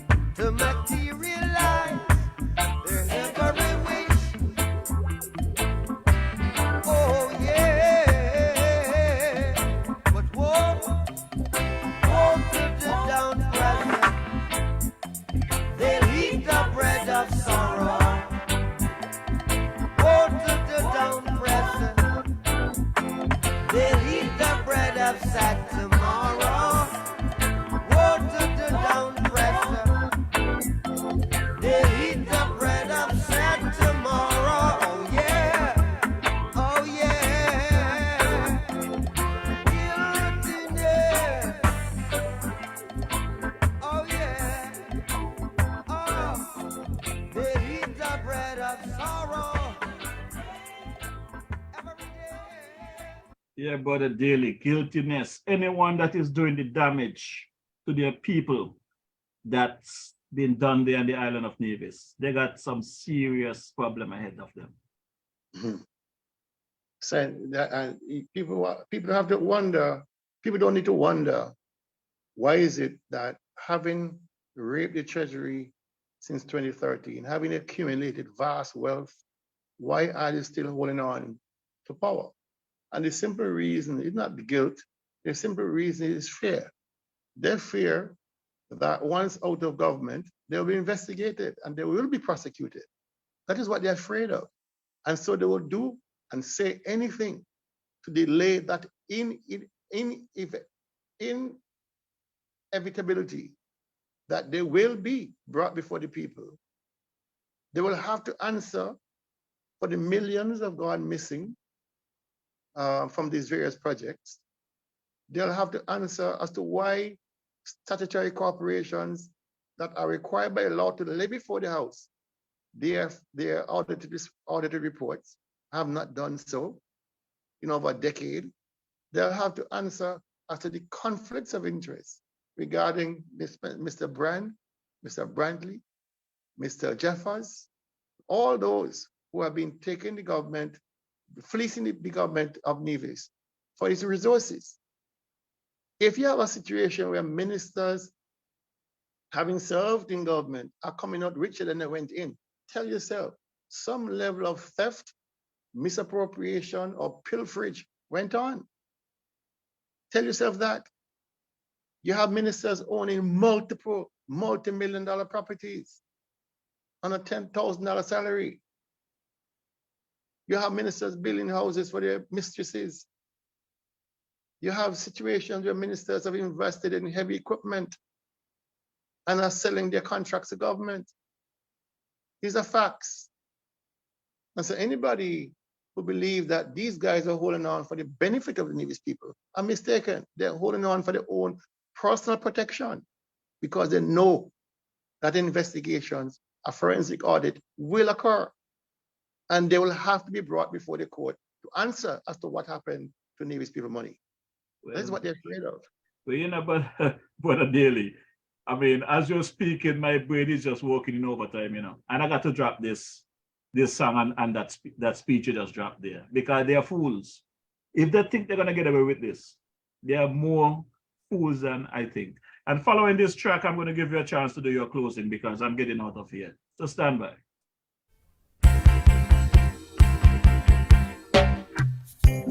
Stiff-necked fools, you think you are cool to deny me for simplicity. Yes, you are gone for so long with your love for vanity now.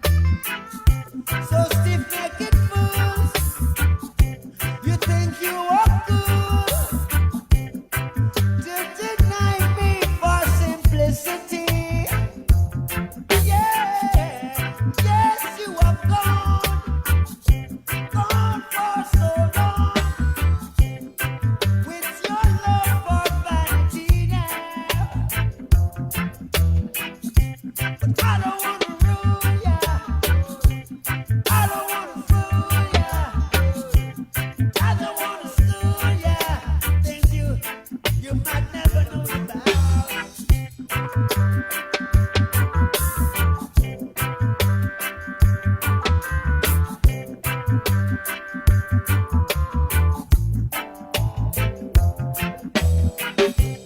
Yes, you have got the wrong interpretation, mixed up with vain imagination. Stiff-necked fools, you think you are cool to deny me. Yeah, Brother Daly, you're closing, sir. Well, then let me in first instance, thank you for allowing me some airtime on your program. I thank all your listeners who would have been making commentary and those, of course, who would have sent greetings to me. And I, of course, respect that and wish them a pleasant rest of the evening. I don't know, Jeffrey, why we aren't singing these songs that you played, the last two songs, why we're not playing them or singing them in our assemblies, in school, in our churches. I can relate more to these songs than any other song by Wesley, Charles Wesley, or his brother. These are the songs we should be singing in our churches, in our social groups, in our prayer groups, because it speaks to what is happening. One line of the song just said, the destruction of the poor is in their poverty. How profound is that? The destruction of the poor is in their poverty. We spent this evening speaking about it.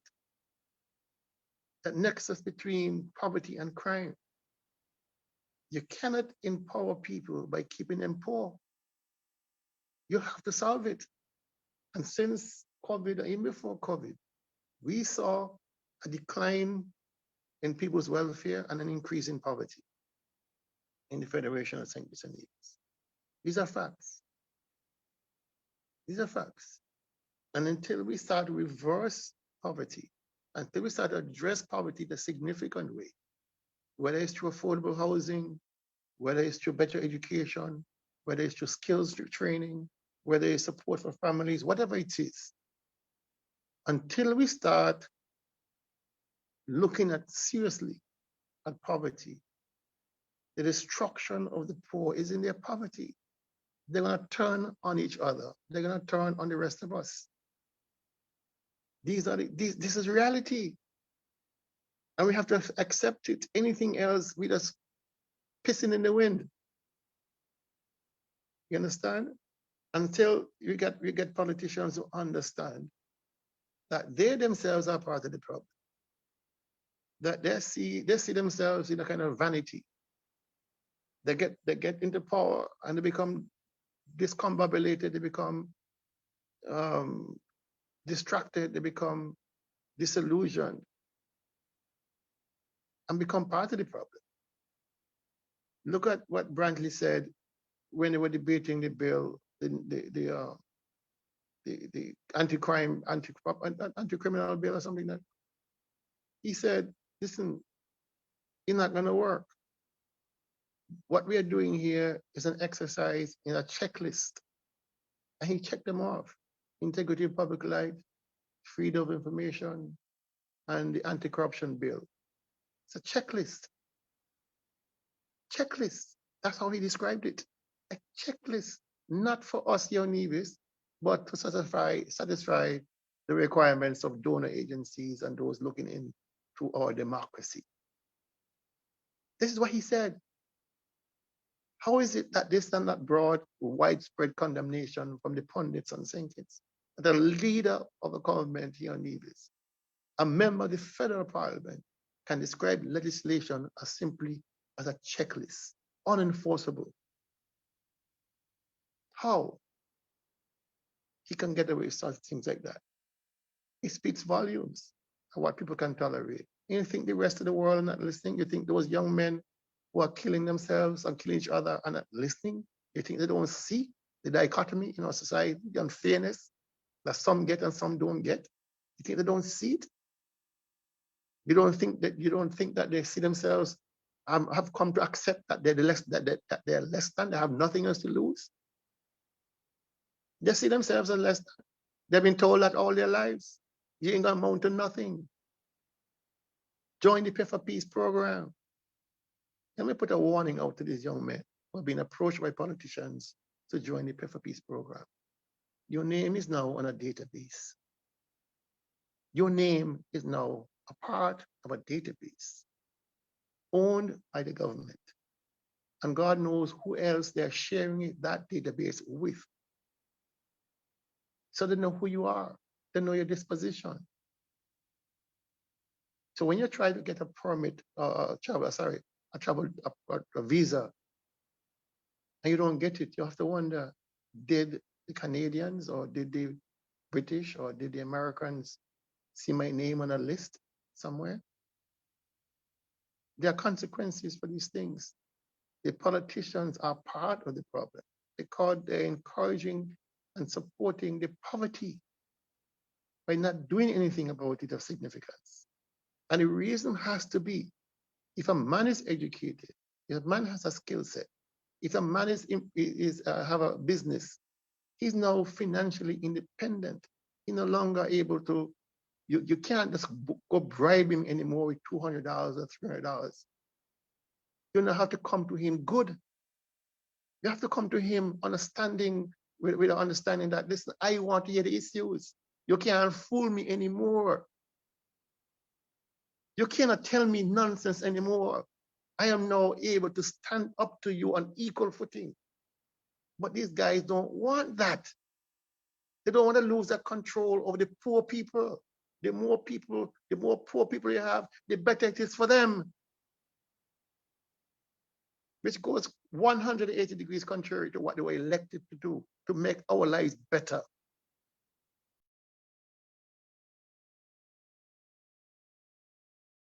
Partner, that's a mouthful. Well said.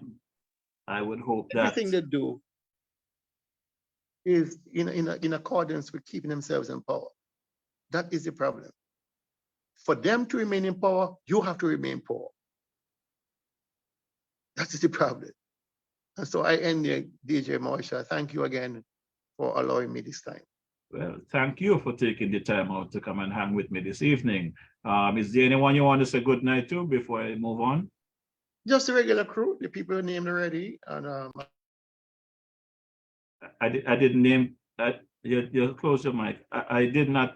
I didn't name your brother. I didn't name Twiller. I'm pretty sure there's people out there that I didn't name. Well, my brother Denny, of course, his wife Twiller, and my brother Carl in Atlanta, my brother Steve in California, my sisters even in Judith in Connecticut, and my brother Hugh down there in St. Croix. Of course, that's the tight-knit family we have here. So I do thank you for allowing me the time for this, so they can hear the little brother speak on matters that are important to Nevis. Correct. Well, I normally say good night to you and Tulu and Carlisle, but I think you're here. You need to do that. Well, of course. I mean, I know Tulu is listening, and if Carlisle's time permits, I know he's probably listening, or he's gonna catch a rebroadcast. So, of course, my two good friends, Carlisle and Tulu, special good evening to you, and of course, my party leader, Dr. Janice Daniel Hodge, and all the other executive members of the NRP. Good night to you all. So my girl, dear sister Patricia Bartlett, good night. How are you doing? My sister Cicely Brown, dear Pastor Brown. I understand you're celebrating a birthday today. I hope you save some of that ginger beer for me, because. Also, my boy Carbo. I have not seen anything online for Carbo this evening. I guess he's relaxing. Carbo, remember to drop your information in the chat there so that we can get some folks across to Carbo for some of that good food. I also want to take this opportunity to remind the folks of the Visions for Nevis breakfast next Saturday, the 17th of June, over there at the Castle Hill, St. Andrew's Church Hall at Castle Avenue, 781 Castle Hill. It starts at 9 in the morning, and I previously had said 8 o'clock, but I understand it starts at 9. Don't forget to support the cause. These folks has been doing a very good job for the divisions back home. So we want to big up folks like Twiller and Sister Hazel, and the boy, the President Gene Sider and crew, and everyone that Sister Morgan, Verna Morgan and crew there, to Felix and those folks that are doing a good job trying to take care of the people back in Nevis. I also want to say good night to Gwyneth Marisha. I hope you're well. Sister Beverly Marisha, how about Sister Ann Farrell Smith, Sister Cora Bennett, my son dear Jeff Roy Jr. in the LA area, and Sister Jazz, my sister Tartola there, Esther in Tartola, Brother Makish and the kids, Brother Joseph, Jeremy, Jada, and Jordan. Also my brother there in St. Thomas, Brother Carl Morris. Good evening, Sister Felicia Morris. Hope all is well. Brother Avon Brown, Sister Patsy Brown, Ralph, and the crew. How about my cousin there, Brother Kent Bernier, Pamela? Thanks for all your support. Thanks for taking care of my sister there in Tartola. My uncle there, Eustace in St. Croix. My number one cousin there, my favorite cousin in St. Thomas there, Sister Natalie Carty and Caroline Connor. Bigging up Sugars there in the St. Paul's area, the man Craig, the man Twinkie. Shabby, everything bang on. How about you and the crew there? The man Sassio. Well, Brother Daly, time would not allow me to say good night to everybody, but I just have to say big up to my uncle there in Garvey's estate, Joseph Emmanuel. As usual, you folks know to check out but Uncle Joseph if you're looking for place for parties, weddings, place to stay. It's there. My cousin Gloria there, Hutchinson, with her clothing, music festival coming up. Check out a clothing store there and here on Street, right across from the gas station there, right off 4th Street, the main location as well, over there in the old Simaco building and Central Street, right next to Skelec. There's Stella Dijamarisha sent you. Also check out my girl Laura Williams across the TDC Mall. She have some lovely stuff as well. Bigging up my boy, Brother Austin Williams, the dancing commissioner, Commissioner Sutton, and my boy, the Julian. Hope you guys are doing well. As I said, I cannot call everybody names this evening. I'm way over time, and I'm going to drop the unofficial anthem of the Federation of St. Kitts Nevis as I bid you good evening shortly. Sister Tracy Powell, good night. How are you doing? Sister Tracy Jeffords, don't forget, we'll be checking you guys in Sweet Sugar City shortly. This one is called Arise by the late, great, the King Arrow. People.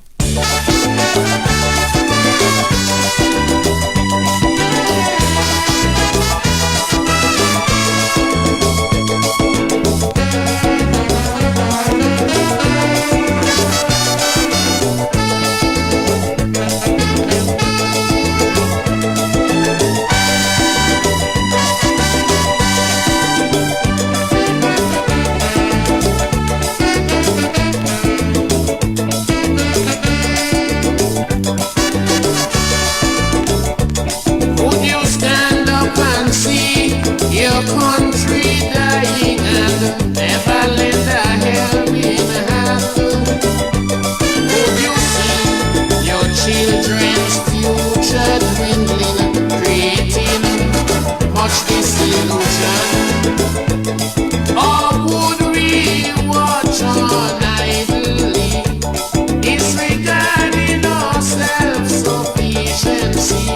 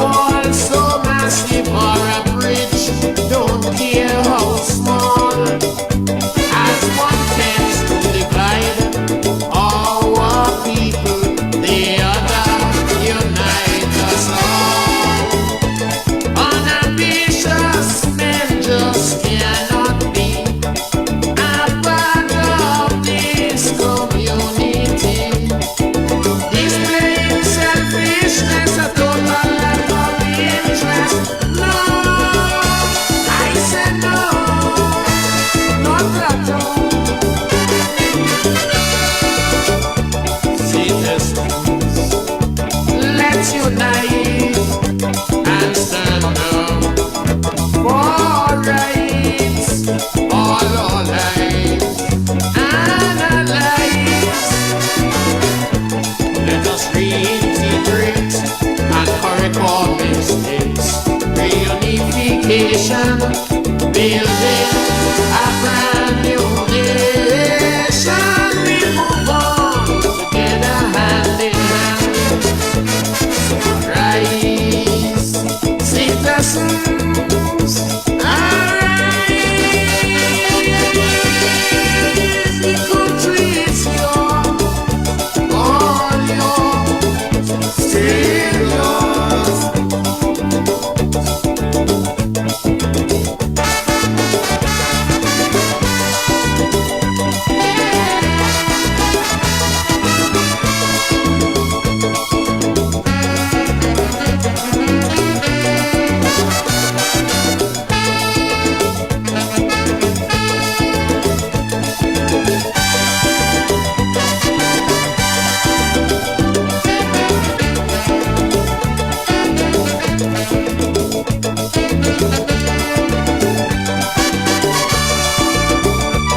Can your conscience be clear?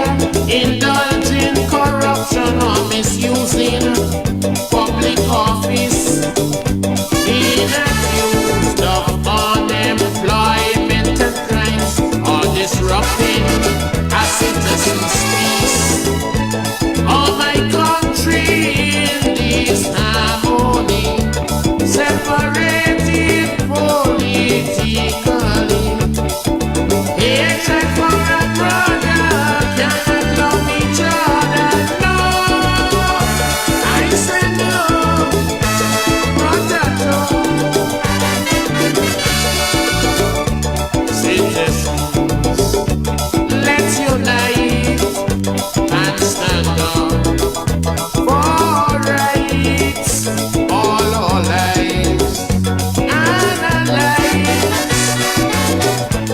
Let us reintegrate and correct all mistakes. Reunification, building a brand new nation. We move on together hand in hand. So rise, citizens, arise. The country is yours, all yours, still yours.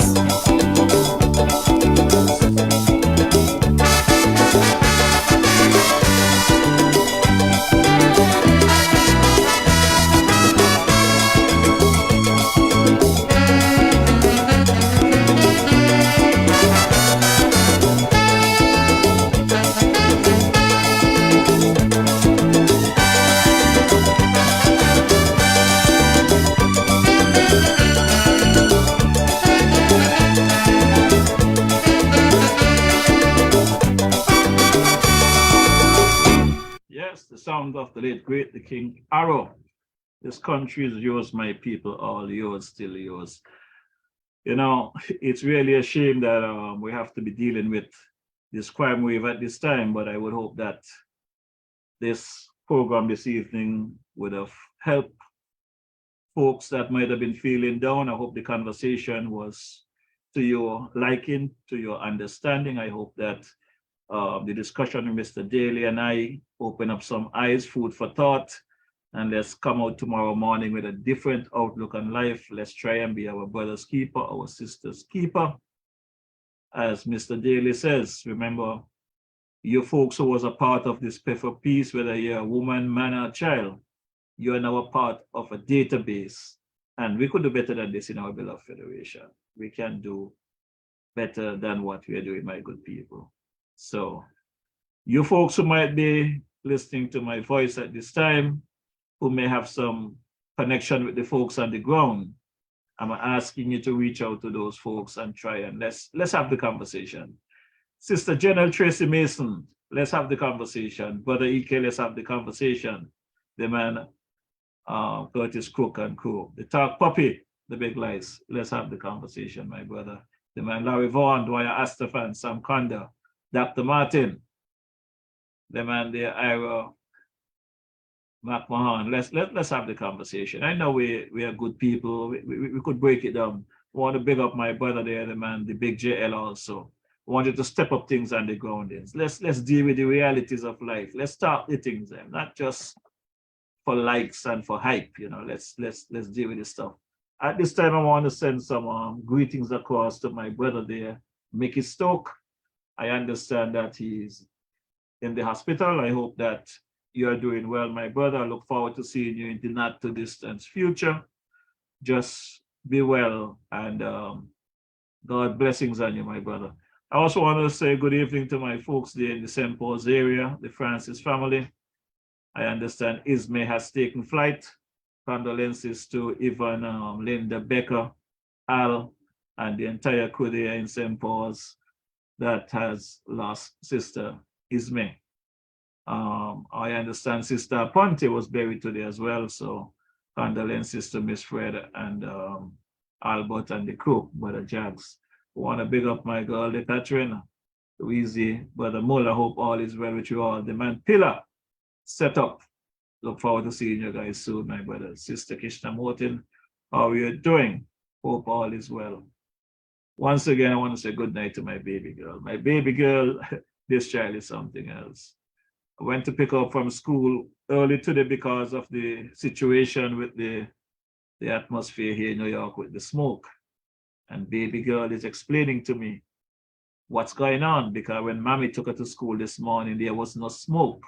So she wanted to know where all the smoke is coming from. A 5-year child, 5-year-old child understands when something is off.